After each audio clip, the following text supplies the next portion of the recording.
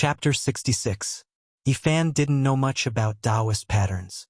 He had only heard from Elder Wu Qingfeng that the truly powerful weapons were engraved with Taoist patterns, which could be said to be the soul and life of the weapon. Of course, Taoist patterns weren't limited to that. They were only one aspect of weapons, and they could be used in many other fields. For example, they could be engraved on mountains and rivers to form all kinds of forces. They could condense a strange power and turn the area into a mysterious domain. Profound Taoist patterns were even more extraordinary. They had unfathomable power. After being engraved, they could change the nature and structure of all things and adjust life and death. Some miraculous Taoist patterns could even affect the flow of time within a certain range. They could truly capture time with a single thought. There were also some profound Tao patterns that could only be engraved on rare materials and arranged precisely. If it could be provided with powerful divine power, it could pierce through heaven and earth, traverse the void, and appear in another place in an instant. There were even more complicated Taoist patterns that could condense forces of nature, which possessed unimaginable changes and power. Of course, many powerful Taoist patterns weren't spread to the world. They were in the hands of the Holy Lands and the families of the clan of the ancients. They were kept secret, and outsiders didn't know how powerful they were. There were only a few rumors about them. In fact, Taoist patterns were broad and profound, and they covered a lot of aspects. It was said that Taoist patterns were engraved by the great figures of the ancient times after they comprehended the nature of nature. They were passed down to the world and formed the current Taoist patterns. Ordinary cultivators couldn't come into contact with this field at all. Only when their strength reached a certain level could they study Taoist patterns. In a sense, Taoist patterns were engraved by the great figures of the ancient times. The more powerful the cultivator, the more they liked to study the Taoist patterns that were passed down to the world. There were no Taoist patterns on the surface of the mysterious green copper. There were only densely packed Taoist patterns on the fracture. They were complicated, profound, and unfathomable. It was impossible to understand them. Even though it was extremely mysterious, it had a kind of natural charm to it, causing one to be deeply moved by it. They look like natural things, Yifan said to himself.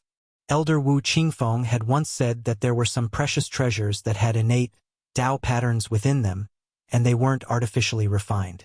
They were different and couldn't be replicated, and this was the source of their strength. Could it really be an innate Tao pattern? Yifan wasn't sure, as he didn't know much about Tao patterns. He just had some doubts in his heart. Suddenly, Yifan felt a strange fluctuation. He discovered that the road ahead had been cut off. It was hazy, and he couldn't see the end. There was a strange fog shrouding the front. At the same time, he heard the deafening roar of the green serpent. The important figures of the Ji family of the clan of the ancients rode an ancient golden chariot and rushed past, their killing intent sweeping through the mountains. Seal the ruins temporarily. No one is allowed to leave. 9 flood dragons pulled the chariot and cut off the path ahead. The important figures of the Ji clan carved countless Tao patterns on the mountains and earth veins to cut off the path ahead. In another direction, 9 Qilin beasts pulled a jade carriage. They soared through the clouds and mists, their divine might overflowing into the heavens as they cut off the eastern path. At the same time, similar shouts came from other directions. The important figures sealed off the ruins and didn't allow anyone to leave. Yifan was startled and felt that something was wrong. He quickly stopped circulating the Tao scripture's mystical art. The golden sea of bitterness calmed down and then disappeared. The ruins immediately became noisy. Many cultivators didn't know what happened and thought that the important figures were going to start a massacre. What happened? Why didn't they let us leave? Many rogue cultivators felt very uneasy. Only those cultivators from the big sects were still calm and didn't show any signs of panic. The supreme treasure of the eastern wasteland human race hasn't appeared yet. The important figures are panicking. That's right. They blocked the path because they are afraid that someone will leave with the treasure. Even these 5 important figures can't find the supreme treasure of the eastern wasteland human race. Can others get it? Many cultivators discussed. When they knew that this place was sealed off for the supreme treasure of the Eastern Wasteland human race, most of them were relieved. They didn't have any hope for the treasure in the first place. The 5 important figures carved Dao runes on the mountains and rivers, sealing off the surroundings. Then, they returned to the place where the Fiend Emperor's tomb had collapsed and started searching again. Why is the supreme treasure of our Eastern Wasteland human race silent? After the Fiend Emperor's tomb collapsed, it should have exploded with a world-shaking aura. The 5 important figures whispered. They didn't use a secret language and didn't need to hide it. Where is the ancient desolate tower? Why hasn't it appeared? It has been missing for more than 10,000 years. It should be time for the ancient desolate tower to reappear. Why is it missing? Many cultivators in the distance were shocked. It was clear that the important figures were determined to obtain it. If they couldn't find this supreme treasure, they didn't know how long they would have to seal it. Yifan was astonished.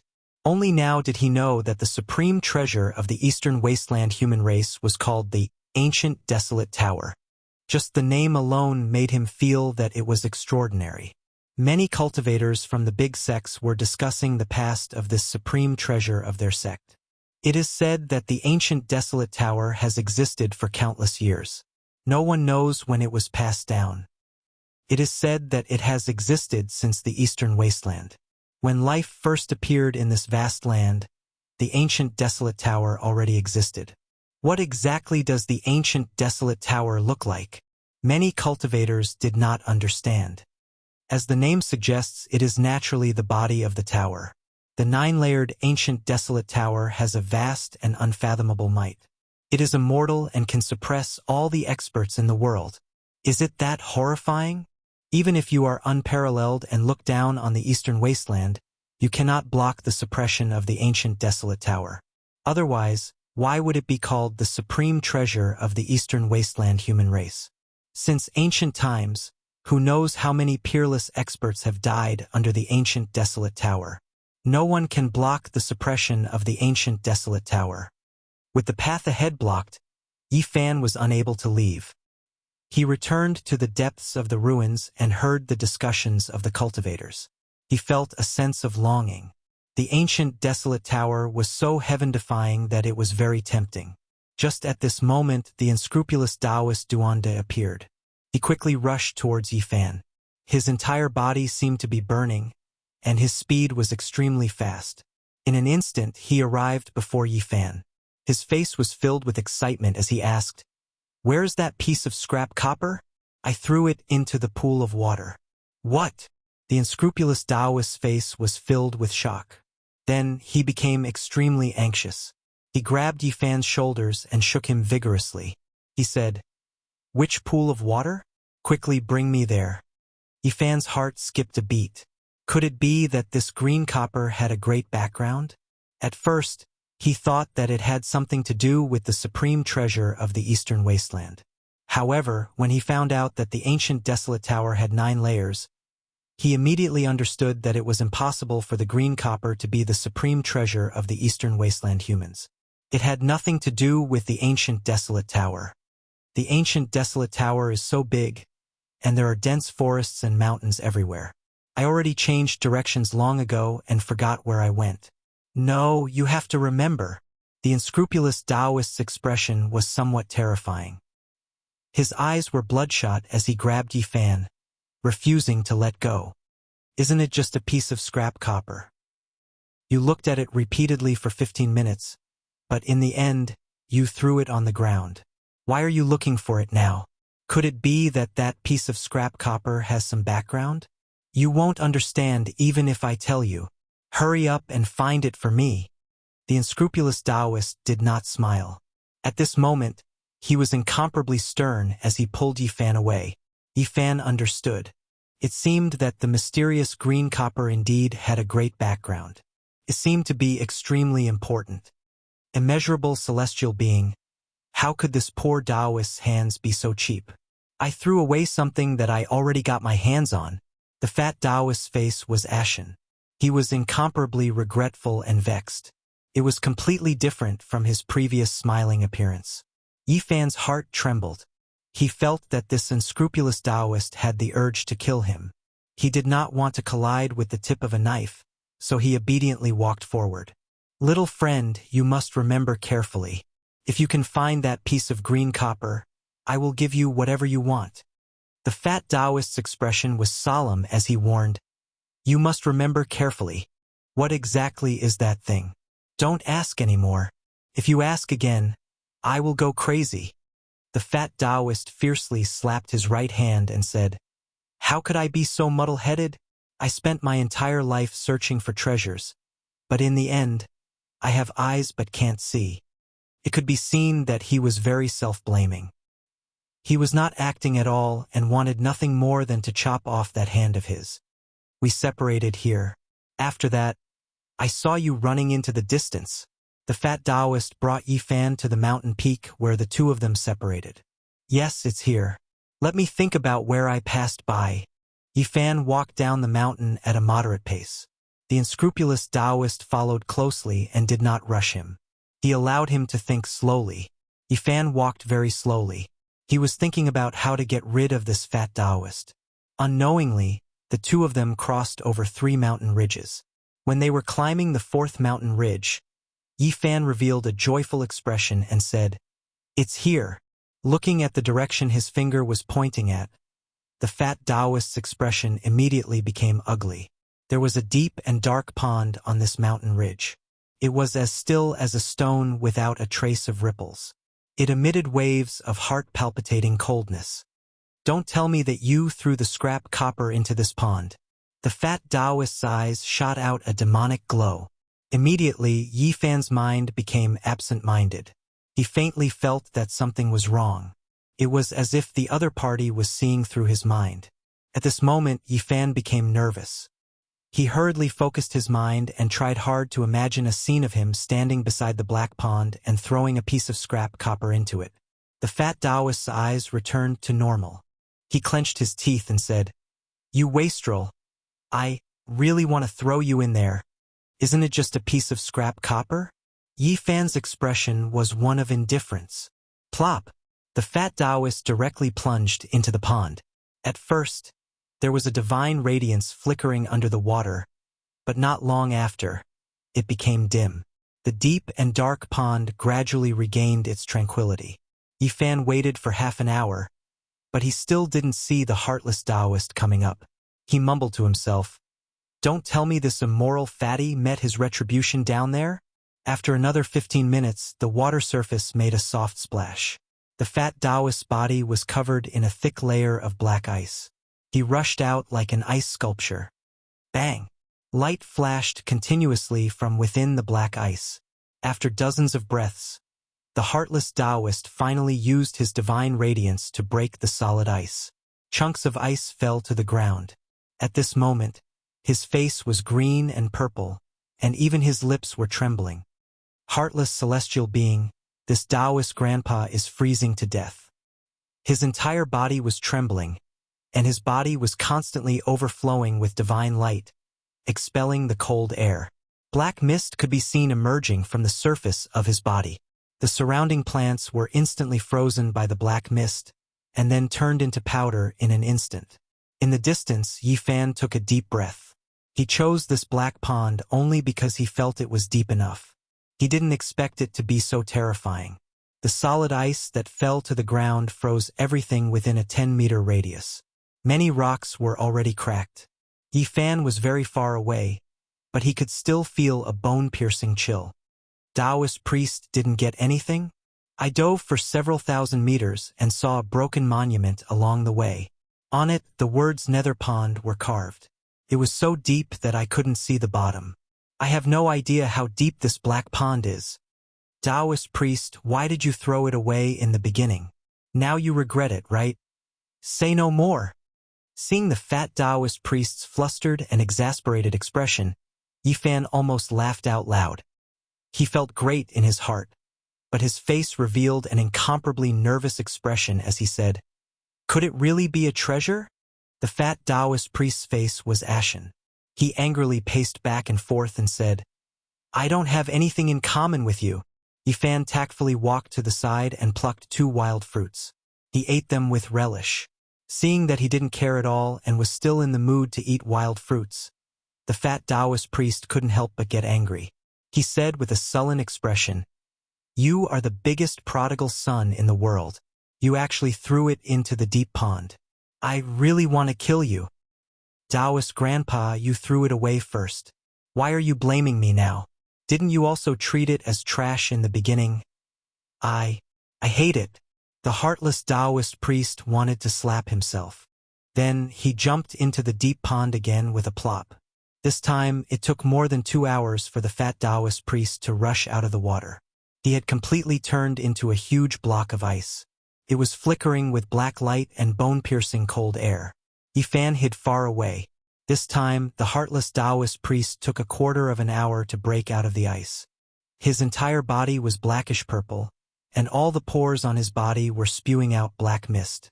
A large area of the mountain ridge had been frozen into black ice. Countless vegetation had withered, and many mountain rocks had cracked due to the cold.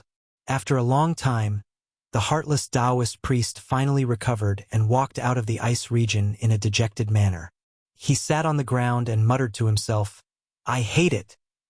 At the side, Yifan was secretly pleased.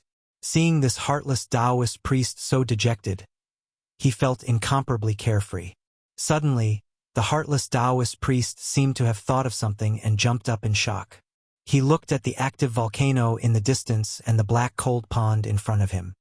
He exclaimed, "I understand now. The demon emperor has 2 tombs. One is the Yang tomb and the other is the Yin tomb." Yifan was startled by him and asked, "Taoist priest, what are you talking about?" The fat Taoist priest ignored him and started to carve on the ground seriously. He marked the active volcano and the black pond on the ground. Then, he drew out the surrounding terrain according to a certain scale. Limitless Motherf * King Celestial Being. It is indeed like this. 1 Yang and 1 Yin embracing the Tai Chi. The source of power, the heart, is buried in the Yang tomb. The true ice-cold corpse is buried in the Yin tomb. The heartless Taoist priest's expression was unsettled. Chapter 67. The heartless Taoist placed his hands behind his back and frowned as he paced back and forth. He mumbled to himself, "The demon emperor truly lives up to his reputation. He actually set up the Yang tomb and the Yin tomb. Is this place a flaw he purposely left behind?" The fat Taoist was bewildered. He stared at the active volcano in the distance, then at the unfathomable black pond in front of him. His brows were knitted together as he said, "If I am not wrong, this Yin tomb is not simple. No matter how many people enter, many will die." "Taoist priest, aren't you still alive and well?" Yifan interrupted from the side. "Are you purposely trying to anger me?" The heartless Taoist found Yifan to be an eyesore and said, "You wastrel. Why don't you just go down and accompany the demon emperor? Don't, Taoist priest, don't vent your anger on me. This really has nothing to do with me." Sigh. The heartless Taoist sat on the ground with a dejected expression. "Although I discovered a shocking secret, I have no way to open the Yin tomb. I think there must be a fatal trap down there. Just now, if I dived down to the bottom of the pond and entered the Yin temple, I'm afraid I would no longer exist in this world. So, the Eastern Wasteland's supreme treasure, the ancient Wasteland Tower, is in the Yin tomb under the Black Pond?" Yifan sat on a boulder far away and didn't get too close in order to avoid getting into trouble. He said, "No wonder those 5 big shots couldn't find the ancient Wasteland Tower no matter what. So it is suppressed here." The heartless Taoist ignored him and revealed a pensive expression. He then drew on the ground as if he was deducing the connection between the Yang tomb and the Yin tomb. Finally, he let out a long sigh and revealed a helpless expression. "I missed the supreme treasure, but I found the world-shocking Yin tomb by chance, but I can't enter. How regretful and distressing. Aren't there a few big shots over there?" Yifan pointed at the 5 top experts above the active volcano. "Even if they went in, they would not be able to escape unscathed. This is a fatal trap. The Yang tomb is a flaw that the demon emperor purposely left behind to leave the demon race's supreme treasure and the source of his power for his descendants. This is his resting place, and no one can disturb him. Revealing the Yang tomb was to cover up the Yin tomb. Perhaps there are other wondrous uses as well. One Yin and one Yang embracing and protecting the Tai Chi. It is extremely mysterious. Speaking of this, the heartless Taoist priest revealed a disappointed expression and said, "Unless there is a supreme treasure of the eastern wasteland, even if there is a peerless cultivator who can break this deadly trap, he will not be able to stop the Yin tomb. It will rush into the eastern wasteland like a dragon returning to the sea, and no one will be able to find it." To think that the ancient desolate tower is so miraculous. It can freeze the fiend emperor's Yin grave. It is even stronger than a matchless expert.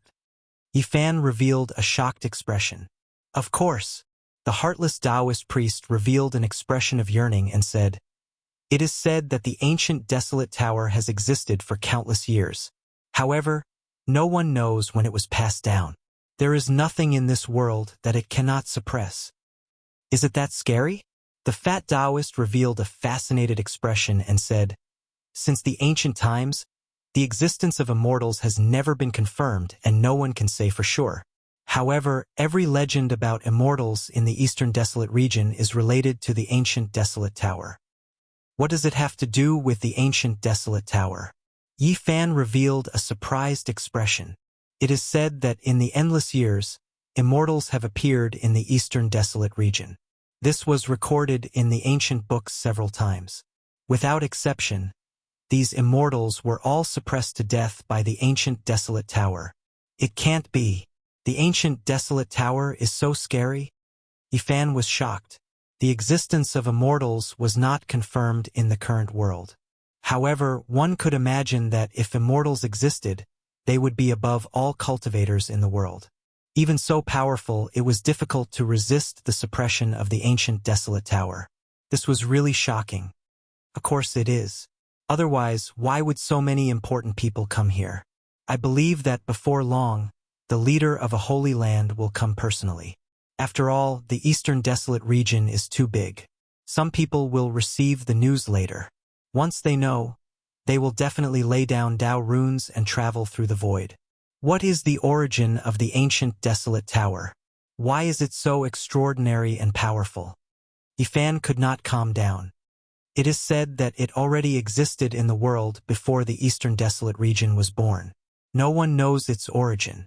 What a pity. Taoist priest, you threw away the treasure that was already in your hands. You treated it like scrap metal. Yifan shook his head and sighed, putting on a show.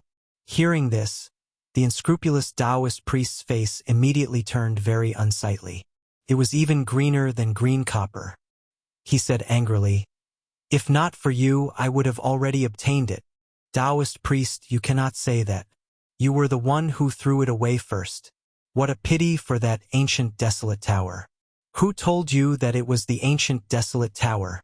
When did I say that it was the supreme treasure of the eastern desolate humans?" Yifan was very shocked. He said, "Since it is not the ancient desolate tower, why are you in such a rush? It is just a piece of scrap metal. I also feel that it has nothing to do with the ancient desolate tower. What do you know? You are just a wimpy brat. I can't be bothered with you." The unscrupulous Taoist priest was filled with anger. He was not willing to talk about the green copper anymore. Although Yifan looked like he was only 11 or 12 years old, he was actually more than 20 years old. Naturally, he was unhappy that he was called a wimpy brat. He said softly, "Damn! Who are you telling?" The unscrupulous Taoist priest asked in bewilderment. "I'll be relying on you." Yifan was unhappy and replied in a very rude manner. "Relying on me? What nonsense are you spouting? I don't have time to bother with you." After saying that, the unscrupulous Taoist priest turned around and stared at the black pool in a daze. "Taoist priest, since you do not dare to enter the Yin grave, why don't you tell me what is going on with the green copper? Let me know its origin. After all, I was the one who threw it out." You still have the cheek to say that." Hearing this, the fat Taoist priest was enraged. His eyes turned red. "It seems like it is really not ordinary. I guess it is only slightly inferior to the ancient desolate tower. Yifan did not have any good intentions. He was purposely provoking the unscrupulous Taoist priest. Of course, he did not dare to go overboard. "Wimpy brat, you actually dare to play tricks on me. I will suffocate you to death. I will not tell you." The fat Taoist priest turned around and ignored him. "Taoist priest, you are too unreasonable. You took 3 spiritual weapons from my hands. Now that I am asking you something, you are putting on such an attitude." The unscrupulous Taoist priest looked at Yifan and really wanted to strangle him to death. He said, "Even 10, 100, or even 1,000 spiritual weapons would not be able to exchange for the green copper that you threw away. Taoist priest, can you not be so angry? Didn't I just casually throw it into the black pool? Who told you to not tell me that it was a treasure?" The unscrupulous Taoist priest felt more and more upset as he looked at this 11 or 12-year-old wimpy brat. In the end, he wanted to cry, but no tears came out. He really wanted to chop off his hands. Why were his hands so despicable? Why did he not keep them back then? Unscrupulous celestial being. He let out a heavy breath and said, "Stop talking so much and be more obedient." AI. Yifan shook his head and sighed. However, he felt very good in his heart. In just a short period of time, he had already made the unscrupulous Taoist feel endless regret. He had successfully evoked his negative emotions and had finally vented his anger. When Yifan did not say anything else, the fat Taoist priest spoke instead. It seemed like he felt that it was a pity. He said, "Who said that this green copper is inferior to the ancient desolate tower? 10,000 years ago, the eastern desolate continent nearly flipped because of this green copper." There was such a thing? Yifan revealed a doubtful expression. Yes, even when the ancient desolate tower was lost, there was no such turmoil. However, this green copper caused the entire eastern desolate continent to be restless. The ancient desolate tower can suppress immortals to death. This might is unstoppable. It is already considered the treasure of the eastern desolate continent. Could it be that this green copper is more powerful than it? The fat Taoist priest said listlessly, "The green copper is something of the Central Plains. When it was lost, all the top experts of the Central Plains came out and almost flipped the eastern desolate continent, southern mountains, western desert, and northern plains upside down. It was a great turmoil." Yifan heard this and gasped. He knew that the Central Plains was even more vast than the eastern desolate continent. Even if cultivators rode on divine rainbows, it would still be difficult to cross. If they wanted to travel from one end to the other, they could only carve Tao markings on the mountains and rivers, condense heavenly power, and travel through the void. It was rumored that there were many historical sites in the central continent. It was a place of great heroes and powerful individuals. It was an extremely mysterious and prosperous ancient land. Who is so daring to provoke all the top experts of the Central Plains? Naturally, it is the last great sovereign who unified the Eastern Desolate Fiend race. He has caused great trouble for the Eastern Desolate Continent's humans. It seems that the Fiend sovereign is very powerful. He has stirred up a storm in all directions. He is indeed an extraordinary person. The unscrupulous Taoist looked at him unhappily and said, "Is there a need for you to say that? If he was not powerful enough, how could he unify the Eastern Desolate Fiend race and achieve the immortal sovereign cause?" Yifan thought for a while and asked, "How can you be sure that the green copper belongs to the Central Plains? And what exactly is it?" Chapter 68. Of course I can confirm that the green copper belongs to the Central Plains. The heartless Taoist priest muttered to himself for a while before continuing. The incident back then caused a huge commotion. The most widely spread rumor was that the demon the Arch had snatched away the Eastern Barren human race's supreme treasure, the ancient Barren Tower, and wanted to use it as a burial item for him when his lifespan ended. The ancient desolate tower had indeed gone missing at that time. Everyone believed that it was Xiao Chen's doing. Aside from this, there was another rather secretive rumor. It was said that the Fiend Emperor was not the one who stole the ancient desolate tower. He had indeed made a move to search for the burial items. However, what he stole was a mysterious item from the central province. Regarding this piece of green copper, it is very mysterious. Very few people in the eastern wilderness know about it. Even if they have heard of it, they don't know much about it. That's how you came to this conclusion. Yi Fan revealed a puzzled expression. The ancient desolate tower did not appear in the Fiend Emperor's grave, negating the first legend. Naturally, I connected it to the green copper.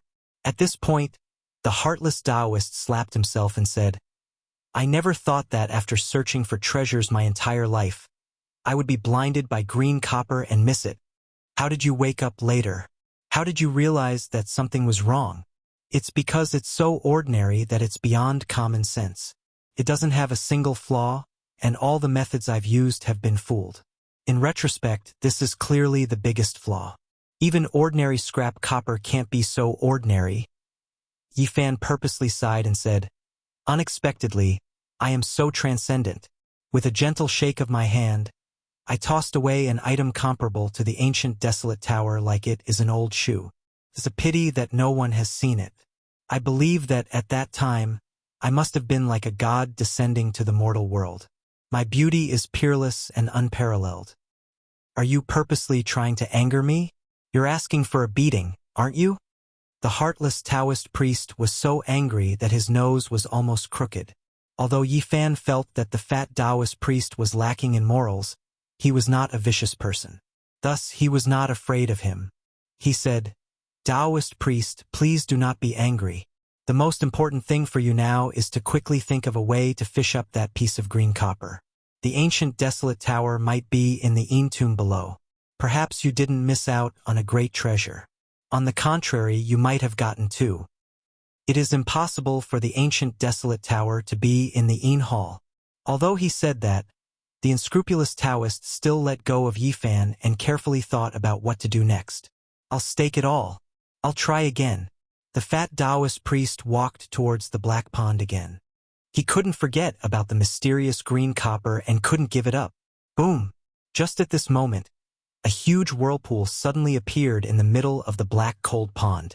A malevolent beast floated up and down, appearing in the black water. Its entire body was pitch black, as if it was cast from black gold, emitting a demonic aura. It was strangely shaped and had 3 heads. The middle head looked like a human ape, while the left and right heads were bird heads and snake heads respectively. Its body was like a dark horse cast from black gold.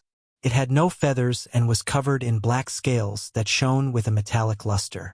It looked powerful and powerful. This was a giant beast that was more than 10 meters long. It roared in the water, letting out a deep roar that made Yi Fan feel as if his soul was floating, as if it was about to leave his body. Calm your mind and focus, the fat Taoist shouted in a low voice.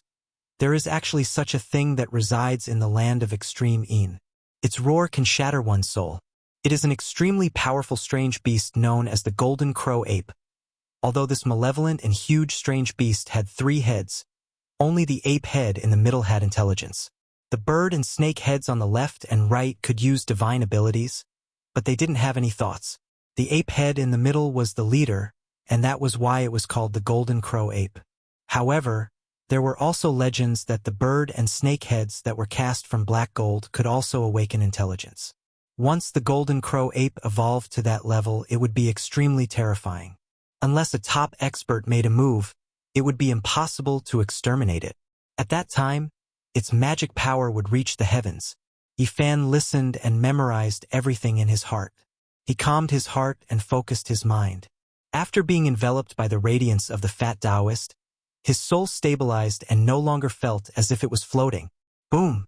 At this moment, the golden crow ape suddenly floated up from the black water and stirred up a boundless black wave that rushed towards the fat Taoist and Yi Fan. Chi! The unscrupulous Taoist reacted quickly and drew a circle with one hand. A green light overflowed and immediately blossomed like fireworks. A dazzling and misty scene enshrouded him and Yi Fan. The black fog that could freeze rocks and the cold water were all blocked outside.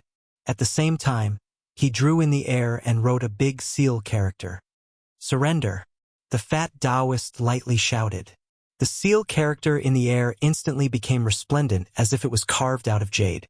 It was tangible and flew forward with a swoosh. Bang! It solidly imprinted itself on the golden crow ape's body and emitted a hissing sound. Waves of cold black fog rose and gradually merged into the golden crow's body. Roar. The golden crow ape shook its body violently, and its two drooping heads slowly rose up. The bird head opened its beak and instantly spat out a blazing bolt of lightning, while the snake head stuck out its tongue and spat out a black flame. The air seemed to be scorched on the spot. Extreme in lightning and nether flame. The fat Taoist was shocked and hurriedly pulled Yifan back a few steps. He opened his mouth and spat out a small blood-colored shield. Specks of light flickered and spread out in the wind. It grew to a height of 4 to 5 feet and blocked in front of them. Bang, bang, bang. Lightning danced in the air and black flames burned. All of them collided with the blood-red shield and rays of sparkling red light flashed out. This golden crow ape is not simple. The bird head and snake head on the left and right seemed to have gained intelligence before. However, they were pierced by someone and lost their intelligence. The fat Taoist revealed a solemn expression. If the golden crow ape's 3 heads had gained intelligence at the same time, then even a powerful cultivator would have to run if they encountered it. Fortunately, the 2 heads are not in a perfect state. He softly muttered to himself. The golden crow ape's powerful attack shook the red jade shield, but it still managed to block it in the end. Slash. At this time, a brilliant light rushed out from the fat Taoist's sea of bitterness. It was like a bright moon, bright and clear, and it charged straight at the golden crow ape. Bang! 2 rays of golden light rushed out from the eyes of the golden crow ape's middle head and shot onto the round moon-like jade plate. Both of them shook violently. The heartless Taoist revealed an expression of shock and said, "All 3 heads seem to have been heavily injured by someone. There are terrifying scars on them. It seems like it had successfully gained intelligence in all 3 heads in the past. If I encountered it at that time, I would have no choice but to run." Not only did the golden crow ape's left and right heads lose their intelligence, but the middle head had also suffered heavy injuries. It was difficult for it to reproduce its demonic might from the past and was gradually being suppressed by the heartless Taoist. Bang! But when the heartless Taoist wanted to restrain it, the golden crow ape struggled violently. Its entire body instantly burst out with a blinding golden light, and it broke free from the restraints and sank into the black pond. This thing is indeed terrifying. If all 3 of its heads were to recover, very few people would be able to subdue it. The fat Taoist revealed a solemn expression. At this moment, the bottomless frigid pond suddenly shook violently, as if something was about to rush out from below. It was much more violent than the golden crow apes. Boundless waves surged from the black pond, and black mist surged in all directions. The mist lingered around, and it was bone-chilling. Many parts of the mountain were frozen and cracked, and many mountain rocks were turned into fine powder after the black mist blew past. Taoist, didn't you say that the tomb was hidden in the darkness and wouldn't appear? Why is it so terrifying now? Maybe I did something by accident just now and got into trouble. What did you do? I was a few thousand meters deep in the black pond and saw a broken stone tablet with the words "Dark Pond" carved on it. I pulled it out and threw it into the depths of the pond. I think after it sank to the bottom, it might have touched the demon Thearka's tomb. Taoist, don't tell me you smashed that broken tablet on the demon Thearka's tomb. At that time, who would have known that the demon Thearka's tomb was at the bottom of the pond? Splash!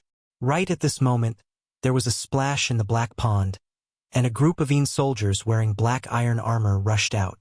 They were all holding black sabers in their hands and were emitting a deathly aura. This is... Yifan was astonished.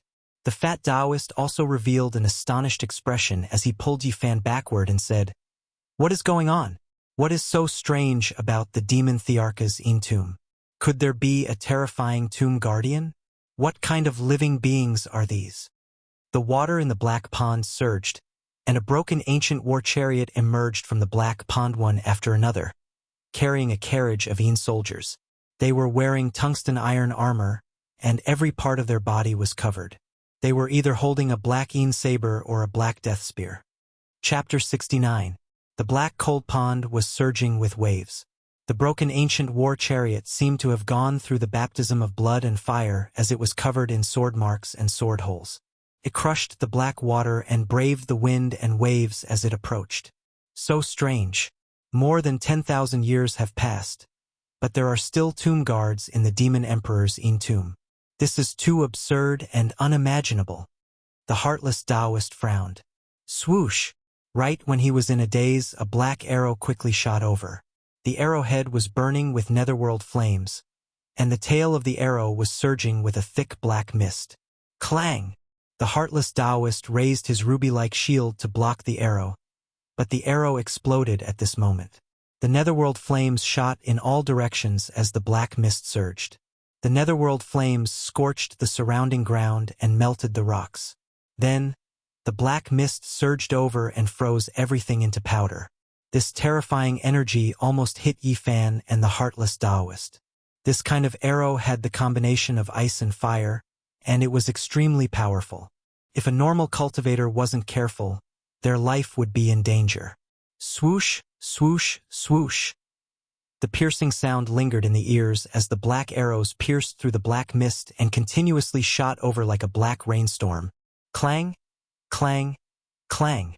The ruby-like shield was hit by hundreds of arrows, and it was surrounded by the netherworld flames along with the endless black mist.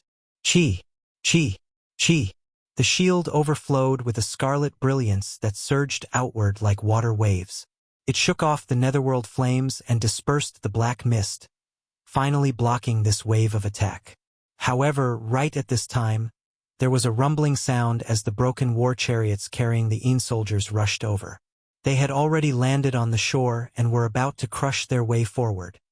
I want to see what kind of things you are. The heartless Taoist priest gnashed his teeth and spat out a green light from his mouth. It was an inch-long knife and it shone with a green light. It unfolded in the wind and quickly grew to a length of half a foot. It looked like a pool of green water, sparkling and translucent, and emitted waves of cold air. After seeing this, Yi Fan clenched his teeth. This was the dagger he obtained, but it was stolen by this heartless Taoist and was now being used to fight against the enemy. Chi! The green dagger transformed into a green ribbon that charged forward, and it emanated strands of dazzling divine light that instantly obstructed a damaged war chariot. Soon after, the unscrupulous Taoist's sea of bitterness blossomed, and a blood-colored bead rushed out. Scarlet light radiated in all directions, and waves of powerful divine power surged forward. The three ancient chariots were frozen in place on the spot, and they were unable to move in the slightest. At the same time, a shining purple thumb ring appeared on the unscrupulous Taoist's thumb, illuminating his palm and making it glittering and translucent. Kill! The heartless Taoist priest lightly shouted and raised his finger. Suddenly, the purple ring emitted thousands of auspicious lights and shot out sharp purple blades. Pu. The blades of light cleaved through the two dilapidated chariots and stopped a group of soldiers in their tracks. Seeing all of this, Yi Fan cursed inwardly. He was the one who found these three spiritual weapons, but they were snatched away by the heartless Taoist priest. Now, he was using them to fight the enemy. Chi. Just at this time, the spiritual green dagger pierced through 5 soldiers and slashed one of the chariots into pieces. And at this time, the scarlet red bead also successfully restrained the 3 chariots. Good stuff, the unscrupulous Taoist priest sighed. In the end, all the broken chariots were slashed into pieces, and all the soldiers were also nearly pierced through. The unscrupulous Taoist priest quickly rushed over and tore apart the black iron armor on their bodies to see what was inside. What made him dumbstruck was that, after the first few soldiers tore apart the armor, fine sand actually flowed out from inside. It was not a living thing at all. Soon after, he finally found a few soldiers that were not fine sand. After careful inspection, he found out that they were actually the corpses of wild beasts that were sealed in ice. What's going on? The unscrupulous Taoist was extremely astonished and said, "Could it be that the Tao patterns are supporting them?" He quickly swept away the fine sand, and sure enough, he found a small wooden tablet at the original place. There were complicated Tao patterns engraved on it. It really is so. Scattering sand to form soldiers and gathering corpses to form generals. Good method.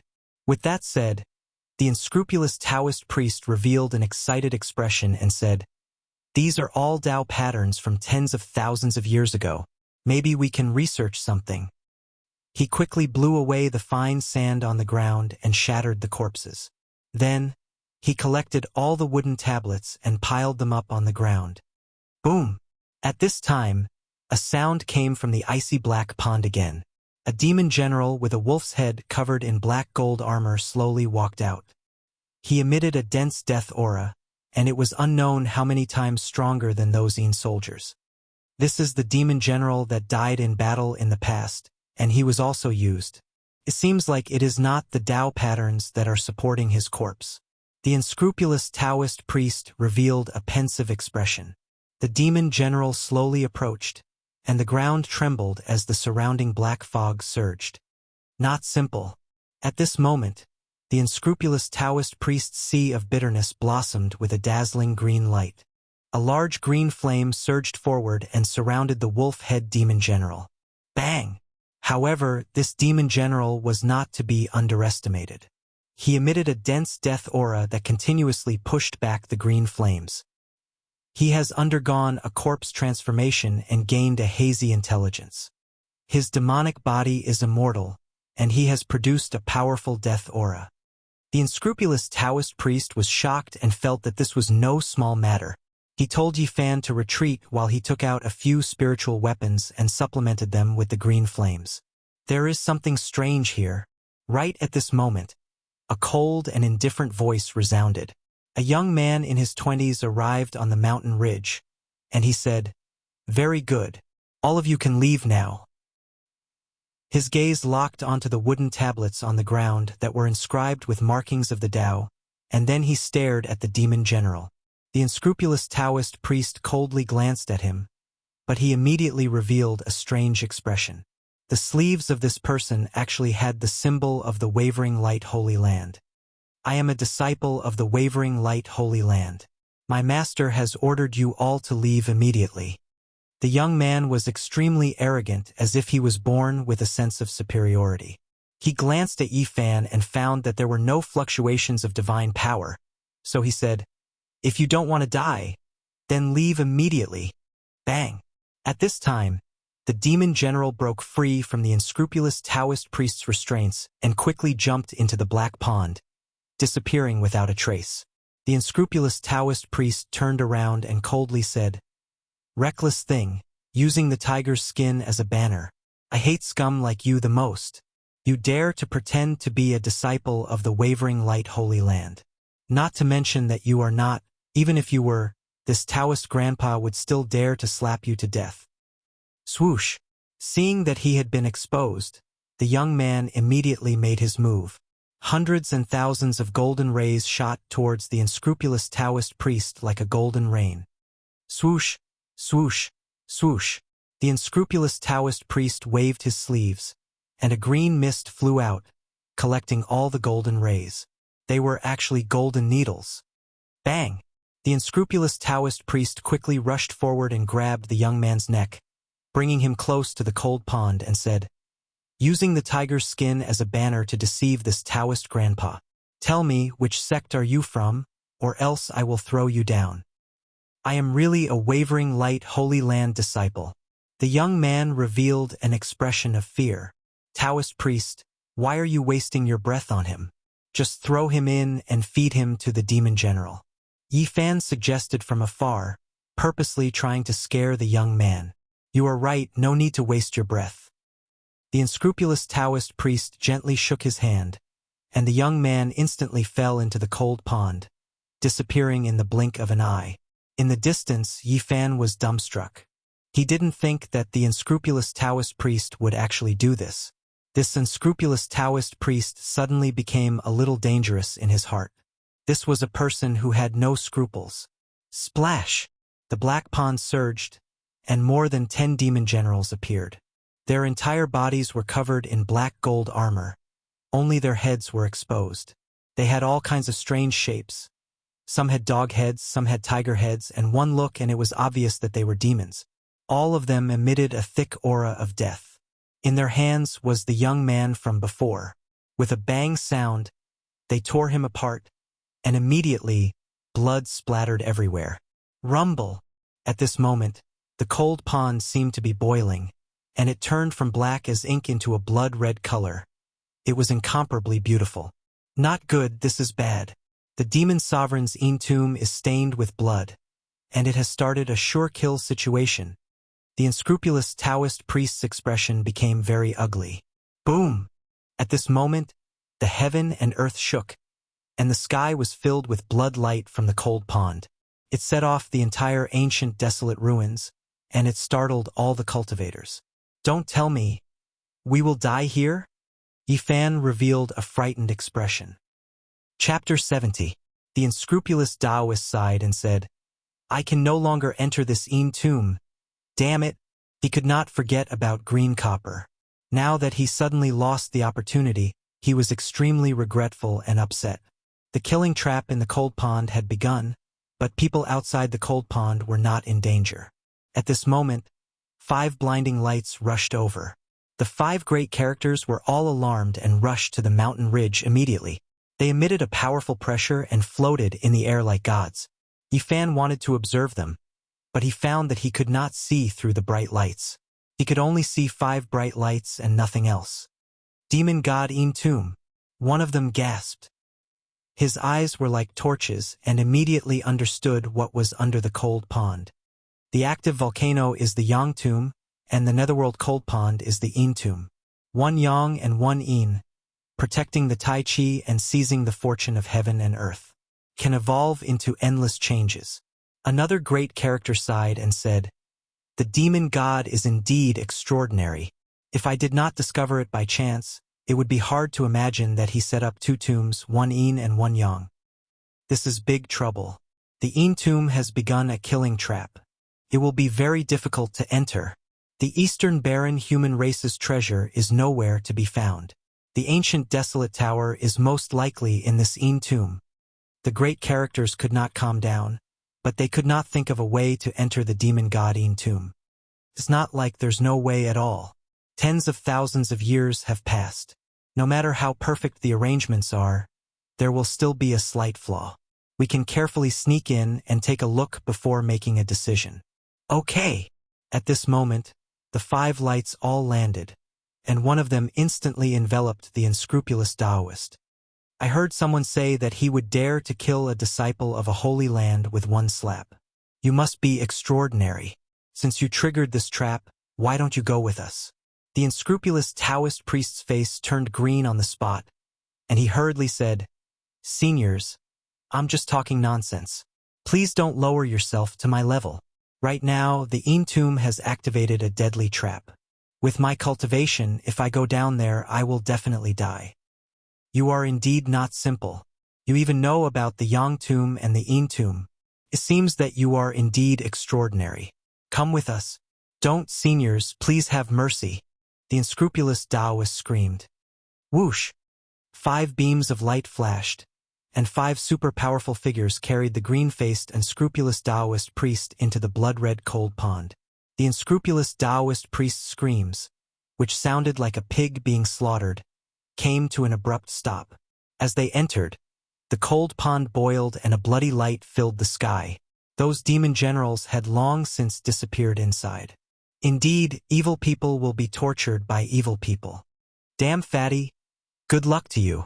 Yifan stood up, patted his butt, and left.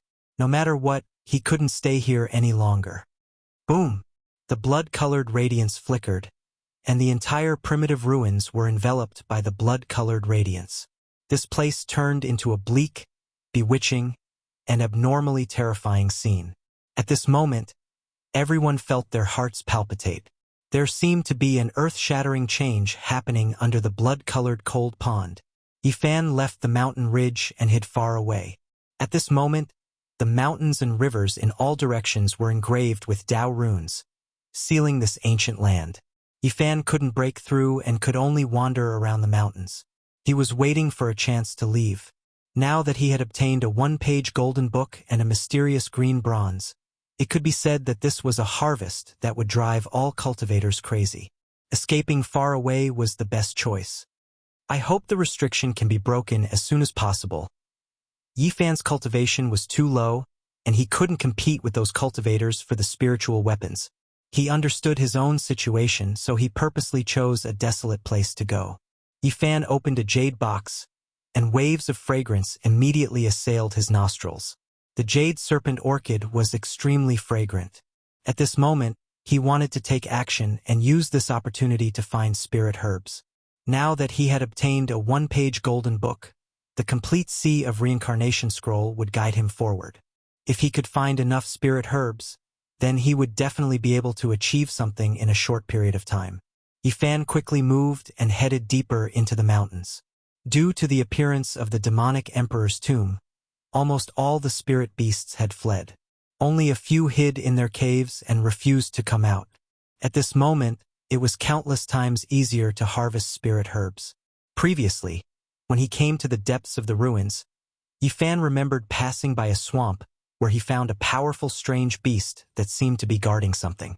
At that time, he took a detour, but now he decided to take a look again. After finding the mountain, Yifan quickly found the swamp. He could vaguely sense waves of baleful aura and found many huge scales in the swamp. They were all the size of a palm. Seems like there was a big guy hiding here. Fortunately, it has already left. Yifan searched for a long time but to no avail. Finally, he found a trace of abnormality at the place where most of the scales had fallen off. There was an unknown plant here that looked very ordinary, but the strange beast seemed to be carefully avoiding it and didn't step on it. He was a little suspicious. He squatted down and dug the soil towards the roots. After digging more than a meter deep, he still didn't find anything unusual. Just when Yifan was about to give up, a golden light suddenly reflected in his eyes. Under the soil, there was actually a golden stem at the end of the main root of the plant. It was only the size of a longan and was dazzling. This is... Yifan was shocked. He suddenly recalled that when he was flipping through the spirit herbs books in the spirit ruin grotto heaven, he once saw a record. It was said that when some ancient trees failed to go through tribulations, they might not be completely annihilated. They would often leave behind a bit of life essence that would attach to the roots of other plants. In the future, it was very possible for them to regenerate. This can't be the essence left behind by the old tree spirit, right? Yifan looked at the golden stem and revealed a joyful expression. He then put it into the jade box. After that, he headed to the next location and soon arrived in front of a stone mountain. There was a huge black hole at the base of the mountain, from which a faint fragrance came out. A happy expression appeared on Yifan's face as he quickly walked inside. Suddenly, a deep roar came from the depths of the stone cave.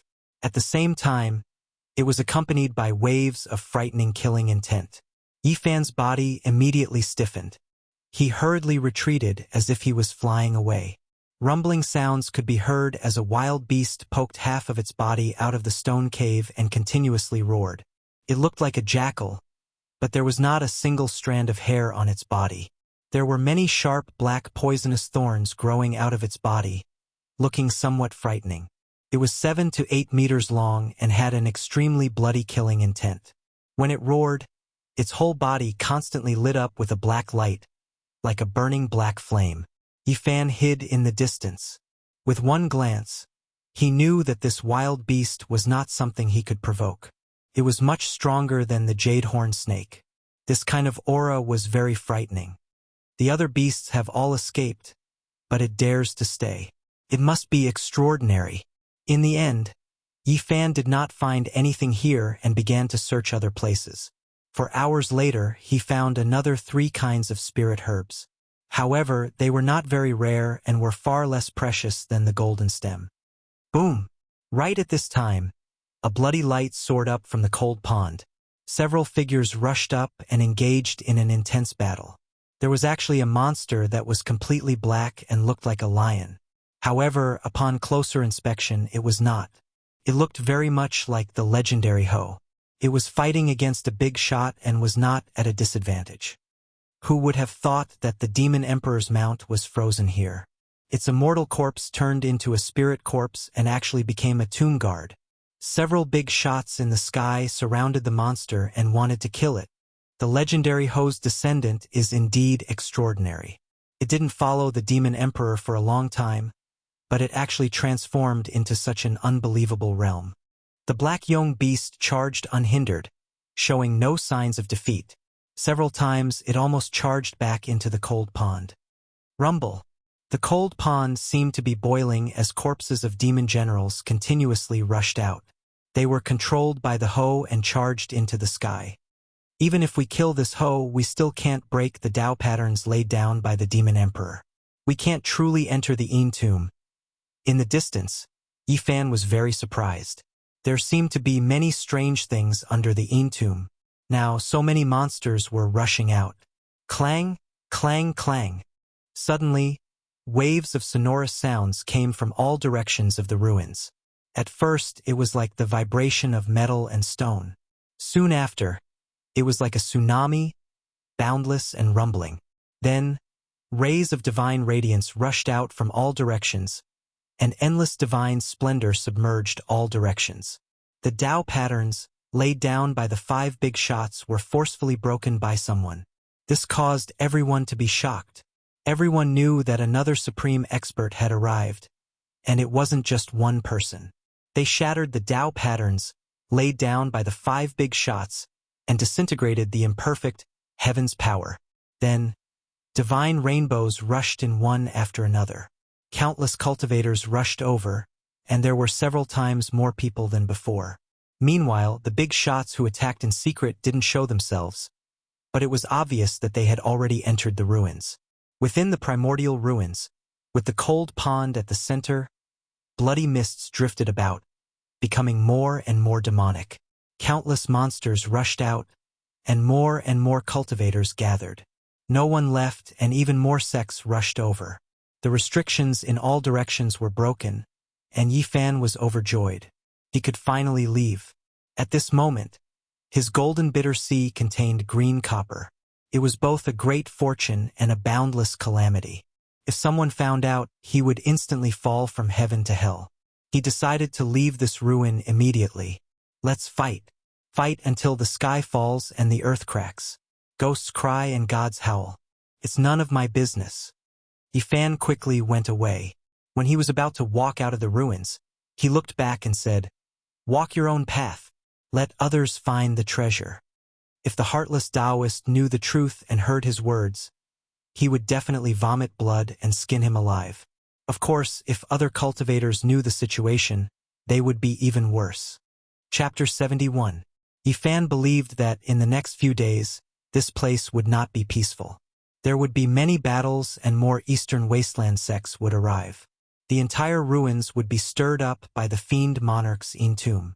Looking back, one could still see the bloody light soaring into the sky from the direction of the ruins. Whether the ancient wasteland tower is in the tomb or not, it has nothing to do with me. Yifan was already very satisfied. Right now, he needed to find a peaceful place to calm down and cultivate.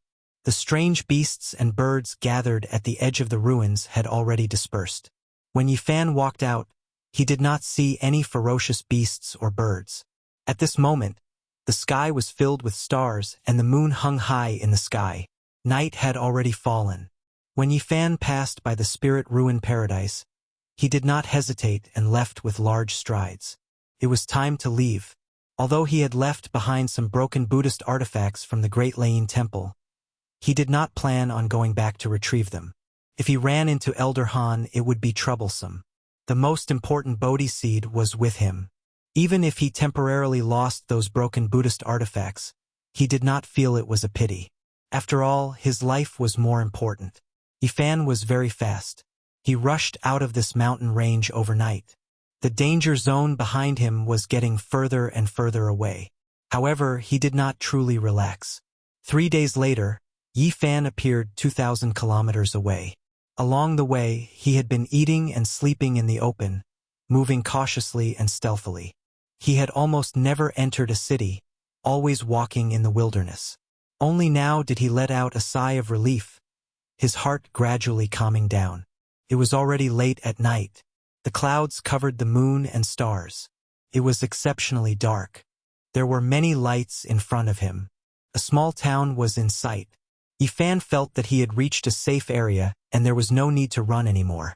He walked forward with large strides. When he got closer, he discovered that this could only be considered a small town. At this moment, most of the people were already asleep. Only a few lights were still flickering. Yifan walked into the town and circled around. Finally, he found a small shop in a remote corner that was not closed yet. This was a very small restaurant. There were only 7 or 8 tables inside. The tables and chairs were clearly quite old. They were all polished and had a glossy luster. They looked antique and very clean. "Uncle, what food do you have? Quickly bring some over." The shopkeeper was an old man with white hair. His face was full of wrinkles and he looked like he had been through a lot. His clothes were patched up, and he didn't seem to live a good life. The old man was somewhat surprised to see an 11 or 12-year-old youth walking out alone at night. However, he still replied with a kind smile, "There is only half a roast chicken, half a plate of beef, and some steamed buns. All right, bring it over. Wait a moment. I'll heat it up for you." The restaurant was too small, and the old man's living conditions were not very good. He was the shopkeeper, the waiter, and the chef. Not long after, a fragrant roasted chicken and half a plate of braised beef were served. Yifan's saliva almost flowed out.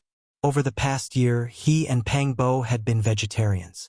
There was almost no meat in the spirit ruin grotto heaven. So the simple food in front of him made his stomach growl. He quickly grabbed the bowl and chopsticks, bit the snow-white steamed bun, tore off a chicken drumstick and started wolfing it down. At this moment, he felt that the most delicious food in the world was nothing more than this. All the delicacies of the land and sea were pushed aside and were far less satisfying than the few dishes in front of him. Don't rush. Eat slowly. Drink some soup to moisten your stomach. Don't choke. The old man brought over a bowl of hot soup and kindly reminded, "Thank you, uncle. Your culinary skills make my appetite growl in admiration," Yifan said with a lisp while stuffing food into his mouth. Judging from Yifan's attire, he didn't look like a child from a poor family. However, at this moment he was wolfing down the food. The old man was somewhat surprised. He rolled up his patched sleeves and picked up a rag to wipe the already clean table and chairs. He smiled and shook his head. "You're too hungry. Now, no matter what you eat, it'll be very fragrant and sweet. Grandpa, why haven't you closed yet?" At this moment, a 5 or 6-year-old girl walked out from the house. Her clothes were patched up and she was dressed very simply. She had 2 braids and looked very cute. Her face was as red as an apple. "Go to sleep first. We'll close in a while." The little girl looked at the food on the table, her big eyes unable to move away. She quietly swallowed a mouthful of saliva and subconsciously nodded her head, agreeing, "Oh." Not long after, Yifan had already finished all the food on the table. He stood up and said, "Okay, uncle, prepare to close." As he spoke, he reached into his pocket. However, he felt a little awkward. He had forgotten that he didn't have any money, nor did he have any gold or silver items. He couldn't pay the bill. "Little brother, are you having a hard time with money?" The old man was experienced and immediately saw through his embarrassment. I really didn't bring any money." "Ah, here comes another bad guy." The girl next to him widened her eyes and looked like she was about to cry. She stared at Yifan and said, "You guys are too bad. You eat for free all day and only know how to bully me and Grandpa. We can't even eat for ourselves." As she said that, she looked at the chicken bones on the table. Her eyes immediately turned red. "Grandpa said that if there were no customers, he would leave a chicken leg for me. In the end, you're eating for free and are also here to bully us." The 5 or 6-year-old girl pouted. Her long eyelashes trembled, and tears immediately rolled down her cheeks. Her rosy cheeks were covered in tears, and she used her patched sleeves to wipe her tears. It was obvious that their living conditions weren't very good. They were often bullied. "Little sister, don't cry." Yifan was really embarrassed and ashamed. This old and young pair didn't seem to have it easy. Their lives had already fallen into a predicament. "It's okay. Little brother, don't blame yourself. I can see that you're different from those hooligans. You're not someone who eats for free. You must have really forgotten to bring money. The wrinkled old man pulled the girl aside and said, "Don't cry. Grandpa left you a piece of chicken and half a steamed bun. I won't let you go hungry." "Grandpa!" The girl immediately cried and said, "I'm not doing it for myself. It's because Grandpa hasn't had dinner either. We've been bullied by those bad guys all day. We don't have any savings left. What should we do every day like this?" When Yifan saw that the old man and the young man's clothes were all patched up, and when he heard these words, he felt his heart ache. His heart was deeply touched, and his nose felt a bit sour. The ordinary life of an ordinary person was full of bitterness and sweetness. This old and young pair's affection and helplessness touched him for a long time. "Little sister, don't cry. I'm not a bad person. Although I don't have money, I have some things here that should be enough to make up for this meal." Yifan took out a small jade bottle. It was a bottle of 100 herbs potion that he had exchanged for in the trial outside the ruins. "This is a good piece of jade. It's too expensive. I can't accept it." The old man shook his head and said, "Everyone has difficulties. Little brother, if you pass by this place in the future, just make up for it." Yifan sighed. The old man's life was so poor, but he still had such a strong character. He felt a trace of respect for him and said, "Please accept it. This is nothing to me. It's too expensive. I really can't accept it. Everyone has difficulties when they are outside. Little brother, you don't have to blame yourself." The old man's hands were full of calluses. He firmly pushed the jade bottle back. Yifan saw that the old man refused, so he could only take it back. "Since you don't want it, I'll stay and help you do some manual labor." At this moment he had nowhere to go. He found that the old man was very simple and kind, so he decided to stay for the time being. He would concentrate on his cultivation and help the old man along the way. The 5 or 6-year-old girl lowered her head and looked at her toes. Her big eyes were red. She whispered, "We don't even have food to eat." Yifan squatted down and touched the little girl's head with pity. He said, "I won't be a burden to you." Chapter 72. The old man declined several times and didn't need Yifan to stay. He said that if he passed by this place in the future, he would just have to pay for this meal. "Old man, I have no home right now. I don't have anywhere to go. Please let me stay. I will be of help." "Big brother, you don't have a home?" The little girl was innocent and adorable. The tears on her face hadn't dried up yet. She looked up at him with a sympathetic expression. In the end, the old man allowed Yifan to stay. He cleaned up a room in the backyard and told him that he could leave at any time. At night, Yifan tossed and turned, unable to sleep. He finally got up and quietly went to the roof. He laid there and looked up at the sky. At this moment, the clouds had already dispersed. The bright moon hung high in the sky, sprinkling down moonlight like a thin mist. The sky was dotted with stars, shining like diamonds. The affection between the old man and the little girl inadvertently touched something hidden in the deepest part of his heart. The kind faces of his parents appeared in his heart from time to time. "How are you guys?" Yifan looked up at the starry sky as if he wanted to pass through the endless starry sky to reach the other end of the starry sky and return to his parents' side. Every time he thought of his parents, his heart couldn't calm down. Suddenly missing, his aged parents must be very sad. For his parents, losing their only son in their old age was a kind of unbearable pain. Thinking of his parents' sadness, Yifan felt distraught. He wished he could immediately return to their side to calm their hearts and show a smile. However, they were separated by endless starry sky. The distance was so far. How could he go back?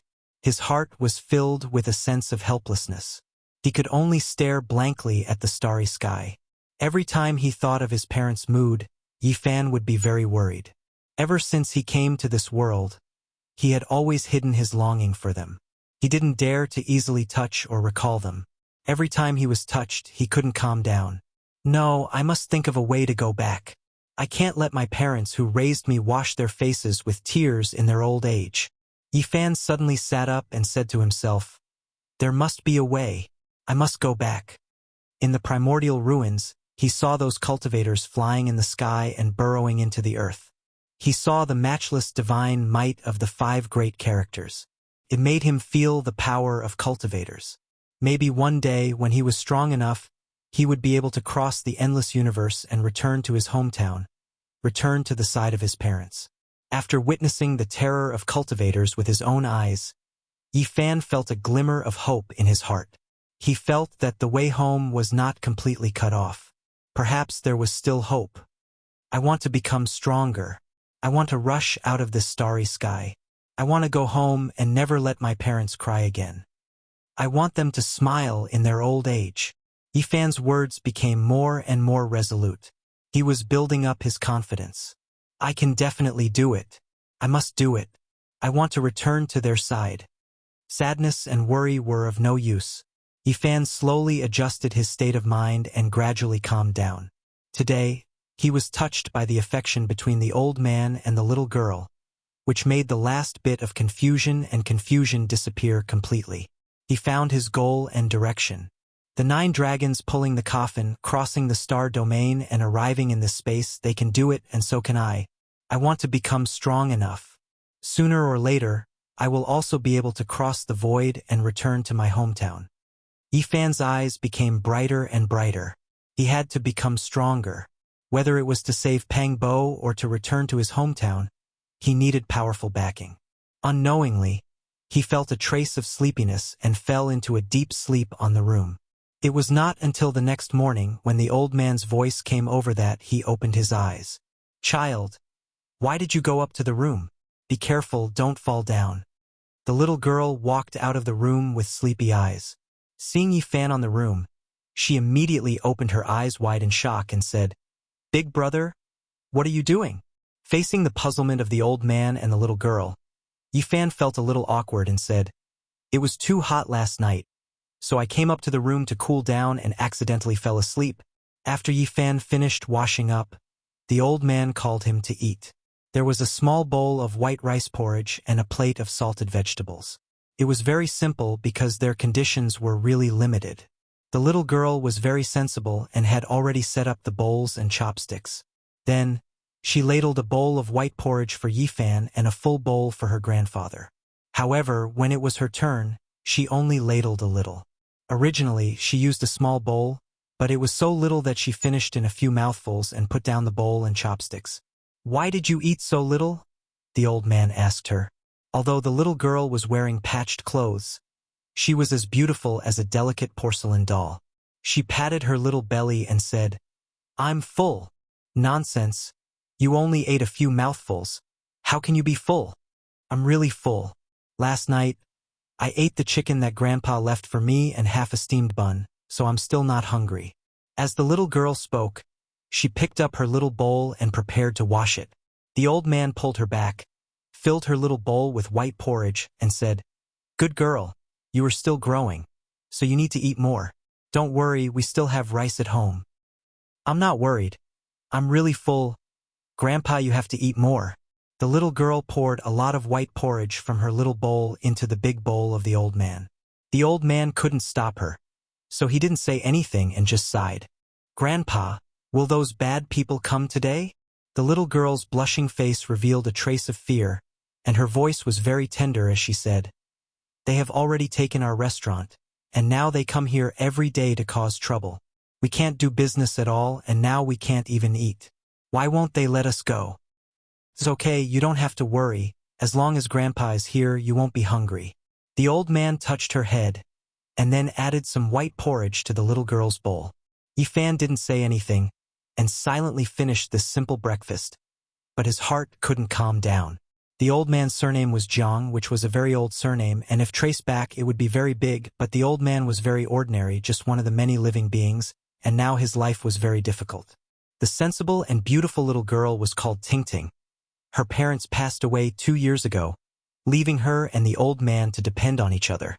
Yi Fan didn't say much, and after eating breakfast, he said to the old man, "Uncle, I'm going out for a walk. You are unfamiliar with this place, so be careful." The old man warned. This town couldn't be said to be big, but it couldn't be small either. There were more than 1,000 families and close to 5,000 people. At the most prosperous crossroads, there were a few restaurants and inns, and most of the grocery stores were also concentrated there, and the other places were mostly residential areas. Yifan walked around the town, and then walked out of the town. Many fields were close to the town, and in the distance was a mountain forest, where hunters went hunting every day. Yifan walked into the mountain forest, and the deeper he went, the more surprised he was.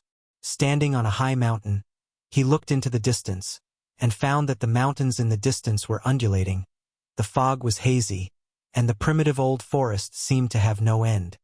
Roar! Waves of roars came from the depths of the mountain forest, but Yifan didn't worry, and instead revealed a happy expression. This town could indeed let him cultivate in peace. Not only was it peaceful, but it was also close to the mountains, and there were definitely strange beasts and spirit herbs, which were all things he needed. Yifan walked around the mountain for less than half a day, but he didn't go too far. He had plenty of time in the future, so there was no need to rush. When it was close to noon, he began to walk out, and along the way he met some hunters and some herb gatherers. The life of ordinary people is really not easy. Yifan sighed. He found that a few hunters were carrying some game, and at the same time, a bloody corpse and walking towards the town. It must have been killed by a large beast while hunting. In the distance, a few roe deer were drinking in the mountain stream, and Yifan silently went around them, and then threw a mountain rock in his hand, and with a bang, a roe deer was smashed into the stream. After that, he hunted another roe deer in the mountain forest, and only then did he walk back. On the way, some hunters saw an 11 or 12-year-old youth dragging a roe deer and a roe deer, and all of them revealed a surprised expression. Yifan didn't mind. He was going to live in this town for a long time, and these things were unavoidable. When it was close to noon, Yifan returned to the town and sold the roe deer to a butcher, then went to buy some rice and noodles, and brought the roe deer to Uncle Zhang's small restaurant. From afar, he could see that there were many people surrounding the restaurant, and Ting Ting's helpless cries came through the crowd. Yifan's heart immediately thumped, and he quickly rushed over. The old man's white hair was scattered, and there were many bloodstains on his face. He sat on the ground powerlessly, and his patched clothes were stained with a lot of dust. Little Ting Ting cried sadly, and used her small sleeves to wipe the bloodstains on the old man's face. She cried at the people in front of her who were speaking viciously. "You are bad people, you robbed Grandpa's restaurant, and now we don't even have food to eat, and you still won't let us go." A middle-aged man with a yellow face squatted down and forcefully poked little Ting Ting's forehead, causing her to fall to the ground, and said, "What do you know, little brat? If you have something to say, then come at me. Don't treat a child like this." Uncle Jiang protected Ting Ting behind him and wiped the bloodstains on his face. "What do you want?" "We don't want anything, we just came here to eat, and you actually said that there's no food? What do you open a restaurant for? If that's the case, then just directly close it. Bad people, you come every day to eat for free. Where do we have the money to feed you?" Little Ting Ting cried behind Uncle Jiang. There were many people in the crowd who couldn't stand it anymore, but they didn't dare to come forward, and could only persuade Uncle Jiang, "Elder Jiang, just close this small restaurant and leave with your granddaughter. That's right, there are cultivators in their family. How can we mortals afford to offend them? You two should quickly leave. Even though we have to leave our homes, it's still better to leave. What are you guys talking about?" The middle-aged man with a yellow face stood up, and his gaze swept across the surrounding people. Those voices immediately became silent. Yifan's anger surged, but he didn't immediately make a move. There were cultivators in their family, and he was afraid that if he acted rashly, he would harm the grandfather and granddaughter instead. Of course, he definitely wouldn't let these people go. Not making a move now didn't mean that he wouldn't make a move later. At this time, the middle-aged man and a few others swaggered away. The surrounding people all came forward to persuade Uncle Jiang, and among them, little Ting Ting's heartbroken sobs could be heard. Only after a long time did the crowd gradually disperse. Little Ting Ting's eyes were red as she helped the old man up, and they walked towards the small restaurant. Seeing such a kind old man in his twilight years being bullied like this, and seeing little Ting Ting, who was covered in patches, crying so sadly, Yi Fan felt extremely angry. He looked in the direction where the people left and clenched his fists tightly. Chapter 73. It was already close to noon and the small restaurant was deserted. There were no customers at all and only little Ting Ting's sobbing could be heard. Yi Fan pushed open the door and walked in while dragging the deer and carrying the rice noodles. Little Ting Ting's eyes were red, and she was using a hot towel to carefully wipe the old man's wound. Her heart ached and she cried while wiping. There were bruises on the old man's wrinkled face. Blood flowed from his mouth and nose, and even his white hair was stained with blood. How could these bastards have the heart to do this? Yi Fan felt a wave of pain in his heart. A kind-hearted old man with one foot in the grave suffered such a vicious attack. It was truly infuriating. Little Ting Ting was so cute and sensible. She was only 5 or 6 years old, but she was also poked on the forehead and fell to the ground. At this moment, her face was filled with sad tears. It was truly heart-wrenching and pitiful. Big brother. Seeing Yi Fan return, little Ting Ting's tears rolled down again, and she began to cry loudly. Good Ting Ting, don't cry. Grandpa is fine. The old man hurriedly comforted Ting Ting and used his calloused hands to wipe away her tears. Then, he looked at Yi Fan in shock and said, "This deer and the rice noodles? I caught the deer in the forest and the rice noodles were exchanged for with a deer." Yi Fan put down these things and took out a small jade bottle. He pulled out the stopper and poured out a bit of 100-grass liquid. Then, he smeared it on the old man's wound. "You only ate a meal from us, you don't need to be like this." The old man was not good with words. He was very grateful but couldn't say anything. "Uncle, you don't need to say anything. A meal is indeed nothing, but the thought and friendship is very important." Speaking to this point, Yi Fan squatted down and helped Ting Ting wipe away the tears on her face and said, "Ting Ting, don't cry. I will stay here in the future and won't let you feel wronged." Big brother. Little Ting Ting's eyes turned red again. Her long eyelashes trembled and tears fell down. She looked down at her patched shoes and said in a small voice, "But those bad people will come again and bully us. Don't be afraid. Big brother won't let those bad guys bully Ting Ting anymore." Yi Fan patted her head in pity. Such a cute and sensible little girl was bullied and humiliated like this. It was really hard for him to calm down. "Child, don't act recklessly." The old man, who was weather-beaten, could feel Yi Fan's anger. He was afraid that this young man would cause a disaster due to his impulsiveness and get himself involved. So he said, "We can't afford to offend them. There are cultivators in the Li clan. They are not people that we mortals can afford to offend." The old man let out a long sigh and said, "I'm already so old, and I really don't want to leave my hometown. After all, I've lived here for dozens of years, and the older one gets, the more nostalgic they become. I have an unforgettable feeling for this place. But now I have no choice but to leave. For Ting Ting's sake, I've decided to give up everything here. Even if I have to beg for food and leave my hometown, I won't stay here any longer." "Grandpa!" 2 streams of tears appeared on Xiao Ting Ting's face. "Good girl, Ting Ting, don't cry. Uncle, don't say things like leaving your hometown first." After comforting Xiao Ting Ting, Yi Fan said to the old man, "Don't worry. I won't cause any trouble. First, close this shop and I'll think of a plan. If I really can't think of anything, I'll leave with you." Yi Fan deeply knew that mortals have many unfortunate things. The most painful thing was losing one's son and leaving one's hometown. The old man had already lost his son, and now he was being forced to leave this small town. It was easy to imagine the pain in his heart. He really didn't want to see this pair of grandfather and granddaughter suffer misfortune.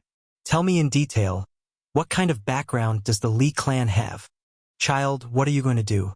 "We will pack our things and leave here tomorrow. We will never return. Right now, don't provoke them. I'm not an impulsive person, don't worry." In the end, under Yi Fan's constant questioning, the old man finally told him some things. The Li clan was one of the largest clans in this town.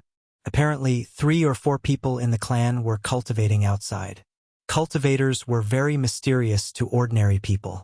They couldn't be seen normally, so the people in the town were very afraid of the Li clan.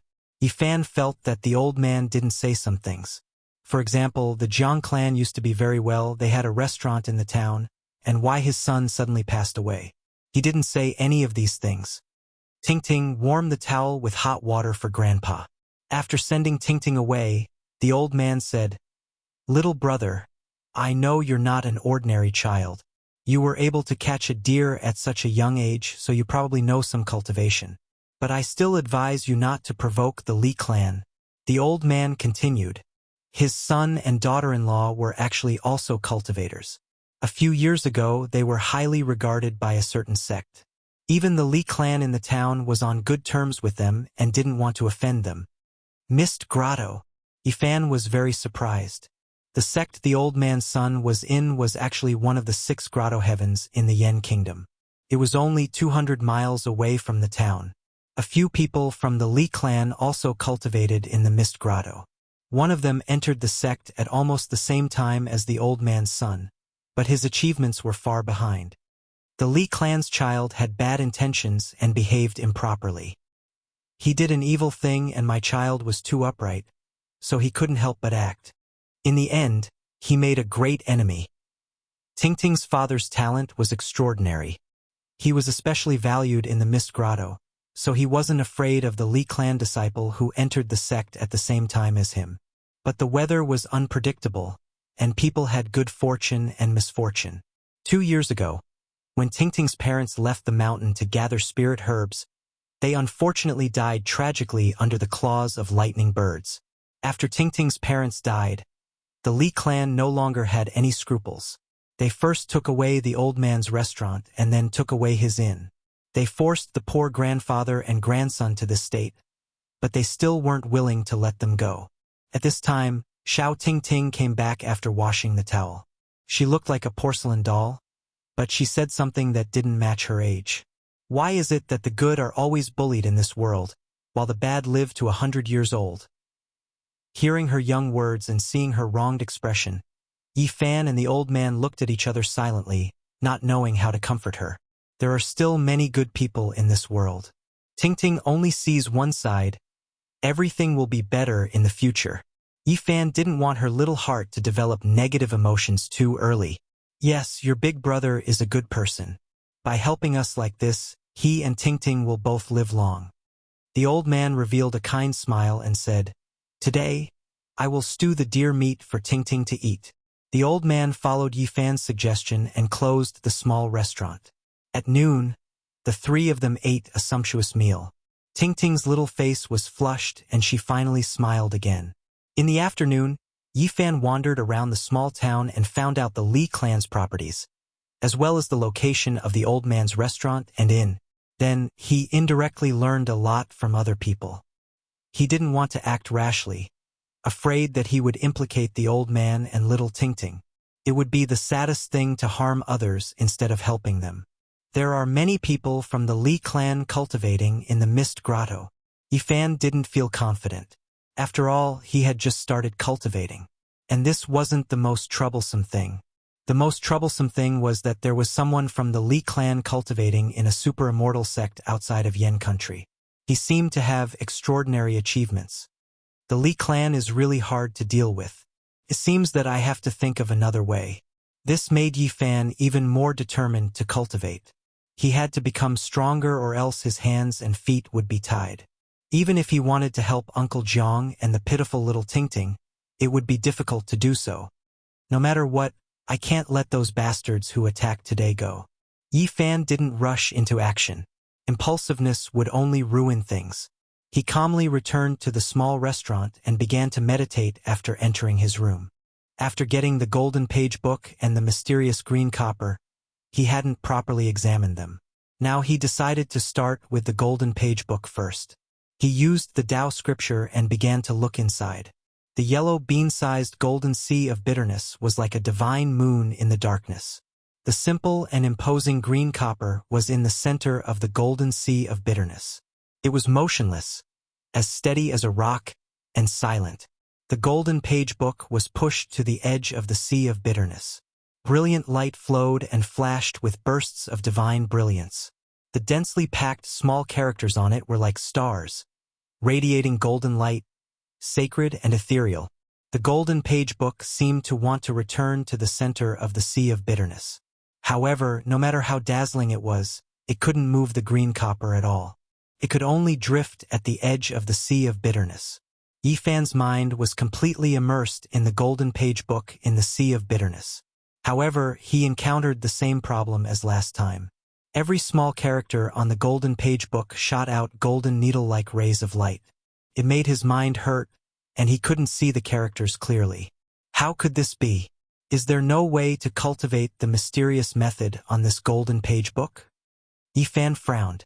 This was like having a treasure mountain, but he couldn't take out any wealth. He couldn't even grab a copper coin in his hand. Suddenly, Yifan seemed to suddenly think of something and took out something from his pocket. A dark Bodhi seed appeared in his hand. It was as big as a walnut, and there were natural patterns on it. When they were connected together, they formed a pattern of a Buddha. The Buddha pattern was formed by nature. It was dark, simple, and natural. There was a faint Zen aura coming from it. The Bodhi tree can help people prove their Tao. Let me try with this Bodhi seed. It was because of this Bodhi seed that Yifan obtained a mysterious ancient scripture from the bronze coffin. At this moment, he couldn't read the mysterious method recorded in the golden page book, so he wanted to try with this magical Bodhi seed. The Bodhi tree had other names. It was the tree of wisdom, the tree of enlightenment, and the tree of thought. Legend had it that it could awaken one's divinity and enlighten oneself. The moment Yifan held the Bodhi seed, he began to use the mysterious method recorded in the Tao scripture. Suddenly, golden threads flowed out from the sea of bitterness and gathered towards the Bodhi seed. At this moment, he didn't know if it was an illusion or if the Bodhi seed was really working. He felt his mind was empty and very peaceful. He began to look into the sea of bitterness again and looked at the golden page book. It's really working. Yifan was amazed. The Bodhi seed made his mind empty and calm. He easily saw through the golden light and saw the ancient words on the golden paper. The golden needles that were piercing to the eyes seemed to soften and no longer hurt his eyes. I've opened a treasure trove. Even with the Bodhi seed in his hand, Yifan couldn't calm down. He was very excited. He opened the complete sea of reincarnation scroll of the Tao scripture. The ancient characters transformed into divine splendor, continuously imprinting themselves onto his mind's stigma like stars shining brightly in the sky. Chapter 74. This golden page was mysterious and unfathomable. The densely packed characters on it were not read out, but turned into stars that rushed towards Yifan's mind. At this moment, Yifan felt auspicious lights descending from the sky, divine springs gushing out from the earth, lotus flowers blooming, and jade grass sprouting. Divine lights filled the sky, dragons and phoenixes danced. Life tortoises breathed out auspicious qi. Purple qi came from the east, golden light came from the west, 5-colored divine lights shone, and 7-colored divine rainbows crossed the sky. Many miraculous scenes, endless methods, appeared one after another. It was mysterious, like the heavenly music, like the hymn of the great Tao, rumbling in Yifan's mind. He was in a trance, as if he was intoxicated, like a desert that had been dry for a long time meeting dew. The endless yellow sand was gradually filled with vitality. Yifan felt as if many windows had suddenly opened, and all kinds of divine lights shot towards him. He tried his best to grasp something, but the light passed through the gaps between his fingers.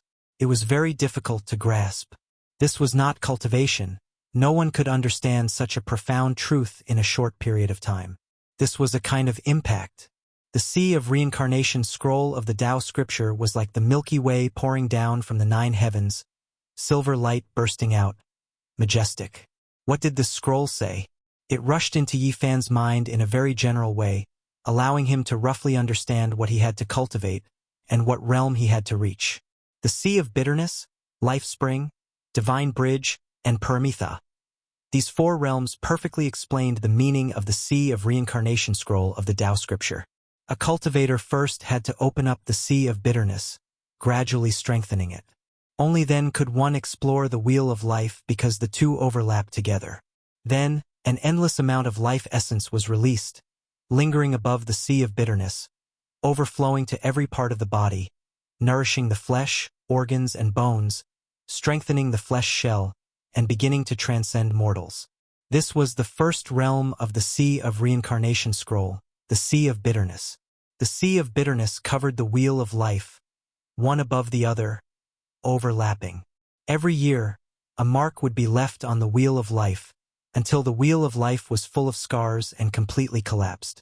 At that time, a person's lifespan would be exhausted, and they would die.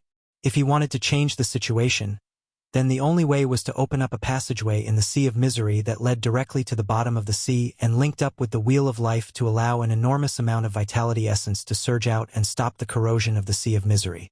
Only then would he be able to extend his lifespan. Quantitative change led to qualitative change. The vigorous life essence surged and finally gathered together. It would turn into liquid form and form the divine spring of life, which would then rush into the Sea of Bitterness. Opening a life spring in the desolate Sea of Bitterness and connecting it to the Wheel of Life, allowing the divine spring to flow. This was the second realm of the Sea of Reincarnation scripture, Life Spring. Only in this way would a cultivator have a source of power, and only then would they be able to execute various mystical techniques and divine abilities, possessing unfathomable might. This was the crucial step for a cultivator to transform. As long as the source of divine power was not exhausted, their magic power would be endless. In fact, the divine rainbow that cultivators controlled was the divine light that flowed out of their life springs. After reaching the life spring realm, one would be able to control a rainbow to fly in the sky and burrow into the ground. There were countless mystical techniques. The mysteries of the human body were endless, and powerful cultivators did not want to be trapped in the Sea of Bitterness.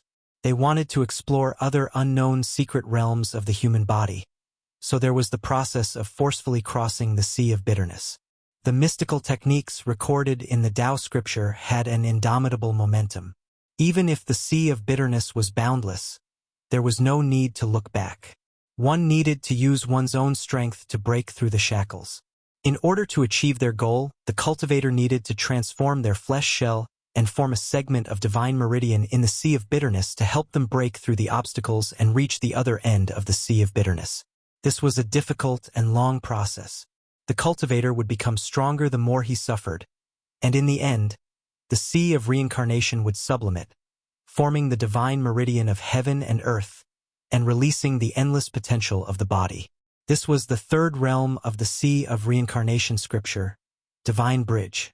At this stage of cultivation, the cultivators must be incomparably firm and could not be shaken. Only then could they see through the falsehood and fog and continue to search for their own shore. In this process, not only must the flesh shell transform, but the spirit must also sublimate.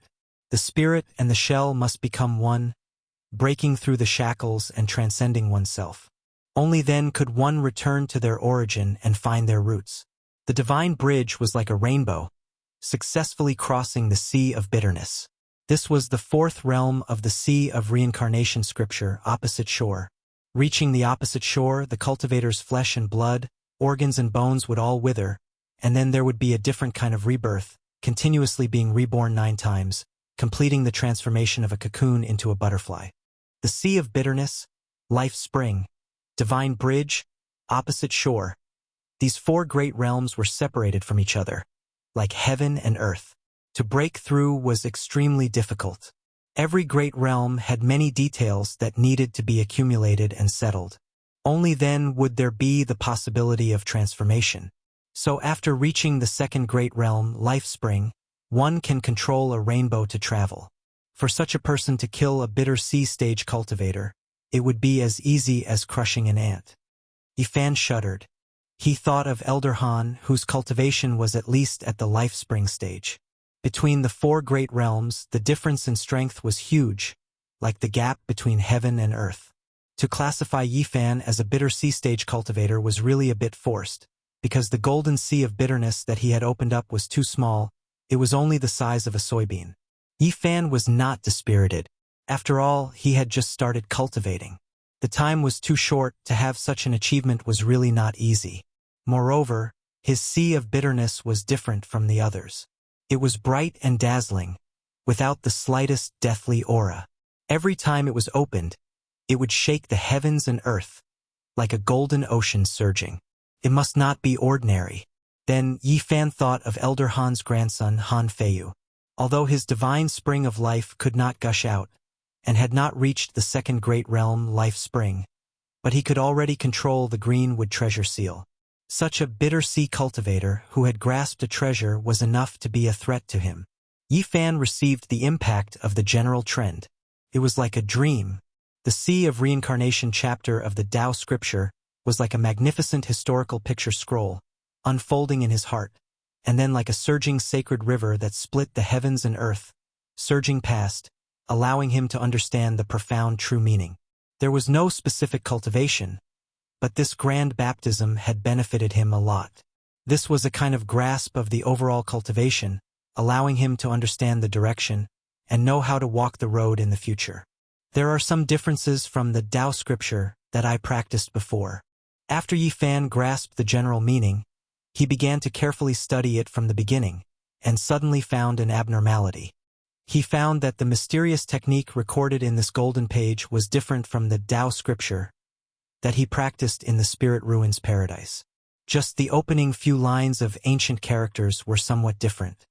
It seems that after the Sea of Reincarnation of the Tao scripture was lost, although some fragments were passed down, but they were not accurate enough. Yi Fan secretly rejoiced. If he had not accidentally obtained this golden page, he most likely would never know the shortcomings of the Tao scripture that he had practiced before. Now I can still correct it and make the mysterious technique perfect. Yi Fan did what he said, and immediately began to practice according to the mysterious technique recorded in the real Tao scripture. A mysterious feeling welled up in his heart. He felt that his heart was empty. After the mystical technique was corrected, the golden threads that flowed out from the sea of sufferings increased. They flowed towards his limbs and bones, making his entire body comfortable. His flesh, blood, organs, and bones were all being nourished. At this moment, he seemed to have an inexhaustible amount of energy. At the same time, some strange changes took place in the sky above Yi Fan's golden sea of bitterness. All kinds of strange phenomena appeared. Divine splendor appeared, like stars at first, and then like chaos. Qi was breathed out and spread out, coming out of nothingness. Misty mist lingered, and divine rays shone. There were thousands of changes without a fixed pattern. The sky above the golden sea was ever-changing. One moment the sky was full of stars, and the next moment the sky was silent. Growth and decline, prosperity and destruction were repeated, constantly alternating with reincarnation. Is this the change that the real Tao scripture has? Yi Fan was very surprised. At this moment, he felt the vigorous vitality of the heaven and earth combining qi to give birth to all things, and he also understood the lifelessness of the universe and the withering starry sky. It was not until a long time later that everything calmed down, and the golden sea of bitterness became more condensed. In the past, it was as bright as the moon, but now it was as bright as the sun. The overflowing golden threads were even more blazing, and there was an extremely vigorous vitality. The real Tao scripture is indeed extraordinary. Yi Fan sighed. He believed that he could go further and break the curse of the sacred body of the ancients. However, he was not complacent, because he knew that there were several ancient scriptures in the Eastern Barren territory that were comparable to the Tao scripture. They were all extremely profound, and they were all complete chapters that were not lost. Now, they were all in the hands of the Holy Lands and the families of the ancients. At present, the mysterious technique that I practice is not worse than anyone else, and my starting point is not lower than anyone else's. Yi Fan's eyes shone brightly as he said, I will definitely be able to open up the sea of bitterness, let the divine spring gurgle, form the bridge between heaven and earth, reach the other side, and be reborn 9 times in a row, completing the metamorphosis of breaking out of the cocoon and becoming a butterfly. Chapter 75. After dinner, Yi Fan continued to comprehend the Tao scripture. For the whole night, He was immersed in a mysterious state. The golden sea of bitterness was spread out and out of nothingness.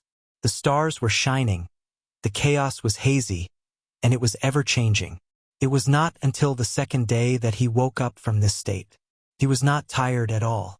The essence of life in the sea of bitterness was overflowing, making him feel refreshed. "Big brother, it's time for breakfast." Little Ting Ting bounced over and called him to eat. Her little face was filled with a happy smile. Although the clothes on her body were not fitting and were tattered with many patches, it could not hide the unique brilliance of her bright, childlike face. Yifan sighed. A child was a child. She had experienced such a tragedy yesterday and suffered so much grievance. She cried so sadly, but when she woke up, she was no longer sad and quickly forgot all the unhappiness. "Is Ting Ting happy?" Yifan asked with a smile. "Yes." Ting Ting nodded seriously and said, "Now that there is food, Grandpa doesn't have to be reluctant to eat. He saved it for me. Of course, Ting Ting is happy." Yifan was startled. It turned out that some people's happiness was so simple. Being able to eat made Ting Ting so satisfied. Compared to those who tried their best to fight for fame and fortune, this standard was too low. Perhaps it was because of this simple happiness that such a pure beauty was born. Looking at her blushing little face full of smiles, Yifan was deeply infected. He dotingly touched her head and then pulled her out of the house. When it was close to noon, the middle-aged man from the Li family came again. Seeing that the small restaurant was closed, he kicked it a few times and cursed, "Open the door. Grandpa is here to eat." Inside the small restaurant, Ting Ting was very nervous. Her big eyes were full of fear. She tightly leaned against the old man's arms, afraid that those people would break in. Uncle Jiang gently patted her back and comforted her in a low voice. Yifan stood in the house and listened to those unpleasant curses. He gradually frowned and his eyes became colder. "Fine, old man Jiang, if you don't do business, just wait to starve to death. You're already 70 or 80. Let's see what you can do." The person outside cursed and smashed the 2 pots of flowers outside the door. Then, he used a dagger to carve on the door until it was beyond recognition. Only then did he swagger away. "Grandpa!" After a long time, Ting Ting timidly said, "Will those bad people come tomorrow?" "It's okay. Ting Ting, don't be afraid. Grandpa won't let them hurt you." The old man kept comforting her. Ting Ting whispered, "Those bad people do evil every day. Why no good people come to punish them?" Yifan felt that in this world, the words of a child were indeed the truest. There were many injustices, but not all of them could be cared about. "Ting Ting, don't worry. They won't come tomorrow." Yifan squatted down and smiled. "Come, let's go eat. I'll make you a good dish for lunch." "Yi Ting Yi Yi Yi Fan School. Don," I said. "Ting Ting Ting in. Big brother, you know how to cook?" Ting Ting Ting's eyes were filled with disbelief. The little girl blinked her big eyes in disbelief. "I don't believe it. Grandpa can cook anything. In the past, when we still had a restaurant, Grandpa cooked delicious food for me every day. Sweet and sour spare ribs. Have you tried it? Sweet and sour pork ribs? Have you ever eaten it?" Even the old man beside her was puzzled. As expected, Ting Ting showed a confused expression and said, "How can sugar be put with pork ribs?" Even the old man beside her was puzzled. In the end, Yifan could only be an armchair strategist. His culinary skills were terrible, but after the old man learned the method, he did it himself and finally brought the sweet and sour deer ribs to the table. Little Ting Ting had a great time eating this meal and was filled with a happy smile. Yifan liked this kind of harmonious and joyous atmosphere. It made him feel at home and vaguely gave him a sense of sustenance. After lunch, the old man let Ting Ting take a nap. He brewed a pot of coarse tea and brought it to the clean square table. He asked Yifan, "Child, are you going to do something? Don't be rash." Yifan smiled and said, "Uncle, don't worry, nothing will go wrong. In fact, anyone can be a bad person, it's just a matter of whether they want to or not." "What are you going to do?" "If I really think about it, it's not hard to harm people. I have 100 ways to take revenge on them. However, there's no need to do that. I can just use the simplest method. I'll make sure they can't take care of themselves and come looking for trouble. When I have time in the future, I'll take care of them. Yi Fan directly left the small town in the afternoon. He didn't want to scheme against the Li family. As long as those people cultivating outside didn't return, there was no need to do this. He had already figured out that the Li family had to go to the county to buy food and goods every month. They practically monopolized half of the business in the small town. Tomorrow was the day to go to the county for a big purchase. The yellow-faced middle-aged man was a steward of the Li family. Under normal circumstances, he was in charge of this matter. The county was about 70 to 80 li away from the small town. It was much more prosperous than the small town and had a population of tens of thousands. There were many shops on both sides of the street and the sound of hawking could be heard incessantly. This distance was not a problem at all for Yi Fan, whose physique far surpassed ordinary people. He easily arrived in less than 2 hours. After exchanging the game he caught in the forest for coins, he bought many sweets and snacks for Ting Ting. He then bought a few small clothes and shoes for her and finally bought the things he needed for tomorrow. He only returned when the sky was about to turn dark. The main reason he came out today was to examine the road between the small town and the county. He wanted to see where it was desolate and secluded. Yi Fan didn't return until the lights were turned on. Seeing that he was safe and sound, the old man's worried heart finally relaxed. Little Ting Ting, on the other hand, was very happy and excited. She held the beautiful clothes with a happy smile on her face. She opened the paper bags of sweets and snacks and stuffed the delicious things into the old man's and Yi Fan's mouths before eating happily herself. Ting Ting, why don't you go change? Yi Fan asked her. I'll wear it later. Ting Ting's current clothes can still be worn. She carefully wrapped up the new clothes. Looking at the old clothes that were mended and sewn over and over again, Yi Fan felt a bit sad. A child from a poor family made one's heart ache. She was so sensible at such a young age. Although it was an unintentional remark, it made it difficult for him to calm down. Don't worry. Ting Ting will have new clothes to wear every day in the future. Hurry and change. Yi Fan felt that if a cute girl like Ting Ting and a kind old man like Uncle Jiang were bullied again, it would be unforgivable. That night, Yi Fan continued to comprehend the Tao scripture. He found that when he held the Bodhi seed in his hand, his heart would become especially clear and his understanding of the Tao scripture would become much deeper. As expected of the path understanding tree, the next afternoon, Yi Fan left the small town and walked through the forest. He quickly came to the road that led to the county. There was a section of the mountain road where he had to pass through a small canyon. Yi Fan quickly climbed up the cliff and changed into a set of black clothes. He covered his face and put on a pair of stilts to disguise himself as an adult. Then, he opened all the oil barrels that he had prepared yesterday and waited quietly for the Li family's people to come back. It wasn't until the sky turned dark that the sound of rolling came from the mountain road. There were more than a dozen large carts, all loaded with goods. From silk and cloth to daily necessities and food, there was everything that one could think of. Yi Fan stood up and threw the oil barrels down with all his might. Pung-pung sounds continuously rang out. The dozen carts were all drenched in oil, and the people below immediately panicked. Oil! It's oil! Someone wants to set the carts on fire! The Li family people shouted. Many people fled in panic, but some people were looking for the person who wanted to set the fire. At this time, someone finally noticed Yi Fan above the canyon. He was tall and wore black clothes. The torches in his hands were thrown down one after another. Puff, puff, puff. The raging fire immediately ignited, and the dozen carts were instantly turned into a sea of fire. It was impossible to extinguish it, and the flames soared to the sky. Who are you? You dare to set fire to the Li family's goods? Are you not afraid of being hunted down by cultivators?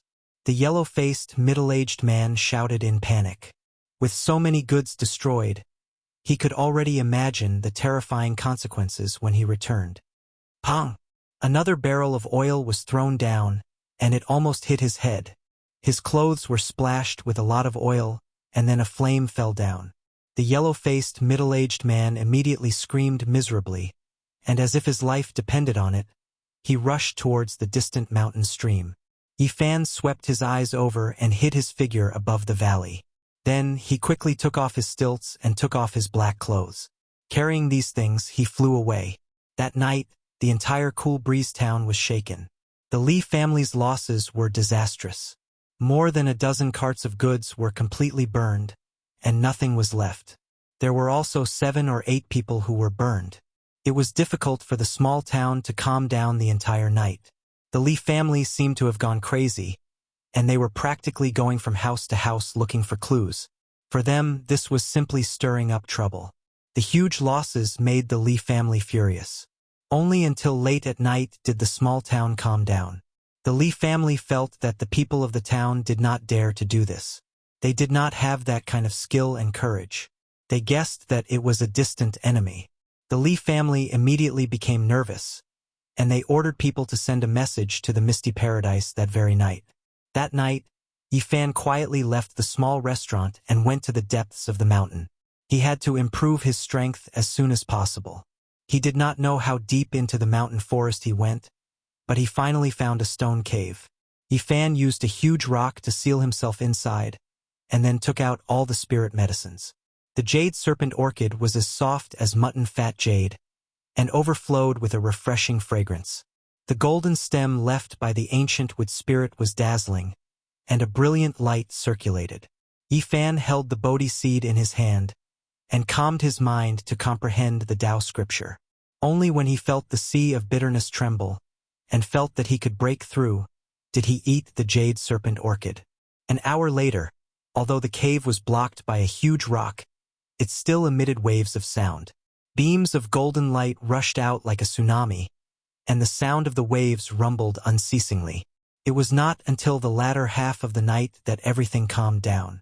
Yifan looked inside and found that the golden sea of bitterness had more than doubled in size. He moved the huge rock away and rushed out of the cave. His body was light and healthy, and his strength and speed had increased a lot. He ran quickly in the mountain forest like a wisp of smoke. In the end, he returned to the cave and sealed the cave entrance with a huge rock again. Without hesitation, he swallowed the golden stem left by the ancient wood spirit, and then held the Bodhi seed in his hand to comprehend the Tao scripture. In the latter half of the night, there was a deafening sound in the cave. The huge rock blocking the cave entrance suddenly collapsed, and the stones shot out in all directions.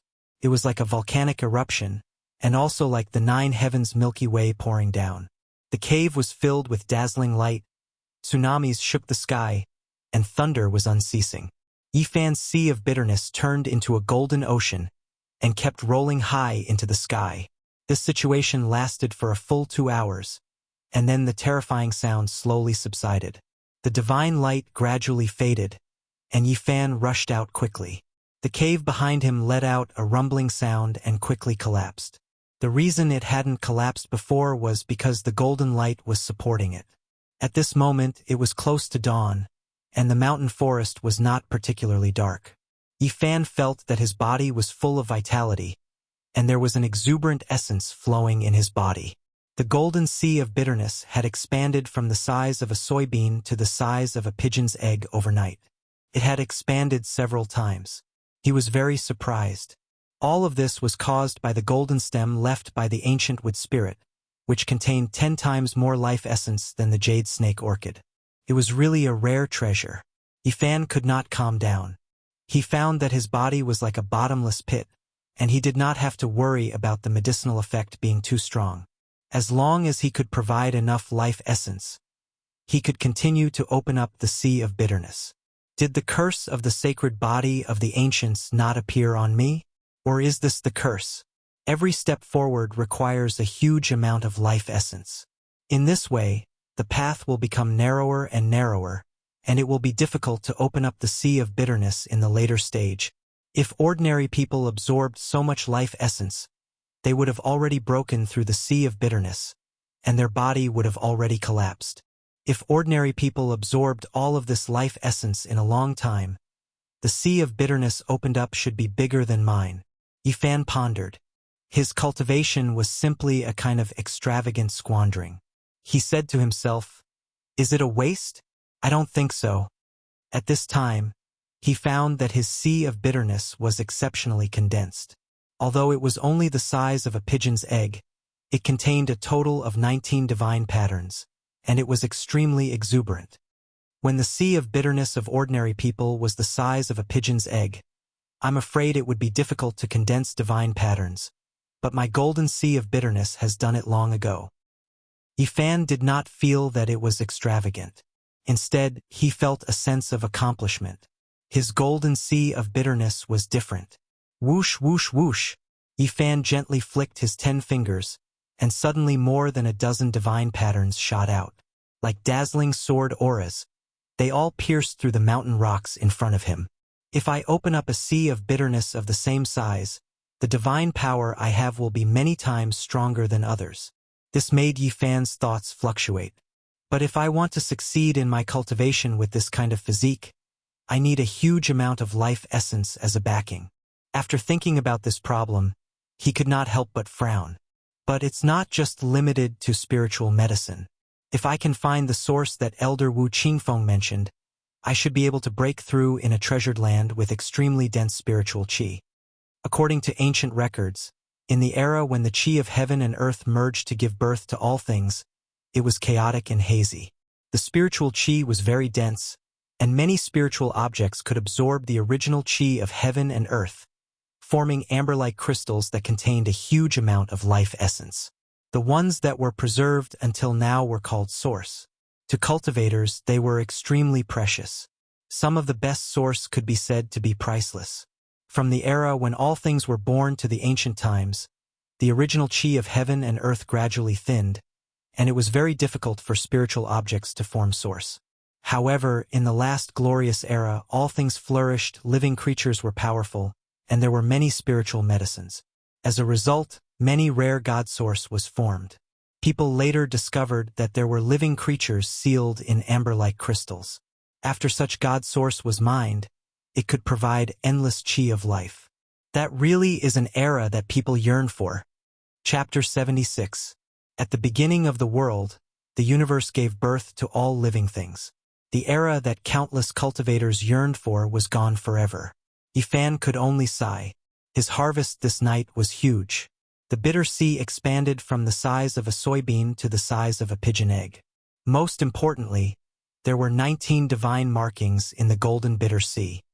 He already had extraordinary battle strength and became a cultivator of the bitter sea stage, removing the word barely. At this moment, the sky was already bright. Yifan hunted 2 pheasants and a hare in the mountain forest, and picked some wild fruits before heading back to the small town. After returning to the small restaurant, the old man had just placed breakfast on the table. Little Ting Ting was perseveringly knocking on his door, urging him to get up. Yifan couldn't help smiling. Seeing him come back from outside, little Ting Ting was very surprised, and Uncle Jiang was hesitant to speak. He had lived for so many years, and naturally guessed that the arson incident was related to Yifan. Today we have additional dishes for lunch: braised hare, green leaf chicken. Come, try these wild fruits first. Yifan handed a few bright red fruits to the little girl. Oh, there's delicious food again. Little Ting Ting was very happy. After eating breakfast, Yifan returned to his room and continued to study the Tao scripture. He felt that every time he reread the Tao scripture, he would have a different feeling. Hey! Yifan was surprised. He found that the opening lines of ancient characters on the Golden Book were slowly blurring, as though they would soon disappear. Fortunately, I have already remembered it. Otherwise, there would really be trouble. He did not understand why this situation would happen. Until noon, Yifan was awakened by a loud noise. Old bastard, don't talk nonsense. Quickly prepare some food and wine. Otherwise, I will tear down your small restaurant. What bad luck. This fire is too terrible. That bastard deserves to be cut into pieces. He made us so miserable. Manager Liu, what should we do in the future? To be beaten out of the house by the Li family, it really doesn't sound good. You ask me, who do I ask? Let's take one step at a time. Old Jiang, what are you standing there for? Hurry up and prepare a table of food and wine to calm us down. Otherwise, Prepare to be a corpse. It was the yellow-faced, middle-aged man and his subordinates. Right now, they were all wrapped in bandages. Some of them were burned by the fire yesterday, while others were beaten up and chased out by the Li family. Little Ting Ting stood in front of the table and said timidly, "Don't yell at my grandpa. Our family is not running a restaurant anymore. Go eat somewhere else." Bang! Steward Lu slapped the table heavily. He glared at him and threatened, "Old man Jiang, stop dawdling. If you don't prepare the meal, I will throw your granddaughter into the well." "Little girl, go to the side. This has nothing to do with you." A fierce-looking guy with a bandage on his left hand pushed Ting Ting with his right hand, almost causing the little girl to tumble. Uncle Jiang hurriedly supported Ting Ting and blocked her behind him. He said to the others, "We really don't want to do business anymore. This shop really can't continue. You guys should go somewhere else. Did you forget yesterday's lesson? We are in a bad mood today, and you still dare to talk back." Steward Lu sneered. His yellow face became even more sallow, looking somewhat gloomy. He abruptly stood up, grabbed Uncle Jiang's collar, and said coldly, "You old fart. You've really become more and more unyielding these 2 days. We're all in big trouble, but you still dare to talk back to us like this. If you anger us, we'll burn down your doghouse today and make you beg for food with this little bastard." "Don't hit my grandpa," little Ting Ting sobbed. She was only 5 years old, and she was too short to reach Steward Lu's arm. She could only hug one of his legs and begged, "I beg you, let go of my grandpa. He is already over 70 years old." Steward Lu's hand grabbed Uncle Jiang's collar tightly. Although he was burned, he wasn't someone an old man like Uncle Jiang could compare to. The old man's neck was a little bruised, and his wrinkled face was red from the suffocation. He started coughing violently. Little Ting Ting's eyes were filled with tears. She hugged Steward Lu's leg and cried anxiously and pitifully, "I beg you, let go of my grandpa. He can't breathe." Sob, sob. "My grandpa is already over 70 years old. Don't pinch him. Let go of him." Little Ting Ting shook Steward Lu's leg with all her might, but no matter how much strength she had, it was of no use. "Little girl, stay at the side." Steward Lu raised his leg forcefully, causing little Ting Ting to tumble. He then raised his leg to kick her. When Yifan rushed into the small restaurant from the backyard, he happened to see this scene. He grabbed the teapot on the table and threw it, smashing it heavily onto the leg that Steward Lu had just raised. Then, he quickly rushed over and pulled little Ting Ting up. "Big brother." Little Ting Ting pouted and called out timidly. Her big eyes were red, and there were tear stains on her face. Her new clothes were covered in dust. Yifan's hair stood up in anger. It was as if there was a fire burning in his body. He immediately pushed Steward Lu's hand away and rescued Uncle Jiang. Then, he said angrily, "You have the heart to lay your hands on such a lonely old man. Are you still human? Where did this little bastard come from?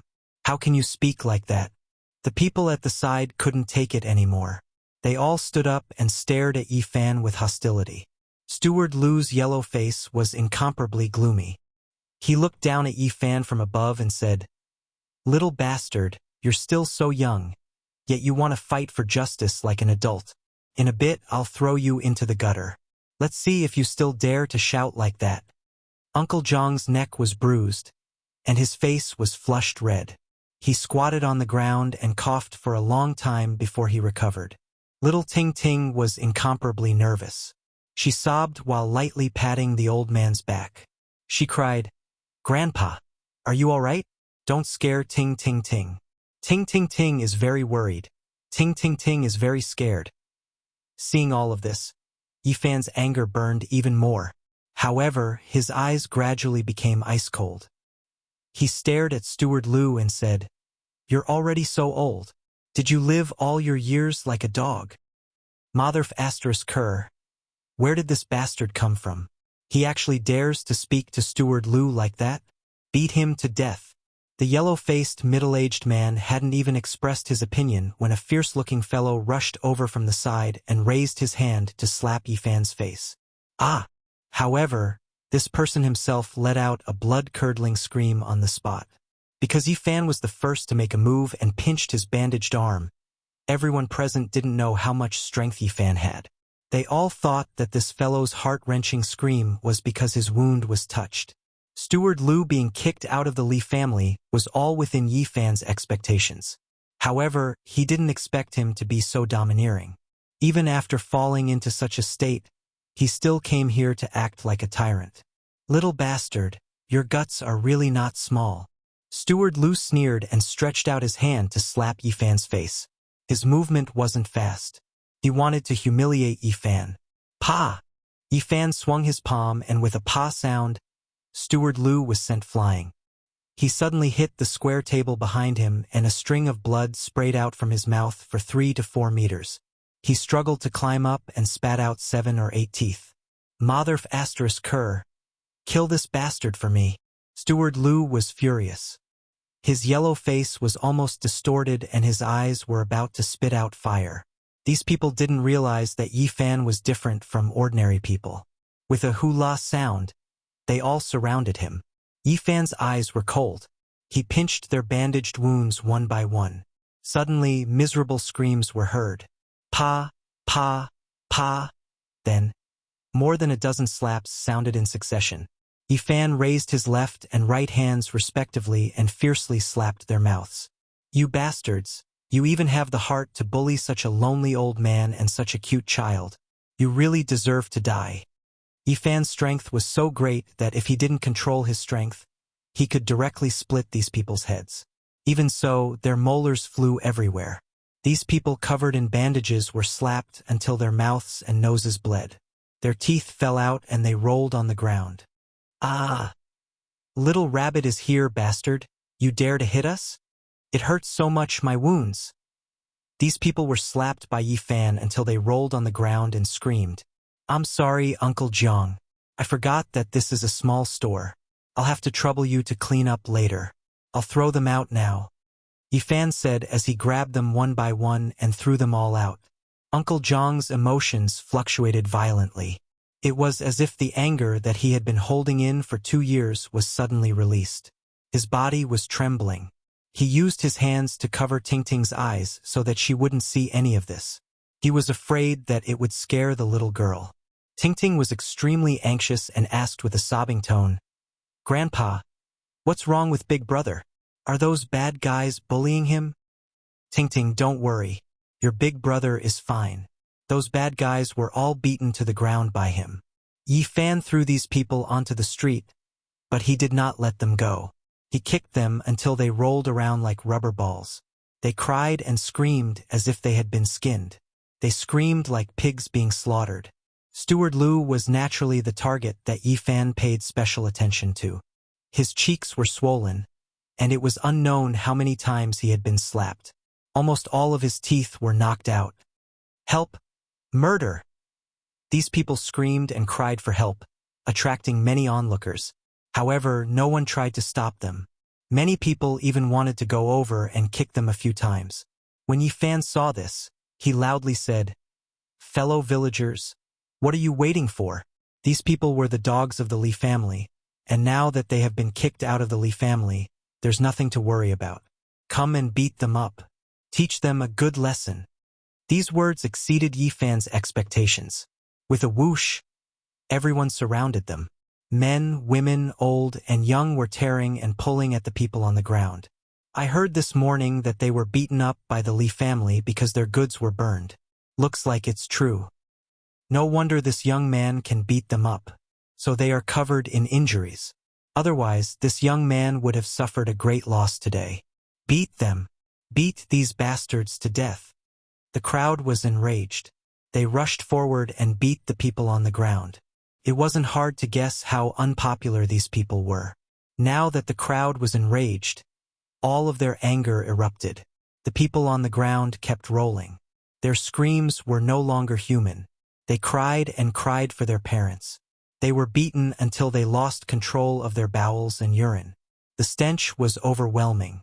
Yifan originally wanted to take advantage of the chaos to break some of their bones and make them behave for 1.5 years, but now he realized that he didn't need to do it. The men and women, old and young, who surrounded them, beat the drowning dogs. Several people's arms and legs were all broken. They would probably be crippled for the rest of their lives. One could imagine how much anger they had aroused. "Spare us, we won't dare to do it again." "Ah! Help! Someone's dead." Chapter 77. Steward Liu and the others were beaten so badly that they could barely breathe. They lay on the street like dead dogs. In the past, they had gone too far and had already aroused public anger. If it weren't for the advice of a few prudent old men, they would have been beaten to death. In the end, everyone threw them to their own doorsteps like dead dogs. This matter could be said to be very satisfying. At noon, the small restaurant was filled with laughter. Little Tingting's smile was exceptionally bright. She was no longer worried or afraid. Uncle Jiang also let out the anger in his heart, and the wrinkles on his face seemed to have melted a lot. He made several dishes, such as rabbit meat in red, rabbit meatballs in clear soup, sweet and sour rabbit ribs, green leaf roll chicken, spicy diced chicken, and some vegetables and wild fruits. This meal lasted for a long time. From time to time it was mixed with laughter. This harmonious atmosphere gave Yi Fan the illusion that he had returned home. After lunch, Yi Fan directly went deep into the mountains. He began to try to control the divine glyphs, because it was very crucial and important for his later cultivation. Every divine glyphs was like a divine iron chain, lingering above the golden sea of bitterness. This was the primitive form formed by the condensation of life essence.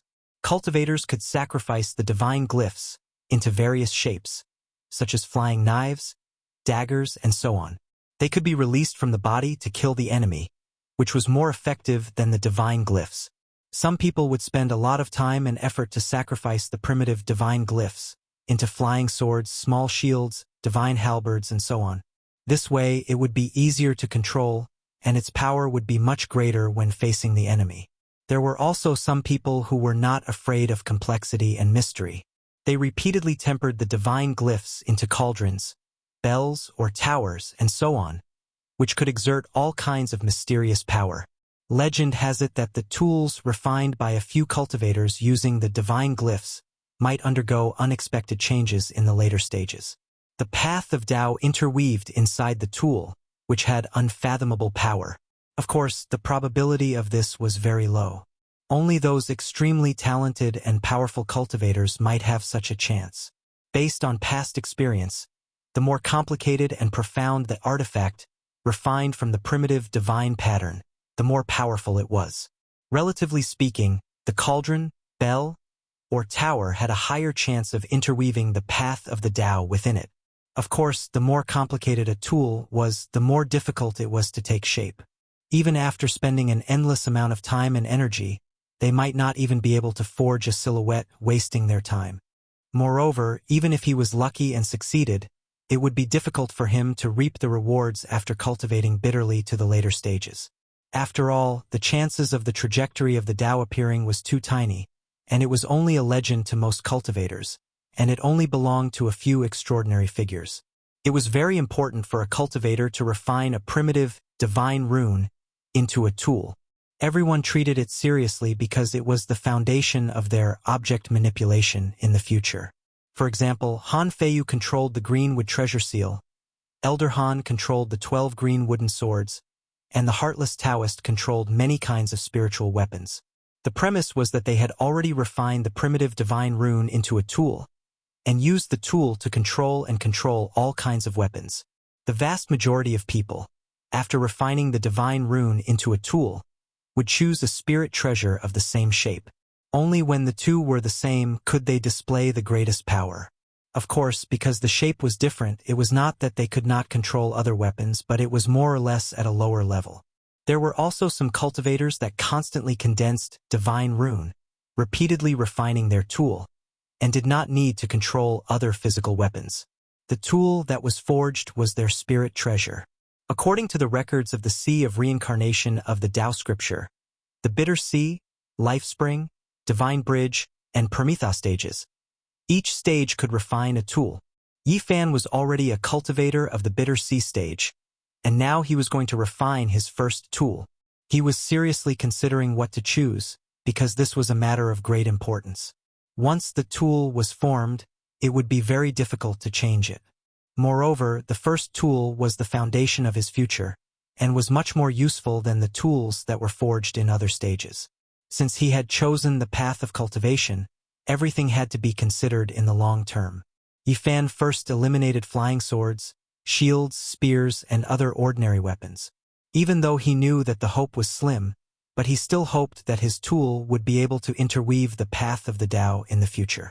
Therefore, he decided to choose from those complicated and mysterious tools. Just what should I choose? Yifan seriously and carefully considered for a long time, and finally his eyes lit up. Finally, he made a clear choice. He decided to refine his divine rune into a cauldron. This was not an impulsive decision, but a decision that Yifan had made after careful consideration. It was not only because he liked the cauldron, but more importantly, the cauldron was the most mysterious object in ancient China. The cauldron ran through the entire ancient history of China. The collapse of mountains and rivers, the change of dynasties, the rise of feudal vassals, the unification of the 9 regions were all inseparable from the cauldron. It was the divine tool of the 9 regions, the sacred object of the country. Seeking the throne of the Central Plains, the golden age of the spring and autumn period, there were countless idioms that were related to the cauldron.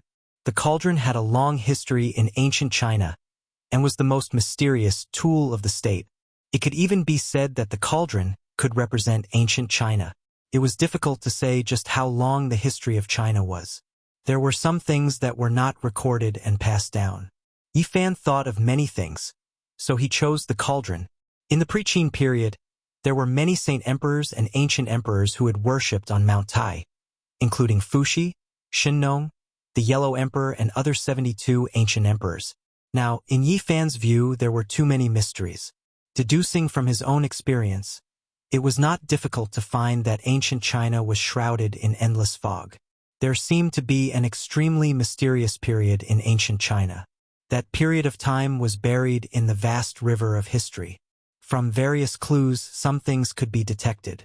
The ancient people seemed to have mastered extraordinary power.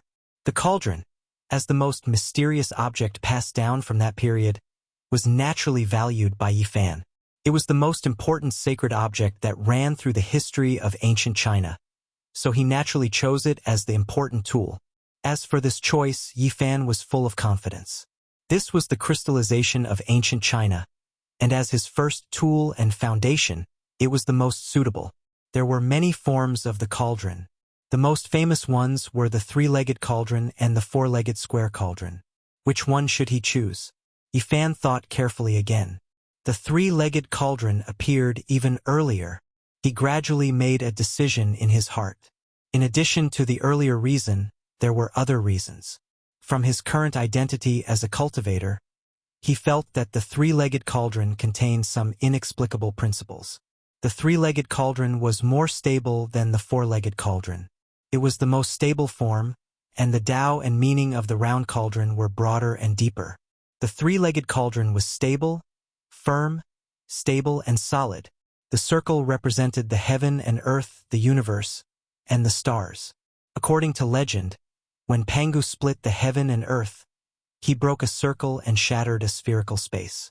This was the initial evolution process of chaos, and the circle represented the origin. That's right, I'll choose the 3-legged cauldron. After serious consideration, Yifan made this important decision. It was not easy to forge the primitive divine glyph into a tool. This was a long and arduous process that could not be accomplished in one go. First, he had to determine the form of the tool and firmly imprint it in his mind. In the future, he would use it as a reference to forge the tool. There could not be a single flaw. With the Bodhi bead in hand, Yifan immersed himself in an ethereal state. He engraved a diagram in his mind and simulated the 19 divine glyph with his divine sense. Then he began to forge them in his mind. After relentless effort, the 19 divine glyph finally melted and condensed into a small golden cauldron the size of a bean. It shone brilliantly and was very perfect. However, Yifan was not satisfied. He felt that something was missing. The form was perfect, but it lacked the Tao. Yes, it's still missing the handles. Yifan began to forge again. The small golden cauldron slowly formed a pair of handles. The moment this small golden cauldron was formed in his mind, Yifan immediately felt a natural Tao. He was very satisfied and couldn't help but mutter to himself, "A cauldron, 2 handles, 3 legs. Yes, the Tao begets 1, 1 begets 2, 2 begets 3, 3 begets all things. All things bear the yin and embrace the yang, and the qi is harmonious." The more Yifan looked at it, the more satisfied he was. The small golden cauldron became more and more mysterious in his eyes. In the end, it occupied his mind, becoming simple and natural. Yes, that's it. After Yifan finished forging, the 3-legged cauldron was forever engraved in his mind. From now on, he would begin to forge such a real cauldron in the sea of bitterness. The most mysterious tool that ran through the entire history of China. Yifan's heart was filled with anticipation. Chapter 78. Yifan had already engraved the 3-legged, 2-eared cauldron in his heart, but it was extremely difficult to refine the divine patterns in the sea of bitterness. Just condensing the 19 divine patterns together took a long time. In the end, he slowly melted the 19 divine patterns into a ball the size of a bean, but it was difficult to cast and could not take shape. No matter how he looked at it, it had nothing to do with the cauldron. Yifan tried many times, but he could not even carve some patterns on it, let alone forge it into the shape of a cauldron. Sacrificing a cauldron was indeed difficult. However, he was not anxious. After all, this was just the beginning, and there would be time to polish it in the future. This would be a long and difficult process not only for him but for others. The sky darkened. Yifan hunted a badger and walked back. Returning to the small restaurant, he had just sat down when the old man laid out a table full of food and wine. The fragrance was alluring. Little Ting Ting had changed into a new set of clothes. Her rosy little face was filled with a sweet smile, revealing 2 cute little dimples. The little girl's definition of happiness was very low. As long as she could eat and not be bullied, she would be very satisfied. Moreover, she had new clothes to wear now. Today, the Li family is on high alert. They have gathered many strong men, as if they are guarding against something, Uncle Jiang said at the dining table. "What's going on?" Yifan asked. "The Li family has an enemy who lives dozens of miles away. There are also people in the family who are cultivating outside. They are both strong local families, and the 2 families have never been on good terms. The Li family suspects that the other party set fire to more than 10 carts of goods. Today they sent people to investigate, but in the end, a steward was detained. The rest were beaten half to death and rushed back." Yifan immediately chuckled and said, "I originally wanted to torment them, but now it's even easier. This time, I guarantee that they will not be able to take care of themselves and will no longer have the mind to suspect others. Let the 2 families in the same village suspect each other." After asking about the situation in detail, Yifan quietly snuck out of the small town at night and went straight to a villa dozens of miles away. He snuck in without a sound. Although there were people in the family who were cultivating outside, there was no such person in the family at the moment. To Yifan, it was as if he didn't exist. After more than an hour, he found a person tied up tightly in a woodshed. "Is that Steward Zhang?" The voice of the person in the woodshed was shrill, similar to what Uncle Jiang had described. He immediately replied, "It's me. Who are you?" "Steward Zhang, I'm here to save you." Yifan walked over and broke the rope on his body, saying, "Your family's young master went down the mountain from the misty paradise. This time, he is going to completely destroy the Wang family." "What?" Steward Zhang seemed to be very surprised and said, "Who are you?" Yifan's voice immediately turned cold as he said, "Calm down. Your family's young master has invited a few martial brothers, and I am one of them. Greetings, great immortal old master." Even though Steward Zhang could tell that the other party was young, after learning that the other party was a cultivator, he immediately kowtowed like a bug. "No need to kowtow. Right now, I have something to tell you. Listen carefully. Great immortal old master, please speak. There are a few barrels of oil here. Go outside and set them on fire. When the fire is lit, shout loudly that your family's young master is going to destroy the entire Wang family. Ah, if that's the case, will I be caught and killed by them? At this moment, how could Steward Zhang think of anything else? All he was thinking about was whether or not he could preserve his own life. Don't worry, we are responsible for your safety. The few of us want to slowly torture them and let the Wang family die in fear. Okay, I'll go set the fire now. When the time comes, I'll charge together with great immortal old master. Yifan patted his shoulder and said meaningfully, You've done a great service. Being praised like this by an immortal in his eyes, Steward Zhang's blood immediately boiled. His hatred for bullying his neighbors was completely unleashed. He picked up a few barrels of oil and rushed out with large strides. Yifan picked up the broken rope on the ground, then turned around and disappeared into the darkness. Not long later, the mountain villa was ablaze. 4 to 5 places were set on fire at the same time. Just at this moment, Steward Zhang's shrill voice rang out. It was especially ear-piercing in the middle of the night. He said, Wang family's son of AB*TSH, I've set your nest on fire. Just you wait, my family's young master will destroy your entire family. The Wang family was instantly in chaos. There were the cries of women and the curses of men. Very quickly, there were people holding shining blades and rushing towards Steward Zhang. At this moment, Steward Zhang was extremely excited. With a celestial supporting him, he had no fear and lit 4 to 5 more fires. When the Wang family people saw this, their eyes turned red. They roared in anger and rushed over. They waved their blades and slashed. Under the illumination of the fire, the snow-white blades were especially eye-catching. Only at this moment did Steward Zhang feel fear. This was because the celestial did not appear by his side. At this moment, even if he wanted to escape, it was already too late. He let out a scream of fear and had just turned around to take a step when his neck was directly cut. Blood gushed out and he died with his eyes wide open. Seeing that Steward Zhang had been killed, Yifan quietly retreated from the darkness. However, he did not leave. He took advantage of the chaos to light more than 10 fires. The raging flames burned fiercely, dyeing half the sky red. Only at this time did Yifan fly away, disappearing into the darkness in the blink of an eye.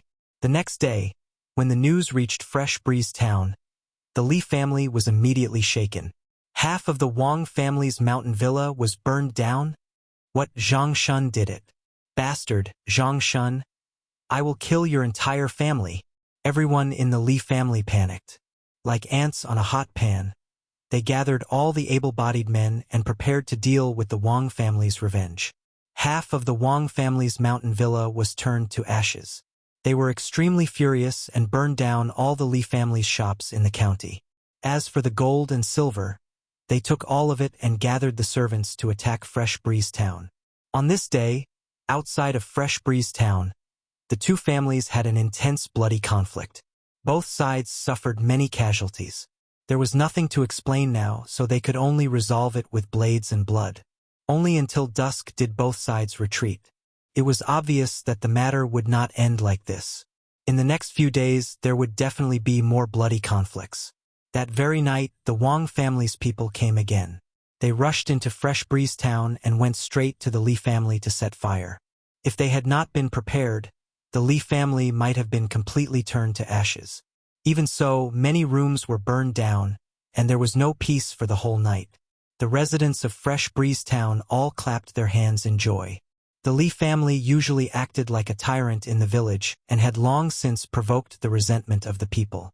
It was just that no one dared to stand out. Now that something like this had happened, it was exactly what they dared to think but did not dare to do. Uncle Jiang saw all of this with his own eyes and couldn't help but reveal a worried expression. Seeing this, Yifan smiled and said, "Don't worry. These two families are not good people. It's just a dog biting a dog." The old man nodded and said, "Child, try not to do this in the future."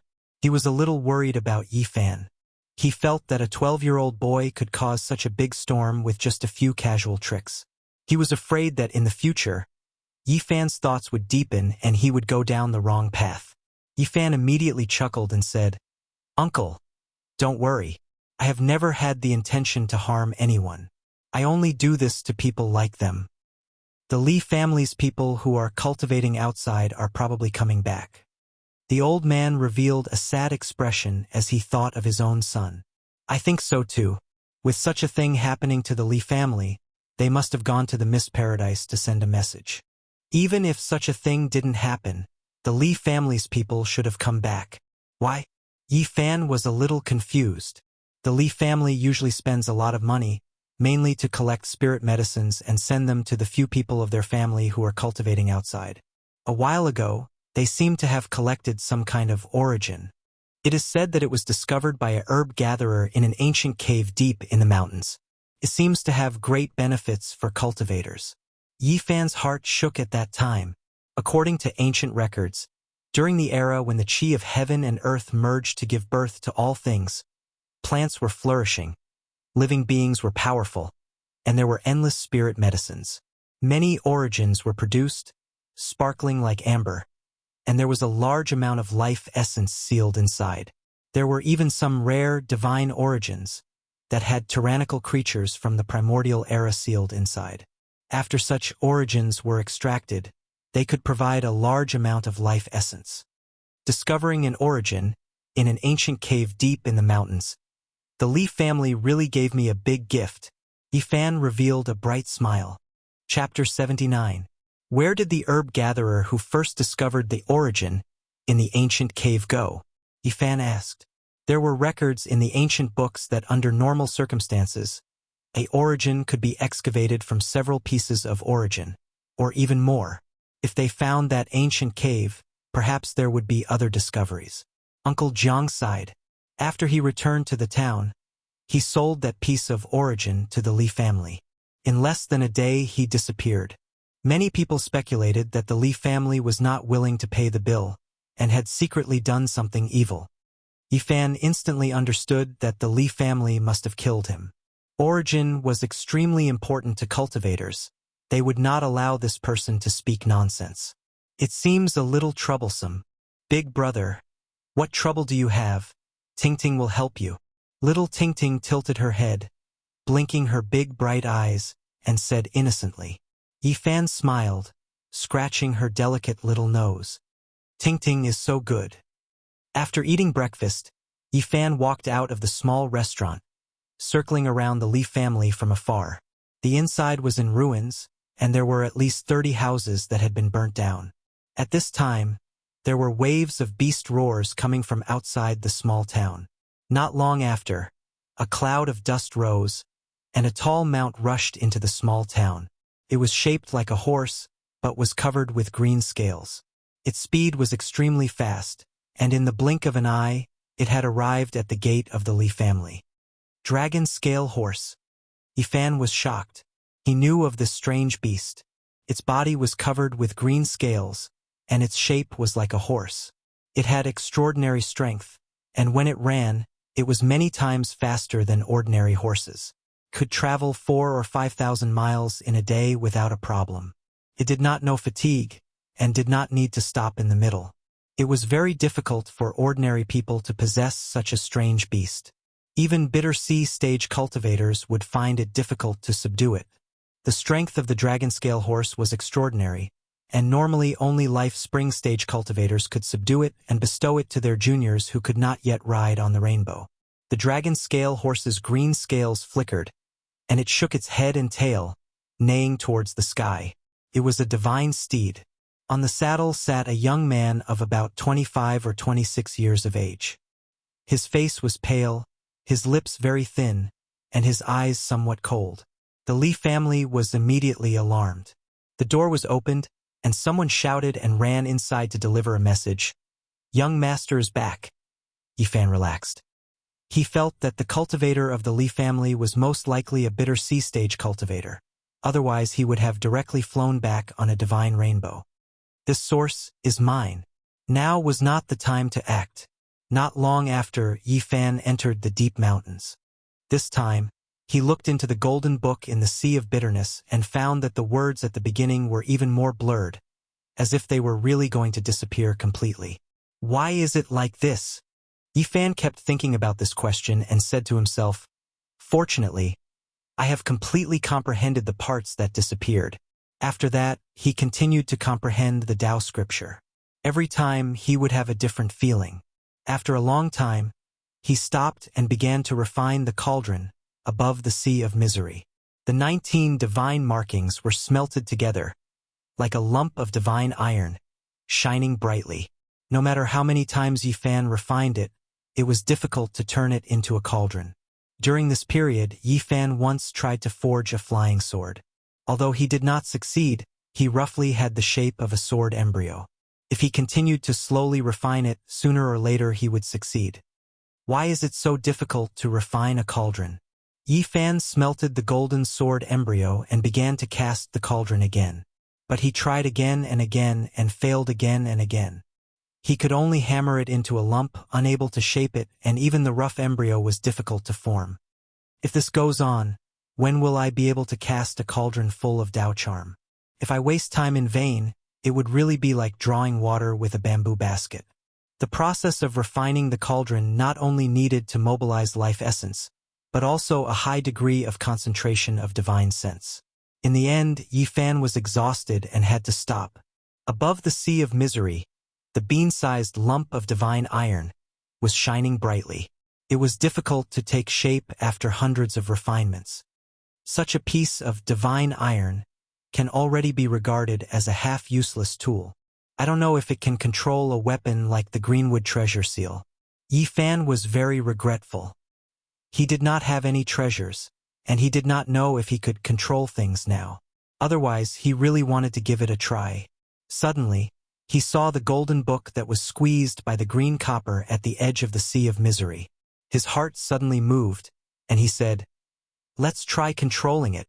The bean-sized divine iron lump quickly sank into the sea of misery and instantly melted into the golden book. With a thought from Yifan, a blazing golden light rushed out of his body, like a flash of lightning across the sky. The dazzling light rushed past, and several ancient trees and 2 boulders could not stop it. Yifan walked forward, and with a light push, a towering ancient tree immediately fell down. The cut was extremely smooth, and when the golden light streaked past, the giant tree didn't move at all, but it had already been cut in half. Yifan was really shocked, and several ancient trees were like this. As for the 2 boulders, with a push of his hand, they were instantly split in half and had already been cut cleanly. The golden book flew more than a dozen meters away, like a golden sun in the sky. With a thought from Yifan, the golden light flashed and instantly flew back, returning to his sea of misery. How sharp! Yifan was very surprised. He had only wanted to give it a try, and did not expect that he would really use the golden book, and its sharpness was unparalleled. This golden paper not only records the Tao scripture, but can it also be used as a weapon? With this idea, he began to try again. The golden light was like a rainbow, and it constantly cut through the void like lightning. Yifan found that he could only use the golden book more than a dozen meters away. Beyond this range, it was difficult for him to control it.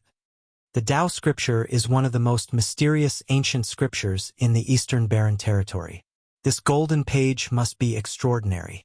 I also have a weapon, and its power must be incomparably sharp when facing the enemy.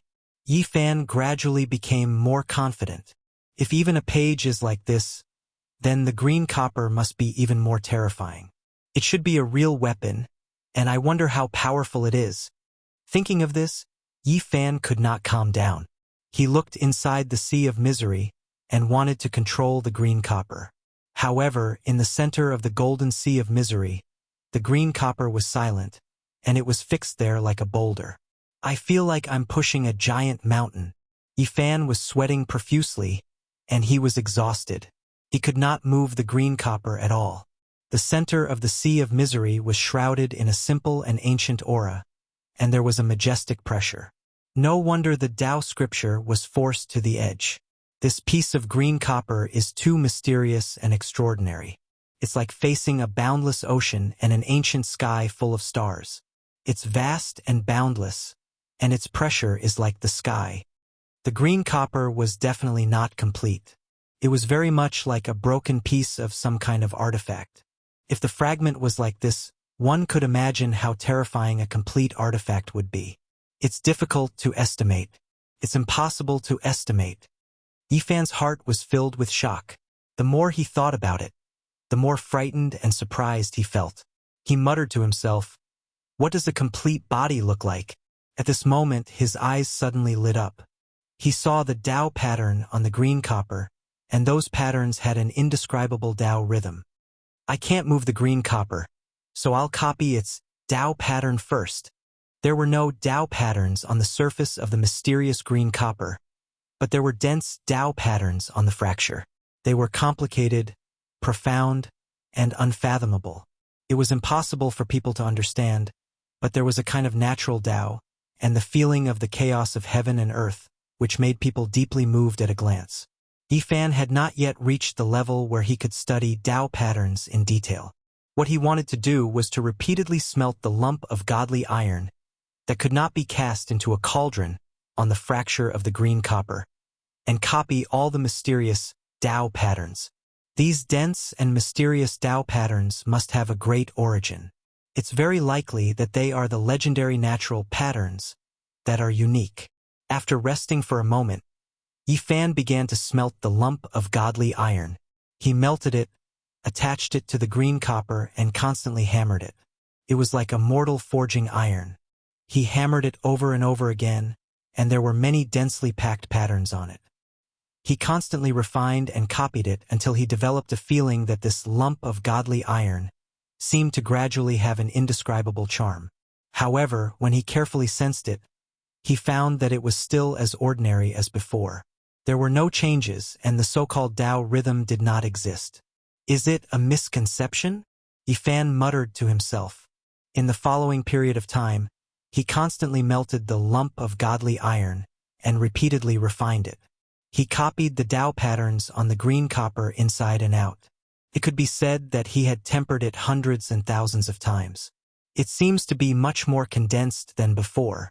Whether it's a misconception or not, copying the Tao patterns on the green copper is definitely only good and not bad. Finally, Yifan began to cast the cauldron again. He wanted to see if the lump of godly iron had really changed after copying the Tao patterns. Above his sea of bitterness, the lump of godly iron constantly changed shape. The edges and corners gradually became rounder, and the luster was much more restrained. It had a more solid feeling. In the end, although he did not even manage to refine the rough embryo, Yifan still felt very excited. He sensed an abnormality. In the process of refining the lump of godly iron, he found a mysterious feeling. The Tao patterns on the green copper are indeed mysterious. In the future, I will have to repeatedly smelt and copy it every day. Successfully casting the cauldron is only a matter of time. Chapter 80. At noon, Yifan returned to the restaurant. He really liked the atmosphere when he ate with Uncle Jiang and Little Ting Ting. After the meal, Little Ting Ting obediently went to wash the dishes. Yifan felt rather ashamed when he saw this. He didn't seem to have helped her do anything. "Let me do it. You're still young and don't need to do these things. Go take a nap. You're so tall. No need for Big Brother to do it. I know how to wash the dishes. They're very clean." The little girl pushed Yifan to the side. Uncle Jiang's face was full of smiles. He tidied up the dishes and looked at his granddaughter dotingly. A sudden voice interrupted the warm atmosphere. "I haven't seen you for 2 years. This little girl has grown up and knows how to do some things." A young man in his mid-20s walked in with a faint smile. He glanced at Uncle Jiang and Yifan in disdain before staring at Little Ting Ting. "Uncle, who are you? Do you know me?" Little Ting Ting had a sweet mouth. Even though she sensed some hostility, she still obediently called him uncle. "Of course I know you. I've known you since your parents were still alive." The young man had a fair complexion and thin lips, giving off a sinister feeling. He didn't hide anything and directly mentioned that Little Ting Ting's parents were already dead. The little girl's eyes immediately turned red. She could still vaguely remember what her parents looked like. In the past, they would often wake up crying in their dreams. Later on, she and Uncle Jiang depended on each other. As time passed, she finally stopped crying in her dreams. At this moment, she couldn't help but cry when someone mentioned her parents again. She turned around and slowly washed the blue and white porcelain bowls. Her shoulders constantly twitched. Seeing little Ting Ting's sadness, Uncle Jiang's expression changed. "Seventh young master of the Li clan, do you need something?" The young man pulled a chair and sat down. "Nothing much. I'm just a nostalgic person, so I came to see how you two are doing." Uncle Jiang's expression was indiscernible as he replied, "Thanks to seventh young master's blessings, we are barely able to survive." Yifan didn't say anything. He had already recognized this person. It was the young man on the dragon-scaled horse this morning. "Why do I feel a wave of resentment? Old Jiang, are you jealous of me?" The young man looked down with a cold smile. This person had entered the hazy mist grotto heaven at the same time as little Ting Ting's father. Due to his limited aptitude, he was left far behind by Ting Ting's father. Moreover, he had done evil deeds and was taught a harsh lesson by Ting Ting's father. As a result, he was filled with jealousy and hatred. After Ting Ting's parents passed away, he was the one who ordered the Li family to seize Uncle Jiang's restaurant and inn, forcing the grandmother and granddaughter to the brink of death. How could I dare to hate the seventh young master? There's no such thing. The young man's lips were very thin, giving off a very unkind feeling. He said, "There are some things that don't need to be bottled up in your heart. If you're jealous, why don't you spit it out? Otherwise, anger will harm your body. You're already over 70 years old, and you don't have many years left to live." Uncle Jiang's body trembled a few times, but he calmed down in the end and said, "Seventh young master, I only want to ask you one thing. Otherwise, I won't be able to die in peace." "Ask away." The young man opened a folding fan with a pa sound and gently waved it, appearing calm and unruffled. "I only want to know, did Ting Ting's parents really die in an accident?" The old man seemed to have lost control of his emotions. He clenched his fists so hard that his knuckles had already turned blue, and his body was trembling slightly. Yifan hurried over and supported him. On the other side, little Ting Ting was silently sobbing. Her small body had her back to them, and her shoulders were constantly trembling. Her little hands were slowly rubbing a small porcelain bowl. "Old man Jiang, it seems like you're holding back a towering resentment in your heart. But so what? You're already so old. Don't tell me you still want to risk your life? If you die, your beautiful little granddaughter's life will really be difficult." Just how did Ting Ting's parents die? Uncle Jiang's breathing was rapid, and his chest constantly heaved up and down. His face was filled with sorrow. "Go ahead and guess." The young man closed his folding fan with a pa sound, looked at Yifan and said, "I heard that you led people to cripple Steward Liu." Yifan did not respond. He supported Uncle Jiang and stood to the side. The young man glanced at him and did not continue to say anything. He stood up and walked towards little Ting Ting. "What are you going to do?" Uncle Jiang's eyes revealed a look of fear. He stretched out his hands like an old hen, blocking his way and protecting little Ting Ting behind him. "Old man Jiang, what are you so nervous about? Do you think I would attack a little girl?" The young man carefully looked at little Ting Ting and kept nodding. He said to himself, "Similar, too similar. It's a pity for Yensha Fairy. Her death was not worth it. 2 years have passed. I can't believe your daughter has become so similar to you." Little Ting Ting bit her lips. Although she was sobbing, she did not cry out loud. It seemed that she did not want to cry in front of the seventh young master of the Li family. The young man held a folding fan in his right hand and lightly tapped his left hand. He said, "All right, old man Jiang, you don't have to suffer anymore. I will take this little girl away in the future. You can enjoy your old age in this small town." "What do you mean?" Uncle Jiang immediately panted. He protected little Ting Ting behind him and stared at the seventh young master of the Li family. "This little girl is clever and dexterous. I am going to take her to the Mist Grotto and let her do some things by my side. It's better than following you and not knowing what to eat next." "No, not unless I die." Seventh young master of the Li family, you can't bully people like this.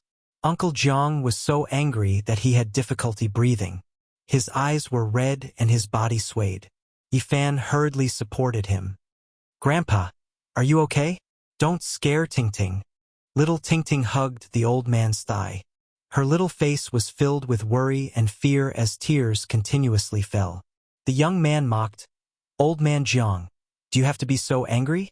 You have to understand that after leaving you, she will live a different life. In the future, she might even shine in the mist grotto. Uncle Jiang panted heavily. After a long time, he finally calmed down and begged, Seventh young master, please let us go. What are you saying? The young man's expression darkened and became very cold. He said, You don't even want to enjoy your old age in peace. You really don't know what's good for you. I will always be with Grandpa. Little Tingting's eyes were red and swollen. She tightly hugged Uncle Jiang's thigh. This time, I still have something important to do. I must return to the Mist Grotto tomorrow. In a few days, I will personally take her away. After saying this, the Li clan's seventh young master turned around and looked at Yifan. He said, If you want to beat a dog, you have to look at its owner. Although it is a dog that was chased out, it cannot be bullied by outsiders. At this point, he lightly patted Yifan's shoulder and said, Impulsive people will not live long. Bang! Yifan immediately sat on the ground. Traces of blood flowed out from the corner of his mouth. The chair behind him had been smashed into pieces. The young man glanced at him, sneered, and swaggered away. Child, what's wrong? Uncle Jiang was shocked and angry. He hurriedly went to support Yifan. Big brother. Little Tingting's face also revealed a frightened expression. She used her little hand to help Yifan wipe the blood from the corner of his mouth. Seeing the Li clan's seventh young master leave, Yifan quickly stood up and said, I'm fine. Really? The old man was skeptical. Little Tingting also had a nervous expression. She asked, Big brother, are you really fine? Your mouth is bleeding. Something almost happened. Are you okay? Uncle Jiang revealed a worried expression again. You misunderstood me. I said I almost couldn't help but attack. I'm fine. However, this person is really ruthless. If it was a normal person, they would die in less than half a month. It was us two who implicated you. If it was you, you wouldn't have suffered like this. Uncle Jiang blamed himself. Uncle, don't say that.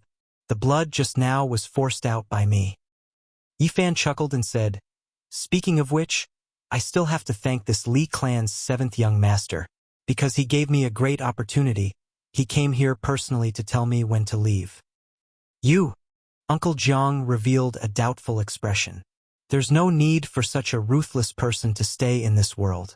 He actually wanted to take Tingting away. Not even in his next life. That night, Yifan kept an eye on the Li clan's movements. He left the small town late at night and stood guard on the mountain road 20 miles away. This was the only way to get to the outside world from the windy town. The moonlight was hazy, and a dark cloud floated by. The forest instantly became dark. The roars of unknown beasts didn't stop, and the forest seemed a bit eerie and scary at night. In the latter half of the night, the mountain road shook and the heavy sound of horse hooves could be heard. Under the dim starlight, a dragon scale horse with shining green scales rushed over like a ray of green light.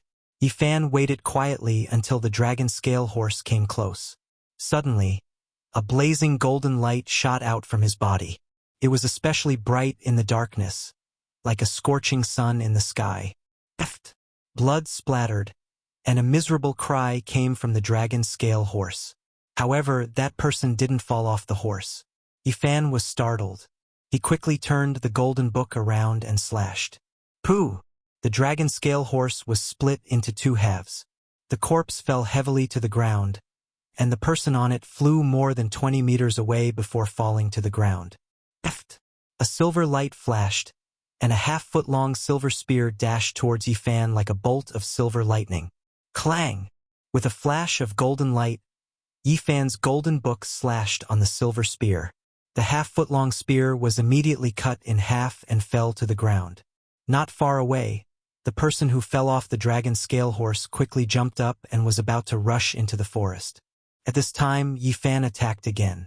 The golden book turned into a bolt of lightning and cut through the dark sky. In the blink of an eye, it was right in front of him with an unstoppable force. Eft! The man's left leg was cut in half. Ah! That person finally let out a miserable scream and rolled on the ground. Only now did Yi Fan let out a sigh of relief. He cautiously approached. This was his first time ambushing an enemy, and he couldn't help but be a bit nervous at first, which made him lose some of his accuracy. Li Clan's 7th young master, we meet again. The young man who was rolling on the ground with blood flowing everywhere was pale. When he saw that it was Yi Fan, he almost couldn't believe it and exclaimed, "How come it's you? What's wrong?"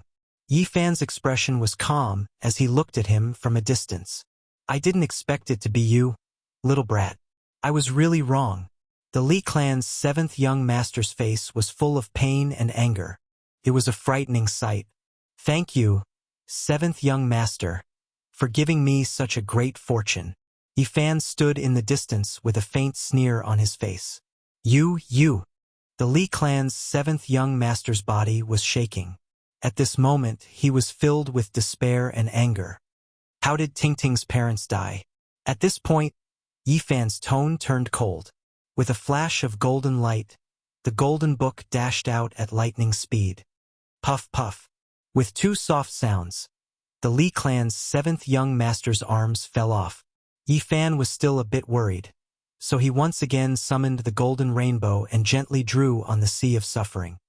"Ah, little brat, even if I become a ghost, I won't forgive you. Why do people always say such useless things?" Yi Fan walked in front of him and said, "You bastard! You've done so many evil deeds and have no conscience. Today is your retribution. I will slowly serve you." Pa! Yi Fan's palm slapped over and sent him flying 4 to 5 meters away. You! The Li Clan's 7th young master's eyes were spewing fire. Yi Fan walked over and stepped on the relatively smooth face. The heavens are watching what people do. You think you can live a free and unfettered life after committing so many evil deeds? Chapter 81. When Yi Fan sees the old, the young, the sick, the disabled, and the helpless, his heart will always feel sour. However, when he sees those who bully the weak and commit crimes, he will become emotionless and his heart will turn cold. It may seem contradictory, but it is the result of his true personality. Excessive compassion and coldness exist at the same time. He doesn't know which one he is more inclined to. For example, right now, he is absolutely emotionless and without the slightest bit of pity. Stepping on the 7th young master's face, he said in a cold voice, "If you don't want to suffer, then answer my questions. Or else, you will understand the consequences." Little bastard. Bang! Yi Fan kicked him away. The 7th young master's teeth all fell out. His white and tender cheeks were completely swollen, and his nose and mouth were bleeding. "Looking at your soft and tender skin, you are just like a eunuch. If you don't want to talk, then I will fulfill your wish and make you live up to your name." Yi Fan once again took out the golden book. Like a ray of rainbow light, it shined brightly in the darkness. What do you dare to do?" The 7th young master of the Li clan was terrified. "I want you to be a eunuch." "No, I'll talk. I'll tell you everything." The 7th young master's face was deformed from fear. To a man, this is worse than death. Useless thing. Yi Fan sat on a rock not far from him and quietly listened to him talk about the past. Tingting's parents really were killed by the Li clan's cultivators. They paid a high price to exchange for a rare medicine that could cause powerful beasts to go berserk. Without anyone noticing, they used it on Tingting's parents. In the end, when they went out to collect spiritual medicine, they were torn to pieces by the terrifying lightning birds. Of course, there were also some dirty deals and shady tricks, which made people feel indignant. Yi Fan sighed. Whether it is the mortal world or the world of cultivators, there is no difference. Wherever there are people, there will be complicated hatred. Even cultivators are not immune. Yi Fan took out a wooden box from his bosom and kicked him away. With the help of the light of the moon and stars, he slowly opened this somewhat heavy sandalwood box. There was a light yellow stone inside. It was as thick as a thumb and as long as a knuckle. Although it was very small, it was very heavy. Yifan could feel a vigorous life force coming from it. According to the ancient records, during the era when the chi of heaven and earth merged to give birth to all things, plants flourished, living beings were powerful, and spirit medicines were endless.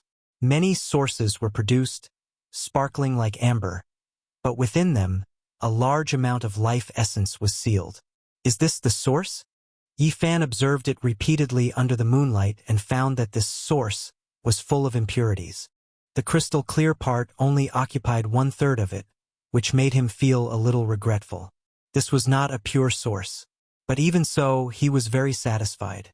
There was an extremely exuberant life essence within this amber-like stone, and there was something that looked like mist and light circulating within it. Good stuff. I wonder how much it can help me expand the sea of sufferings. That's mine. Not far away, the 7th young master of the Li clan groaned in a pool of blood. He gritted his teeth and was filled with hatred and anger.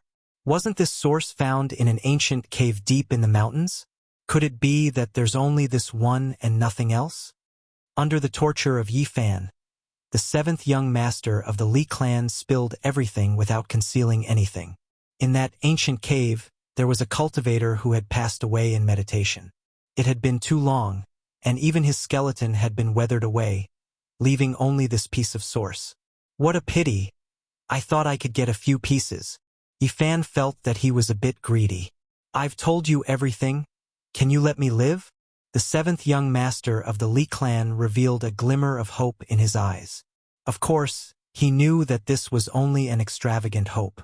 The other party would not let him go. When you murdered Ting Ting's parents, did you have any pity? When you forced Uncle Jiang and little Ting Ting to live, did you ever think of leaving them a way out? Yifan kicked him away and said, I'll give you a chance to end your own life so that you don't have to suffer. I haven't killed anyone yet. I don't want to stain my hands with blood. You haven't killed anyone. The 7th young master of the Li clan was so angry that his body trembled. He said, You will be struck by lightning. Yifan kicked him to a rock and said, Kill yourself. If you force me to make a move, I'll first turn you into a eunuch, then I'll take your life. At this moment, the 7th young master of the Li clan was so aggrieved that he was about to go crazy. This way of dying was too stupid. The other party didn't even bother to make a move and wanted him to kill himself. Little bastard, you're really a bastard. I won't let you go even if I become a ghost. The 7th young master of the Li clan was so angry that he kept coughing up blood. Yifan sat on a blue stone not far away and said, What's with all the nonsense? Hurry up and get on your way. I don't have much patience. The 7th young master of the Li clan was so aggrieved that he couldn't even speak. In the end, he roared, You will die a horrible death. Bang! He slammed his head into a rock and died a violent death. You killed yourself, I didn't kill anyone. Yifan stood up and began to clean up the traces. It took him a full 2 hours to erase everything before he walked towards the small town. Although he looked calm, his palms were already sweating. This was the first time he had killed an enemy in his life. Even though the 7th young master was guilty of countless crimes and deserved to be executed, it still made him feel somewhat uncomfortable. After snatching the source, Yifan was not in a hurry to cultivate. He knew very well that the source contained a large amount of life essence. After breaking it, it would rush out of the waves of source energy. If he wasn't careful, he would be discovered by others, so he had to be careful. In the next 2 days, Windy Town was very peaceful.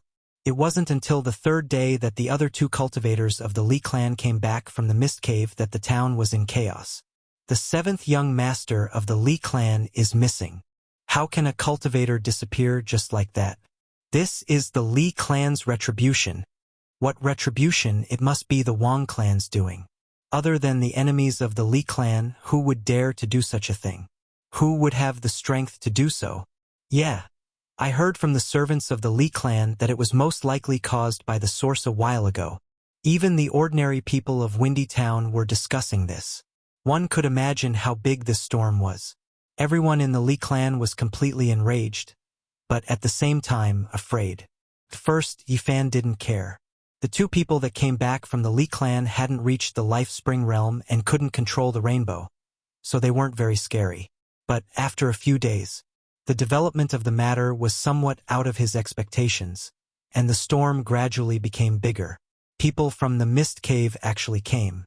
Several Life Spring realm cultivators personally came. They let the people of the Li clan lead the way and went straight to the ancient cave where the source was found. Then, the cultivators of the Wang clan also invited people from their own sect to go deep into the mountains to find the ancient cave. Both sides almost had a violent conflict. Could it be that this place found the source vein? On this day, more than 10 people on horses came to Windy Town. They were all extremely mystical beasts, each with thick scales and protruding horns. The mount in the middle was the most extraordinary.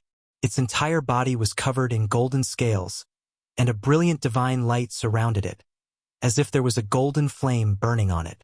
It had the shape of a golden lion, but there were 2 horns on its head that were forked and surrounded by golden light. It was extremely majestic and mighty. Its 4 hooves didn't step on the ground, but were actually 3 inches above the ground. It was completely treading on air. One could imagine how powerful and terrifying this strange beast was. On top of the golden lion sat a young man of 24 or 25 years of age. He wore a white robe and looked very scholarly. There was a gentle smile on his face, and he was very handsome.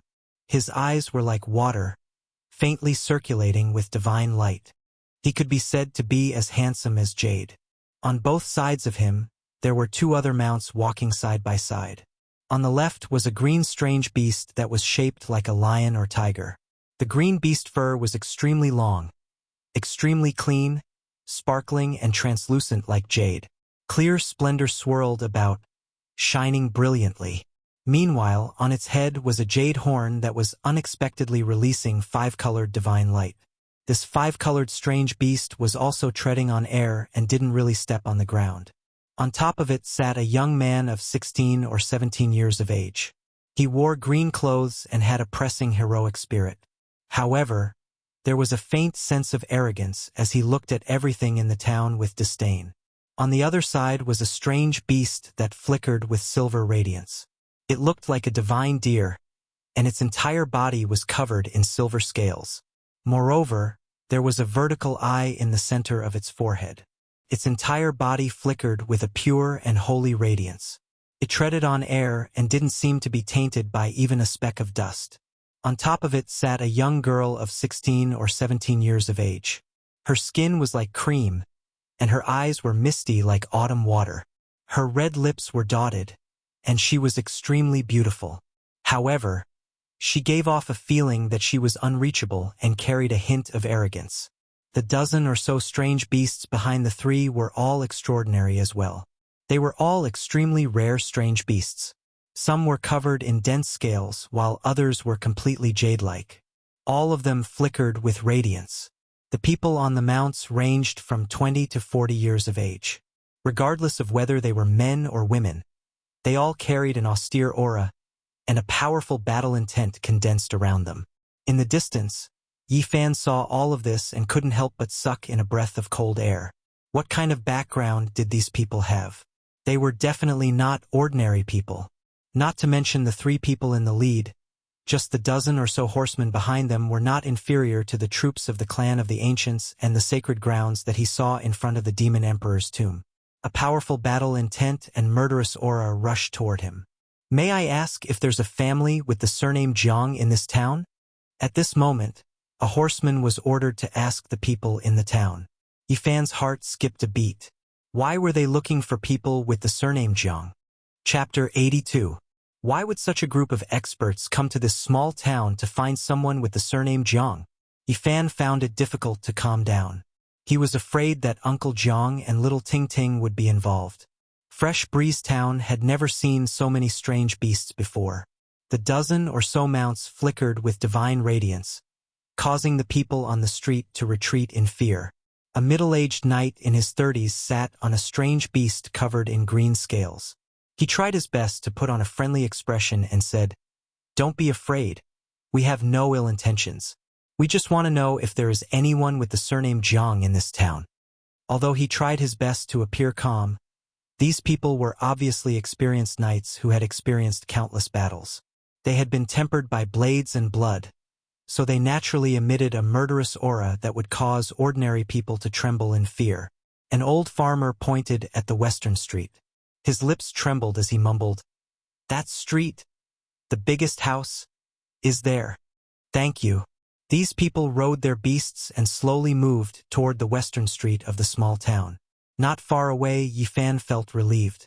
So there were other families with the surname Jiang in this town. He quickly rushed toward the eastern street and soon returned to the small restaurant. "Uncle Jiang." "Child, what happened?" The old man walked out from the kitchen. Little Ting Ting washed a plate of bright red wild fruits and obediently brought it over. Her big black eyes blinked and flickered with curiosity as she asked, "Big brother, what's wrong? It's like this?" Yifan told Uncle Jiang what he had seen and heard just now, and then asked, "Old man, have you met these people before?" Uncle Jiang shook his head and said, "I've lived for more than 70 years and have never left this small town. It's impossible for me to know such people. So many strange beasts. I want to see what they look like." Little Ting Ting's big eyes sparkled as she ran out of the restaurant and looked toward the end of the street curiously. Seeing that Little Ting Ting was not nearby, Yifan whispered, "Could it be related to Ting Ting's parents?" "Probably not." A trace of sadness flashed in the old man's eyes as he said, "They have always been cultivating in the misty paradise and have never traveled far. All their friends are from the same sect. So many strange beasts. Their feet are actually not touching the ground." Little Ting Ting stood at the entrance of the small restaurant, her rosy little face filled with excitement and surprise. She shouted, "Grandpa, come out and look. They are rushing towards us." Yifan and the old man hurriedly walked out, only to see a dozen mounts rushing over at high speed. There was no dust flying up. All the beasts were 3 inches above the ground, treading on air. "They're so fierce." Little Ting Ting was a bit afraid because apart from the 3 people in the middle, all of the knights naturally gave off a powerful killing intent, and an innate battle intent filled the air. Yifan hurriedly pulled Little Ting Ting's hand and then supported Uncle Jiang. It was indeed difficult for ordinary people to withstand this kind of pressure, and they would tremble in fear if they had to face it for a long time. The dozen or so beasts stopped in front of the small restaurant, shaking their heads and wagging their tails. Their scales flickered, emitting all kinds of light. They were very spirited, but even the divine light could not conceal the murderous aura on their bodies. It was obvious that they had all experienced bloody battles and were not pets raised in a greenhouse. "Excuse me, is this the Jiang family?" the handsome and scholarly young man in the center asked. His clothes were whiter than snow, and his eyes were as clear as water, occasionally flowing with a bit of divine light. He sat upright on the golden divine hoe, exuding an otherworldly temperament, very different from those knights filled with killing intent. Uncle Jiang's wrinkled face was filled with doubt. He said, "Yes, what business do you all have?" The old man was already over 70 years old. His face was engraved with the passage of time, and there were many wrinkles on it. Even his old eyes were a bit turbid. Seeing how old he was and how he looked like he had 1 foot in the grave, the 16 or 17-year-old young man sitting on the 5-colored beast immediately frowned and said, "This is just an ordinary old man from the countryside who is about to die. He can't be the person we're looking for." The young man on the golden divine hoe glanced at him. The young man on the 5-colored beast seemed to have some misgivings and stopped talking. "Uncle, have you always lived in the windy town?" "Yes, I've almost never traveled far." The old man answered truthfully. "Did your ancestors live here, or did they move to this town later?" The young man on the golden divine hoe continued asking. "My father's generation moved here, and I was born here.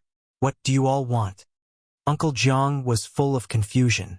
Hearing these words, the young man on the golden divine hoe immediately jumped down. His white clothes fluttered in the wind, and even his boots were spotless. He looked extraordinarily handsome and could be considered a rare handsome man. It was not an exaggeration to say that he was as handsome as Jade. "Uncle, I would like to ask you some questions. I hope you can answer them." "I don't dare. If I know, I will definitely answer." Uncle Jiang was just an ordinary old man. He was in awe of these cultivators who came on strange beasts. Little Ting Ting was a bit nervous. She grabbed onto Yi Fan's hand tightly and leaned on him and the old man. She looked at the beasts and the riders with fear and curiosity. "Please forgive me. I want to ask, is your father still alive?" the white-robed man asked nervously. Uncle Jiang was confused at first, but he answered, "He passed away more than 50 years ago." "What?" The white-robed man was stunned. His jade-like face revealed a trace of shock, and he sighed. "I already said that this is just an ordinary old man." The young man on the five-colored beast revealed an impatient expression, as if he wanted to leave as soon as possible. "Shut up." The white-robed man turned around and glared at him. He then turned around and continued to ask, "Old man, please forgive me. Is your father called Jiangzhe?" "You? How did you know?" Uncle Jiang revealed a surprised expression. The young girl sitting on the divine deer revealed a surprised expression and said, "Looks like we really found him." She had a slender figure, and her skin was as white as jade. She was very beautiful, and there was a hint of arrogance between her brows, giving off a feeling that she was unreachable. The young man on the five-colored beast frowned and said, "How can such an ordinary old man from the countryside have the blood of our Jiang family? If he really is the descendant of great-grandfather Jiangzhe, how can he not know the cultivation method? He must have the same name. Old man, can you tell me in detail?" The white-robed young man's attitude was still very gentle. He went up to support Uncle Jiang and said, "Can we go in and talk in detail?" The riders all stood guard outside. The white-robed man supported Uncle Jiang and walked back to the small restaurant. The arrogant young man and the extremely beautiful young girl also followed in. Yi Fan saw that the other party had no ill intentions. He pulled little Ting Ting to the side and didn't say anything. "Are there any red moles on great-grandfather Jiangzhe's left arm?" "There are 5. How do you even know this?" Uncle Jiang revealed a surprised expression. Great-grandfather Jiangzhe actually lived in seclusion in Yan country. "I didn't expect him to pass away more than 50 years ago." The white-robed man sighed softly and said, "Old man, perhaps I should call you great-uncle." "No, no." Uncle Jiang saw that the other party actually bowed to him and hurriedly pulled the white-robed man up. The white-robed man turned around and said to the two behind him, "Why aren't you two greeting him?" "Greetings, great-uncle." The beautiful young girl bowed and glanced at Yi Fan and little Ting Ting at the same time. The young man was a little unwilling and mumbled, "Greetings, great-uncle." He hurriedly bowed and was very perfunctory. "This is..." Uncle Jiang was full of confusion. He didn't understand why they were like this. "Big brother? Big sister? Do you know my grandpa?" Little Ting Ting was also very confused. Her long eyelashes kept blinking, and her intelligent eyes were full of confusion. Seeing that she was so innocent and cute, the white-robed man dotingly rubbed her head and said, "We come from the same family." "What family?" Little Ting Ting blinked her big eyes curiously. "An ancient family that has existed since the antiquity era, the Jiang family. In the future, you will slowly understand how extraordinary our family is in the Eastern Barren Territory." Yi Fan was shocked. The antiquity families were definitely on the same level as the sacred grounds. Their status in the Eastern Barren Territory was unreachable. According to Yi Fan's knowledge, the surname Jiang and Ji were the most ancient surnames in China. According to historical records, the surname Jiang was the descendant of the Yan Emperor. They got their surname from the Yan Emperor's birthplace, Shenong Residence's Jiangshui. Yi Fan was shocked. He didn't expect the surname Jiang to be so extraordinary even on the other side of the galaxy. Old Master Jiangzhe was extremely talented back then. His name had already spread far and wide at such a young age. Later on, his name shook the entire Eastern Barren Territory. With a stomp of his foot, He could move the clouds in all directions. I didn't expect. The white-robed man seemed to be very emotional. He could already tell that the old man's life wasn't very good. He didn't expect that the bloodline of a powerful expert would fall to such a state. The girl beside him was also confused. Didn't old Master Zhangzhe teach you the cultivation method back then? What cultivation?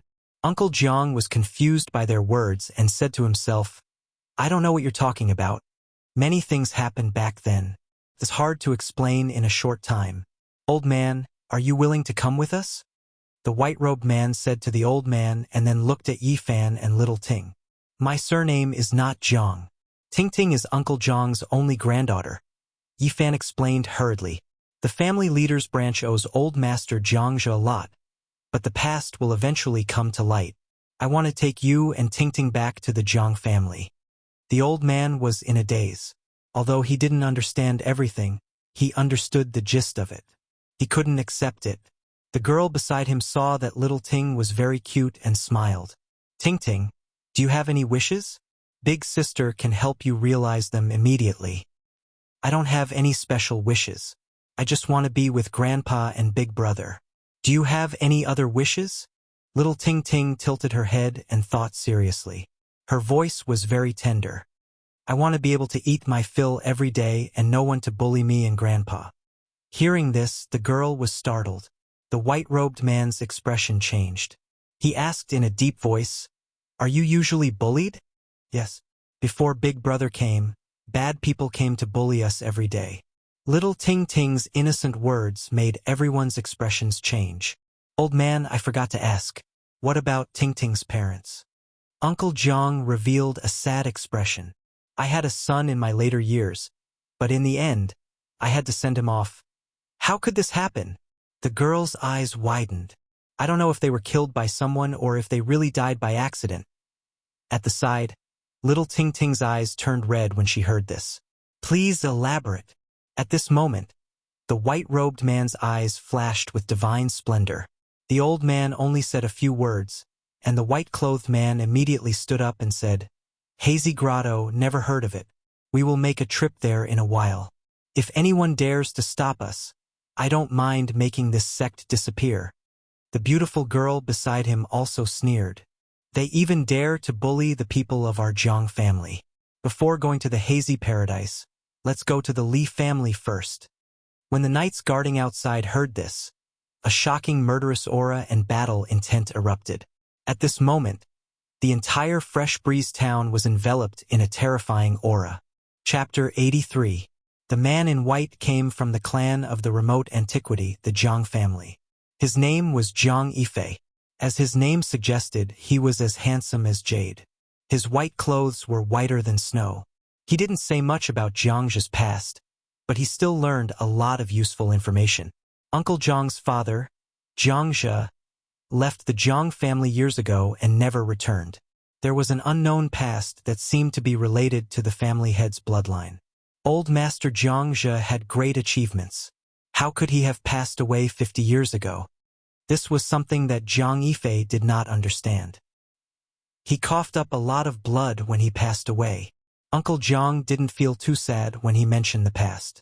Some things would fade away with the passage of time. I see. Zhang Yifei didn't say much and just nodded. He seemed to understand the hidden story. The beautiful girl next to him was called Zhang Kaixian. She had a graceful figure, a slender neck, and a beautiful face. As a young lady of the Jiang family, her temperament gave people a feeling that she was unattainable. However, she liked little Tingting very much and didn't put on any arrogant airs. She held little Tingting's hand and asked this and that from time to time. Her tone was very gentle. The arrogant young man was called Zhang Yichen. Although he knew the identity of Uncle Jiang and little Tingting, he wasn't very enthusiastic and still looked cool. Zhang Kaixian stepped forward and said with a clear and pleasant voice, Old man, please come back to the Jiang family with us. My grandpa said that the Jiang family is sorry for your bloodline. We must find you and invite you back no matter what. Forget it. I don't understand what you said. Your lives are too far away from mine. We are people from two different worlds. I'm used to everything here. Uncle Jiang was an ordinary old man. He had lived for so long and experienced so many things. He felt that he couldn't integrate into such a family, so he declined politely. Even if you don't think for yourself, you have to think for Tingting. She is a little princess in the clouds and shouldn't be bullied. She needs another kind of life. Jiang Kaixian talked about little Tingting's future and persuaded the old man. Please come back with us. The elders in the family hope that Jiang's bloodline will return to the Jiang family. Take Tingting away. I'm used to the life here and don't want to go anywhere else. Little Tingting immediately hugged the old man's arm and said, I will be with Grandpa. Wherever Grandpa is, Tingting will be there. At this moment, Jiang Yifei revealed a gentle smile. He seemed to like little Tingting very much. He rubbed little Tingting's head and said, The sky here is too small. Jiang Yifei was a smart man. He knew that persuading Uncle Jiang this way wouldn't be of much use. Only by letting him see the transcendence of the Jiang family might he be able to change the old man's mind. He stood up and said, Let's go to the Li clan first. His words were very calm, but they seemed to contain a strange magic. The mutant beasts outside all roared, and a bloody aura spread out. All of the knights exploded out with powerful battle intent. Jiang Yifei's expression was calm and composed. The golden divine Ho followed closely behind him. He slowed down his pace and walked side by side with Uncle Jiang. Everyone else followed behind when they saw this. No one rode on their beasts, but walked toward the Li family. Little Tingting anxiously pulled the old man and Yifan's hands. Being protected by everyone like stars around the moon made her feel uneasy. At this moment, Jiang Yifei and Jiang Kaixian were walking side by side with them. However, they were only standing on the left and not in the middle. Everyone on the street was very surprised to see Uncle Jiang and little Tingting being protected like this. Many people were trembling with fear and retreated to the sides of the street in fear of those beasts. What's going on? Does old man Jiang know these people? Look at those mutant beasts. Their feet don't touch the ground. I'm afraid they can even fly. How can old man Jiang know these people? The bitter old man Jiang finally changed for the better. Good people will always be rewarded. This time, the Li family is in big trouble. They seem to be walking toward the Li family. Great! After so many years of anticipation, someone is finally going to deal with the Li family. More and more people gathered on both sides of the street. Although everyone was very afraid and didn't dare to move forward, they still revealed excited expressions. They followed from afar and moved toward the Li family. When Uncle Jiang arrived at the gate of the Li family, he was a little hesitant. Seeing this, Jiang Yifei helped him up the stairs and said, Not to mention a small Li family, even the palace of the most powerful country in the Eastern Barren Territory can't stop us. Bang! In front of them, a pair of vermilion doors suddenly collapsed as if a huge hammer had smashed on them. Inside, there was a commotion, and curses could be heard from the gatehouse. Who did this? How dare you come to the Li family and behave atrociously? You're really looking for death. Soon, more than 10 people rushed out, all of them fierce.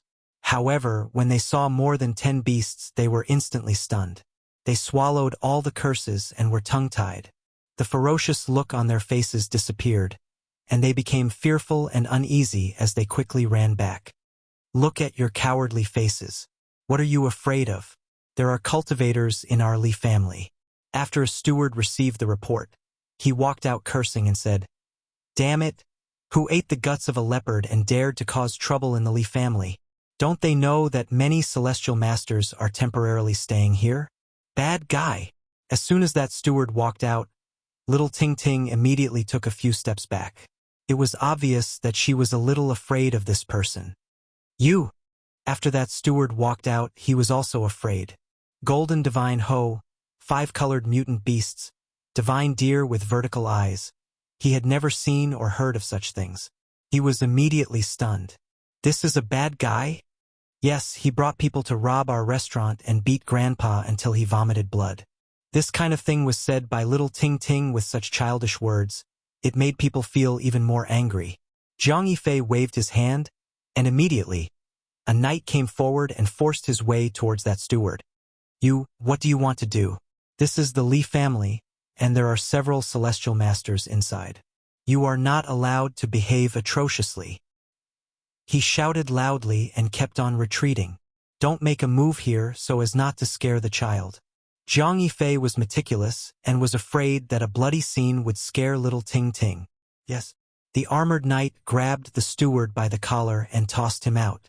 There was a flash of green light, and the other knight rode a wild beast into the air, carrying the steward out of the town in the blink of an eye. Heavens, it can fly. It can really fly in the sky. That beast can actually run in the sky. It's too unbelievable. In the distance, the surrounding commoners all revealed expressions of shock. Their mouths were wide open, and their faces were full of astonishment. Little Ting Ting's mouth also formed an O shape. She tiptoed and looked into the distant sky. Jiang Kaixian revealed a smile, squatted down and said, "Do you want to have such a precious beast that can fly in the sky every day?" Little Ting Ting was about to nod subconsciously, but she quickly thought of something and hugged the old man's arm tightly. She shook her head and said, "I want to be with Grandpa." Jiang Kaixian didn't expect little Ting Ting to see through her intentions, so she didn't continue to tempt and persuade her. Not long after, a green shadow appeared in the sky. The knight that left rushed back on his strange beast and landed. A lock of hair was wrapped around his hand, and there were specks of blood on it. At the side, Yifan was very surprised. The Jiang family's knights seemed to be very powerful, and their strength was hard to estimate. He could feel a surging battle strength from them. The crowd continued to walk inside, and the surrounding commoners followed behind.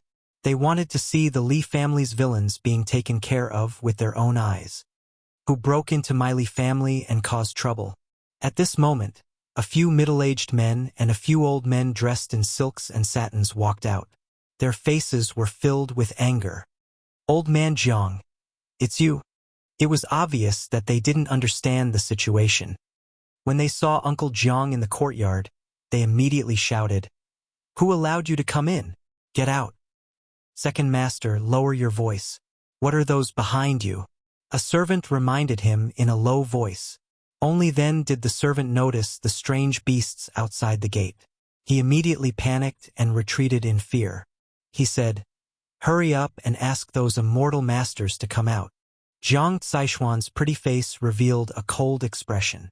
She said, "A small family with only a few people who know a little bit about cultivation dares to bully the weak and prey on the villagers. They really don't know the meaning of death."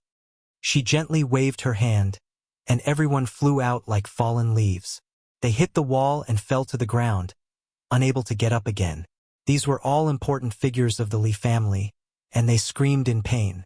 With a flash of light, two figures rushed out and came to the front yard. They were the two people from the Li family who knew how to cultivate.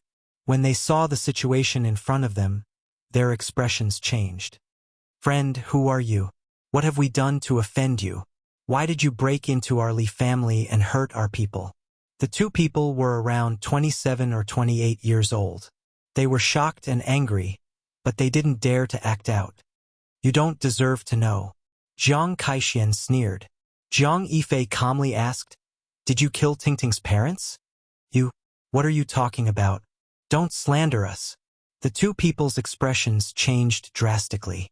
They felt a chill in their hearts when they saw Uncle Jiang in the center of the crowd. "Who are you saying is slandering us?" A knight walked out with a gaze as sharp as a knife. He appeared in front of them like a ray of light and slapped the two people away.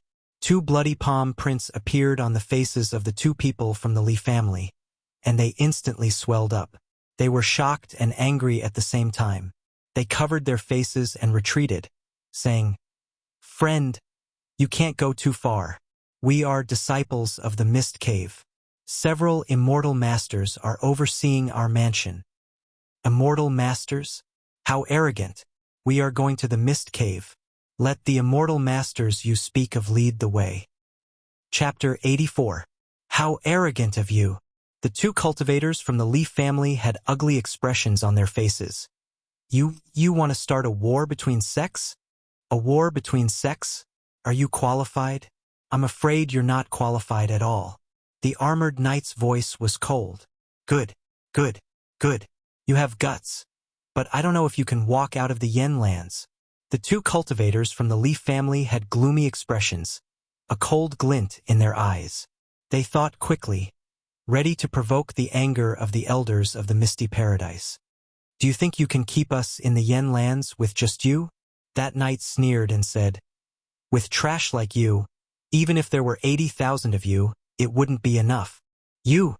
The cultivators from the Leaf family felt humiliated, but at the same time, they were shocked. They felt that the other party seemed to have a great background, or else how could he dare to speak so arrogantly? But they had no way out. They had to tie the Leaf family and the Misty Paradise together in order to have a chance of destroying the other party. They gritted their teeth. Since you don't care about the Misty Paradise, I will report the truth. The elders of the sect will naturally let you know the immensity of heaven and earth. You don't deserve it. The knight only took a step forward. He didn't even make a move, but the two from the Leaf family flew out like scarecrows, slamming heavily into the wall. Their bones cracked, and blood flowed from their mouths, noses, and ears. Most of the bones in their bodies were broken, and they stuck to the wall like mud, their eyes full of fear. Under Jiang Yifei's signal, the knight didn't kill them. He still had questions for the two. Did you kill Tingting's parents? Jiang Yifei's tone was still very calm, but when it reached the ears of the two from the Li family, it was like thunder. The calm man in white before them made them feel like they had to look up to a mountain. We said, who is so arrogant that he doesn't even care about the Misty Paradise? At this moment, a middle-aged man strode into the front yard. When he saw the dozens of strange beasts, his expression changed. What do you want? Why did you destroy the disciples of the Misty Paradise? Just to get rid of evil. A knight stepped forward and blocked his way. What do you mean? Could it be that my Misty Paradise is the so-called evil? The middle-aged man shouted. The knight replied indifferently, I don't know if the Misty Paradise is evil or not, but these two are villains who have taken lives. This is only your side of the story. How can you act so arbitrarily before the matter is investigated clearly? Furthermore, this is a disciple of my mist cave. If he's in the wrong, it's naturally up to us to deal with him. It's not up to you outsiders. Jiang Yifei's expression was calm, but his tone was somewhat cold. They have been doing evil for many years, and I have never seen your mist cave punish them.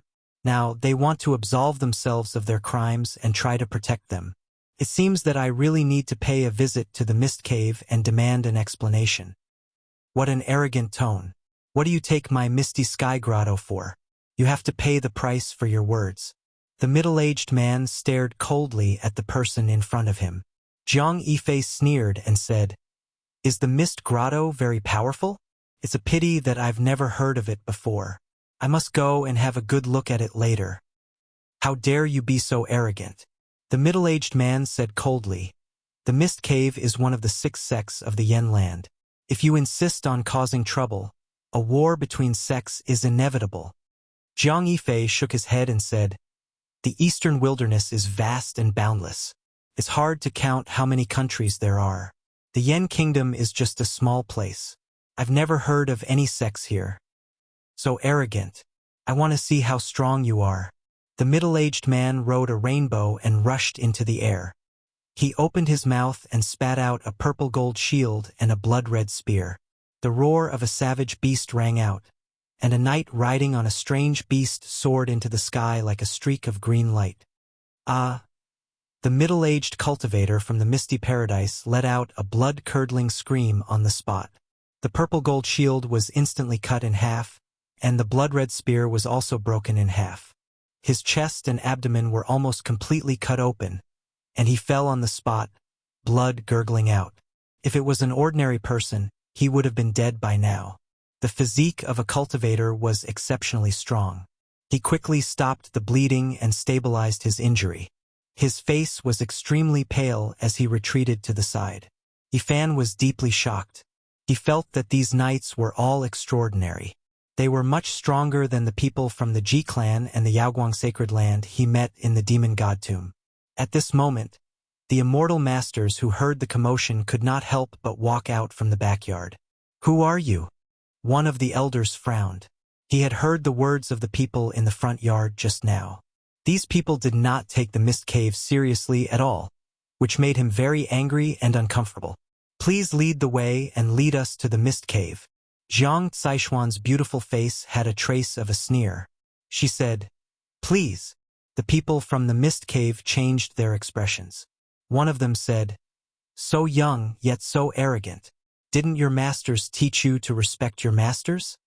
Zhang Caishuan said coldly, "The disciples you taught harmed people's lives, bullied widows and orphans, and forced people in their 70s into a corner.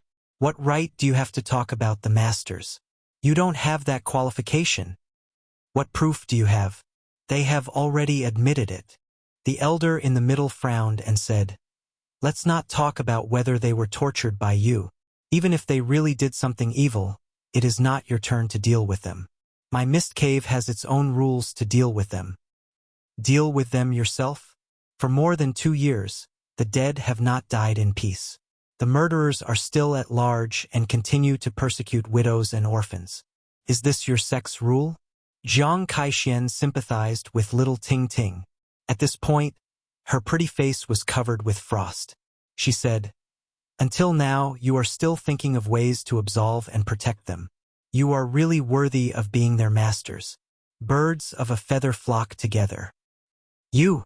The elder in the lead immediately raised his eyebrows, but he did not dare to make a move on the spot because the opponent's formation was too terrifying.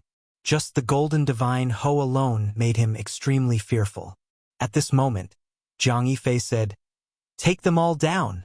Several knights heard him and stepped forward at the same time. The elder shouted, "Let's go!" He was the first to soar into the sky, riding a rainbow to escape. He could already see that these people had great backgrounds and were not people they could deal with. The others also rushed in all directions, shooting up into the sky one after another. The wild beasts roared and the sky shook. Several strange beasts carrying the knights rushed in different directions and instantly caught up. "Ah!" Screams came one after another. Then, the knights quickly turned around and captured everyone like dragging dead dogs. Everyone, including the elder, had terrible wounds on their bodies. On the side, Yifan was very shocked. The clan of the ancients was indeed a colossus. These knights were too terrifying. Zhang Yifei pointed out 2 knights and asked them to stay behind to deal with the Li family. At the same time, he warned them not to kill the innocent and only to kill a few evil leaders. "Let's go to the mist cave." Zhang Yifei personally helped Uncle Zhang onto the golden divine Ho and rode with him. Zhang Caishuan carried little Ting Ting onto the divine Ho and sat in front of her. Meanwhile, Yifan rode with another knight and soared into the sky. "There's no need to go to the mist cave. Those 2 bastards are already dead, and the great hatred has been avenged." When Uncle Zhang learned that his son was killed, he couldn't help but shed tears. On the other side, little Ting Ting also began to cry. "Go, we must go. Our Zhang family members are not people who can be killed just because they want to."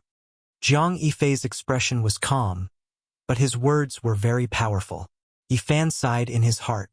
He still had a long way to go. Compared to a colossus like the clan of the ancients, he was really too insignificant. The people in the small town were dumbfounded. After a long time, they burst into cheers. The malignant tumor of the town had finally been removed. In the face of life and death, the few captives of the mist cave had no choice but to yield and lead the way. More than a dozen strange beasts rode on the clouds and ran in the sky, making rumbling sounds as if thousands of horses were galloping, and as if a tsunami was surging across the sky. At this moment, Yifan felt that someone was peeping at him. When he turned around, he found that it was the arrogant young man, Zhang Yichen.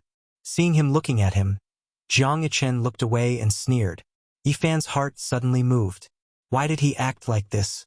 Could it be that he found out something? Soon, the crowd arrived at the mist cave. In front of them, there were green peaks and green valleys. The mist was misty, and the glow was faintly discernible. It was indeed in line with its name. "Who dares to break into the important place of our sect?" A loud shout came from the front. Bang, bang, bang. The captured captives were all thrown out. Suddenly, there was a cry of surprise from the front. A great enemy is coming! The mist cave was in chaos. In an instant, the mist soared into the sky. The Taoist patterns carved on the mountains and rivers exerted their power. Rays of blazing divine light rushed out and blocked the way of the crowd. It's just so. Let me break it. At this time, the arrogant young man, Jiang Yichen, suddenly made a move. A purple gold gourd flew out of his body. It shone with purple light and quickly enlarged in the sky. Like a whale sucking in water, it sucked all the mist into the gourd's mouth. In the blink of an eye, the power of the Taoist patterns was suppressed. Then, the purple gold gourd pressed forward like a small mountain, flowing with a misty purple mist. Suddenly, there was a burst of exclamations. Many figures flew upside down and were sucked into the purple gold gourd. Yifan was shocked. He didn't expect the purple gold gourd to be so powerful. It easily broke the mountain-protecting Taoist patterns of the mist cave and sucked in many cultivators. It was really a bit scary. The heritage of the clan of the ancients is too strong. This is only a young man of 16 or 17 years old, but he has bestowed such a terrible treasure. Yifan muttered in his heart. There's no need to do this. Uncle Jiang kept trying to dissuade him. Jiang Yifei shook his head and said, Tingting's parents did not do evil, but they were persecuted. They want an explanation. Our Jiang family has never been afraid of trouble. Bang! At this time, a powerful wave shook in all directions in the mist cave. It shook away the purple gold gourd and an old voice came. It turns out to be the people of the clan of the ancients. I wonder how the mist cave has offended you?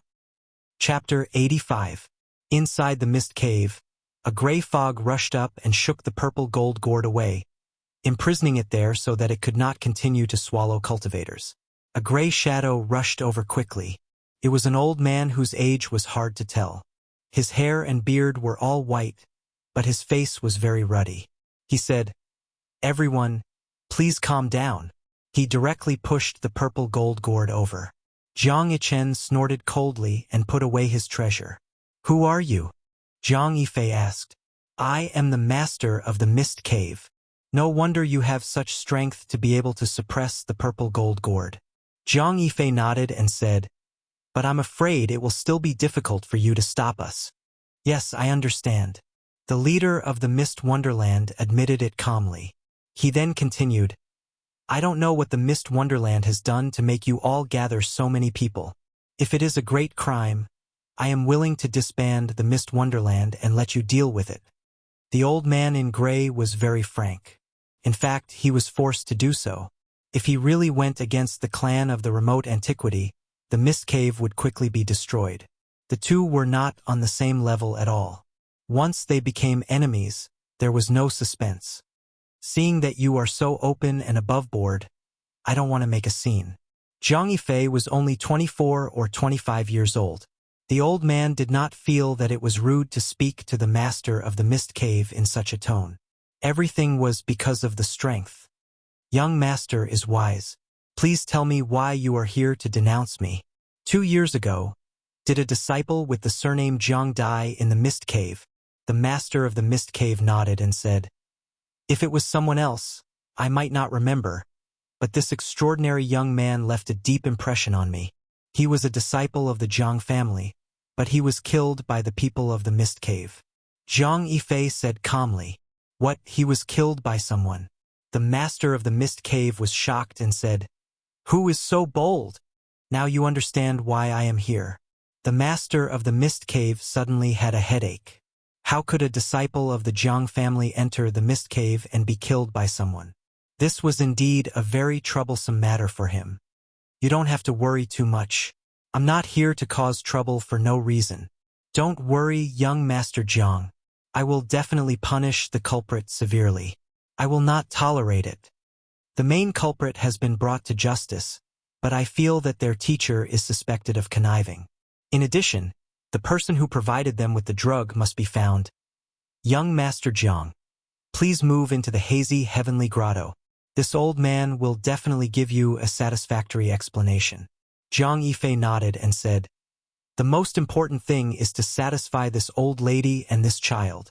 At this moment, Uncle Jiang and little Tingting's eyes were already blurred with tears. I understand.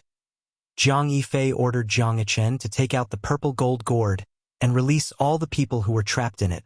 Then he brought Uncle Jiang, little Tingting, and the old sect master into the misty paradise. The others didn't follow. They landed on the ground and waited outside. At this moment, Yifan felt that he was being watched again. He found that it was still the arrogant young man, Jiang Yichen. What was going on? He didn't think he had offended this young man from the remote antiquity family, so he didn't understand why he was being watched. Jiang Kaixian walked over gracefully and said with a smile, "Little brother Yi, after this matter, Tingting will go back to the Jiang family with us. If you want, you can also go with us." This? At first, Yifan did have such an idea. The Jiang family was an ancient family that had been passed down from the antiquity age. Maybe he could find the secret of the divine body. However, after careful consideration, he hesitated. What if his secret was found out? The green copper piece in his body caused great chaos in the eastern wilderness. If the powerful masters of the Jiang family found out, the consequences would be unimaginable. In addition, the Taoist scripture was enough to cause a lot of trouble. Once it was leaked, he would be in a worrying situation. What's wrong? You still don't want to? Jiang Kaixian was somewhat surprised. Many cultivators tried their best to enter the Jiang family but failed. She invited a young man like this, but he was still pondering and hesitating. Yifan declined and said, "Thank you for your kindness, Miss Jiang. I appreciate it from the bottom of my heart. But I'm used to being lazy. I'm afraid I'll make mistakes after entering the Jiang family. I'd better travel outside. If one day I'm poor and want to go to the Jiang family, please take me in." At this time, Jiang Yichen sneered and said, "What do you think the Jiang family is? An inn? The Jiang family is not a place where anyone can come and go freely. If you want to join, don't talk nonsense now." Jiang Yichen, shut up. Jiang Kaixian scolded Jiang Yichen, then turned around and said with a smile, "Little brother Yi, don't mind him. He's always like this, spoiled. Don't worry, the Jiang family will always open the door for you. If you have any difficulties in the future, just come to the Jiang family to find me." "Thank you, Miss Jiang." Yifan thanked her and felt strange at the same time. He didn't provoke this young master of the Jiang family, so why did he do this? Yifan became more and more determined that he couldn't enter the Jiang family now. The holy body, the Taoist scripture, and the mysterious green copper were all taboos. He didn't want to take risks. "Boy, you should know that there are many people who want to join our Jiang family. If you give up this opportunity, you'll regret it for the rest of your life." Jiang Yichen looked at him and sneered. Yifan's heart trembled, and at the same time, he was even more surprised. This young master of the Jiang family seemed to want him to join the Jiang family immediately. What was going on? Jiang Kaixian reprimanded Jiang Yichen a few more times, and he didn't say anything more. He just stood not far away and looked at Yifan from time to time. "Is this bastard a dead rabbit? Damn it!" Yifan muttered in his heart. After a while, Jiang Yichen finally stopped looking at him and began to wander around the mist cave, which made Yifan feel a little relieved. Soon he thought of his classmates. There should be 2 people in the mist cave, but he didn't know who they were. After waiting for a full hour, Jiang Yifei walked out with Uncle Jiang and little Tingting. The head of the mist cave and a group of important people saw them out in person. The eyes of the old man and the little girl were red and swollen. It was obvious that they had cried. "Old head, please go back. There is no need to see us off. Our Jiang family is not unreasonable. This matter has been settled. You don't have to worry anymore." The old leader of the mist cave abode heaved a sigh of relief. Otherwise, anyone would tremble in fear when facing a behemoth like the Jiang family. In the eastern barren territory, not many big forces dared to compete with them. The people of the mist cave watched them go away until they disappeared, and then they returned to the sect. Jiang Yifei and his group returned directly to the Qingfeng town just to satisfy the old man's wish to see the town again. Uncle Jiang decided to join the Jiang family for little Tingting's future. He didn't want his granddaughter to be wronged again. "Big brother, Come with us. Little Ting looked up and begged. Yifan scratched her little nose and said, Big brother can't help much anymore. The Jiang family is full of powerful people. I am not even a soldier there. Ting will have a good life there. Big brother, I really don't want to be separated from you. Come with us, or Ting will miss you every day. Little Ting was about to cry. I still have other things to do. I really can't go now. I promise you, I will visit you in the future. Yifan comforted her softly. No, if Big Brother doesn't go, I won't go either. Little Ting actually made such a decision. You are still young and don't understand some things. You will understand when you grow up. Go to the Jiang family happily. Don't play around there. Learn cultivation from them. Maybe I will need Ting's help in the future. Uncle Jiang also couldn't understand. He really hoped that Yifan would go with them, but in the end he couldn't force him.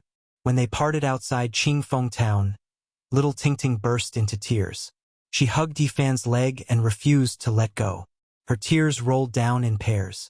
Yifan wiped her tears and said, Don't cry. Ting, remember what I said just now. We will meet again in the future. In the end, little Ting was reluctant and cried, I will definitely learn cultivation and find Big Brother in the future. If anyone bullies Big Brother, Ting will beat them away. Yifan immediately smiled and said, Go quickly. They are all waiting for you. At this moment, Yifan noticed that when Jiang Yichen, the young master of the Jiang family, looked at him, a cold light flashed in his eyes. This made his heart skip a beat. Jiang Yichen, the way I look at you doesn't seem right. Jiang Kaixian suddenly said, Sister Xian, why do you say that? Jiang Yichen was shocked. Don't do immoral things. Don't be evil. It seems that Grandpa has really spoiled you. Jiang Kaixian said coldly, I have noticed you for a long time. You seem to want to fight little brother Yi. Did he offend you? Jiang Yifei looked back at them and said, What's the matter? Nothing. Jiang Yichen was a little guilty. Speak. Although Jiang Yifei looked elegant, he seemed to be very prestigious. Jiang Yichen, who was from the same clan, was very afraid of him. I speak. Jiang Yichen had to tell the truth. He said, That boy has a precious treasure, and it is not an ordinary one. You all know that my mount's most peculiar aspect isn't its fighting prowess, but rather that it has a psychic jade horn that can sense divine objects. Today, it continuously flickered with 5-colored radiance, exceptionally bright and resplendent. His mount was a Saiyan beast that looked like a lion or tiger. The Saiyan beast's fur was very long and very clean. There was a jade horn on its head, which was crystal clear and emitted 5-colored light. It could sense the existence of rare treasures. I may be in trouble. Yifan saw the 3 people in the distance looking over. What's wrong with the child? Uncle Jiang asked. Little Ting also wiped away her tears and said, Big brother is in trouble. I will ask Sister Kaixian to help you. Yifan smiled bitterly. At this moment, Jiang Yichen was walking over with a sneer. Jiang Yifei and Jiang Kaixian also followed. I am really curious. What kind of precious treasure do you have? Yifan was suddenly shocked. He never thought that Jiang Yichen would say such a thing. Did he really find out something? Jiang Yifei said with a smile, Little brother Yi, don't worry. We mean no harm. The Jiang family has many precious treasures. We will not covet your treasures. Jiang Kaixian reminded him, Little brother Yi, you must be careful in the future. After listening to her explanation, Yifan understood the magic of the 5-colored beast. He could actually sense spirit treasures. This made him break out in a cold sweat. If the green copper piece and the scripture were exposed, the consequences would be unimaginable. Fortunately, I did not agree to join the Jiang family, he said to himself. Well, let's part ways here. Don't worry, I have already warned Jiang Yichen. He will not have any evil ideas again. Jiang Kaixian smiled. In the end, the group of people rode the beast and rose into the sky. Little Ting was crying very sadly. She kept waving her little hands until she disappeared into the sky. Yifan had a strong sense of crisis. He did not return to the town. Instead, he ran directly into the deep mountains. He felt that he had to leave this place as soon as possible. Chapter 86. Qingfeng Town was surrounded by mountains, towering ancient trees, and primitive forests. There were many strange beasts in the deep mountains, so ordinary people didn't dare to go deep. After living in Qingfeng Town for a period of time, Yifan found out that this endless mountain range was the outer region of the forbidden area of the ancient desolation. The Yen Kingdom was 2,000 miles from north to south and 3,000 miles from east to west. The forbidden area of the ancient desolation was located in the center of the country, surrounded by endless mountains.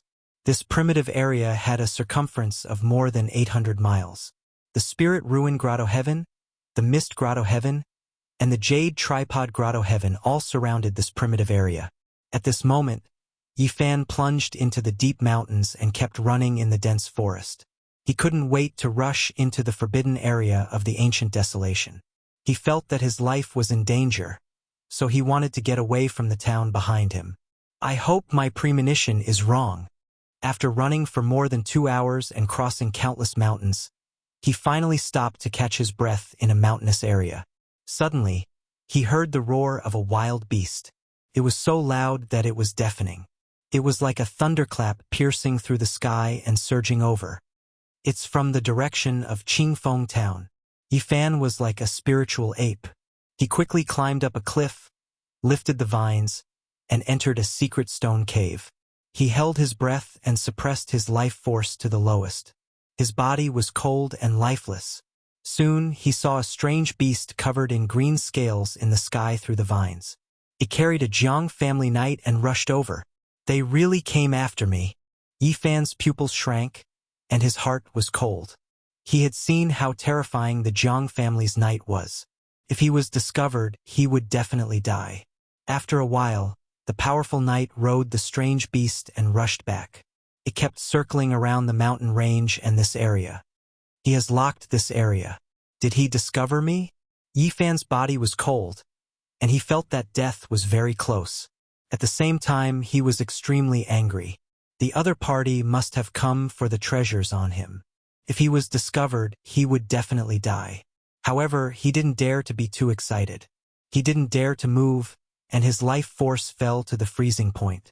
He hid in the stone cave like a piece of dead wood. After a full 4 hours, the green beast in the sky gradually disappeared into the horizon. However, Yifan did not dare to move.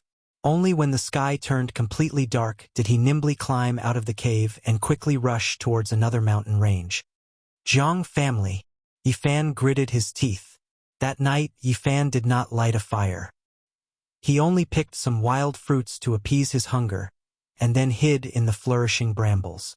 In the night, the roars of unknown beasts rose and fell one after another. It was exceptionally restless. The moon and stars were dim, and qi pervaded the air.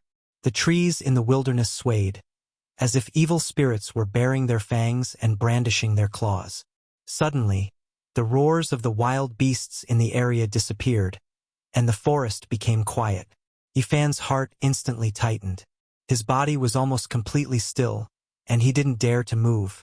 It was unknown when a strange beast had appeared in the sky. It was carrying a person as it circled in the sky, causing the beasts below to feel a sense of danger. It was not until late at night that the knight disappeared from the area. Yifan felt cold sweat all over his body.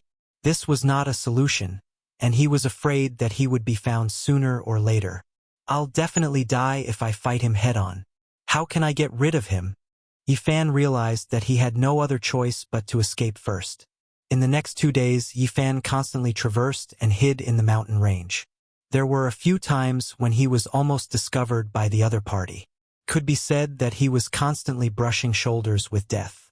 On the 3rd day, he encountered his greatest crisis. The other party seemed to have sensed that he might be hiding in this area and attacked ruthlessly. He took out a psychic weapon and split apart several stone cliffs, shattering a large part of the forest and destroying a large area of thistles and thorns, leaving the mountainous area bare. Yifan hid in the swamp not far away, not daring to move.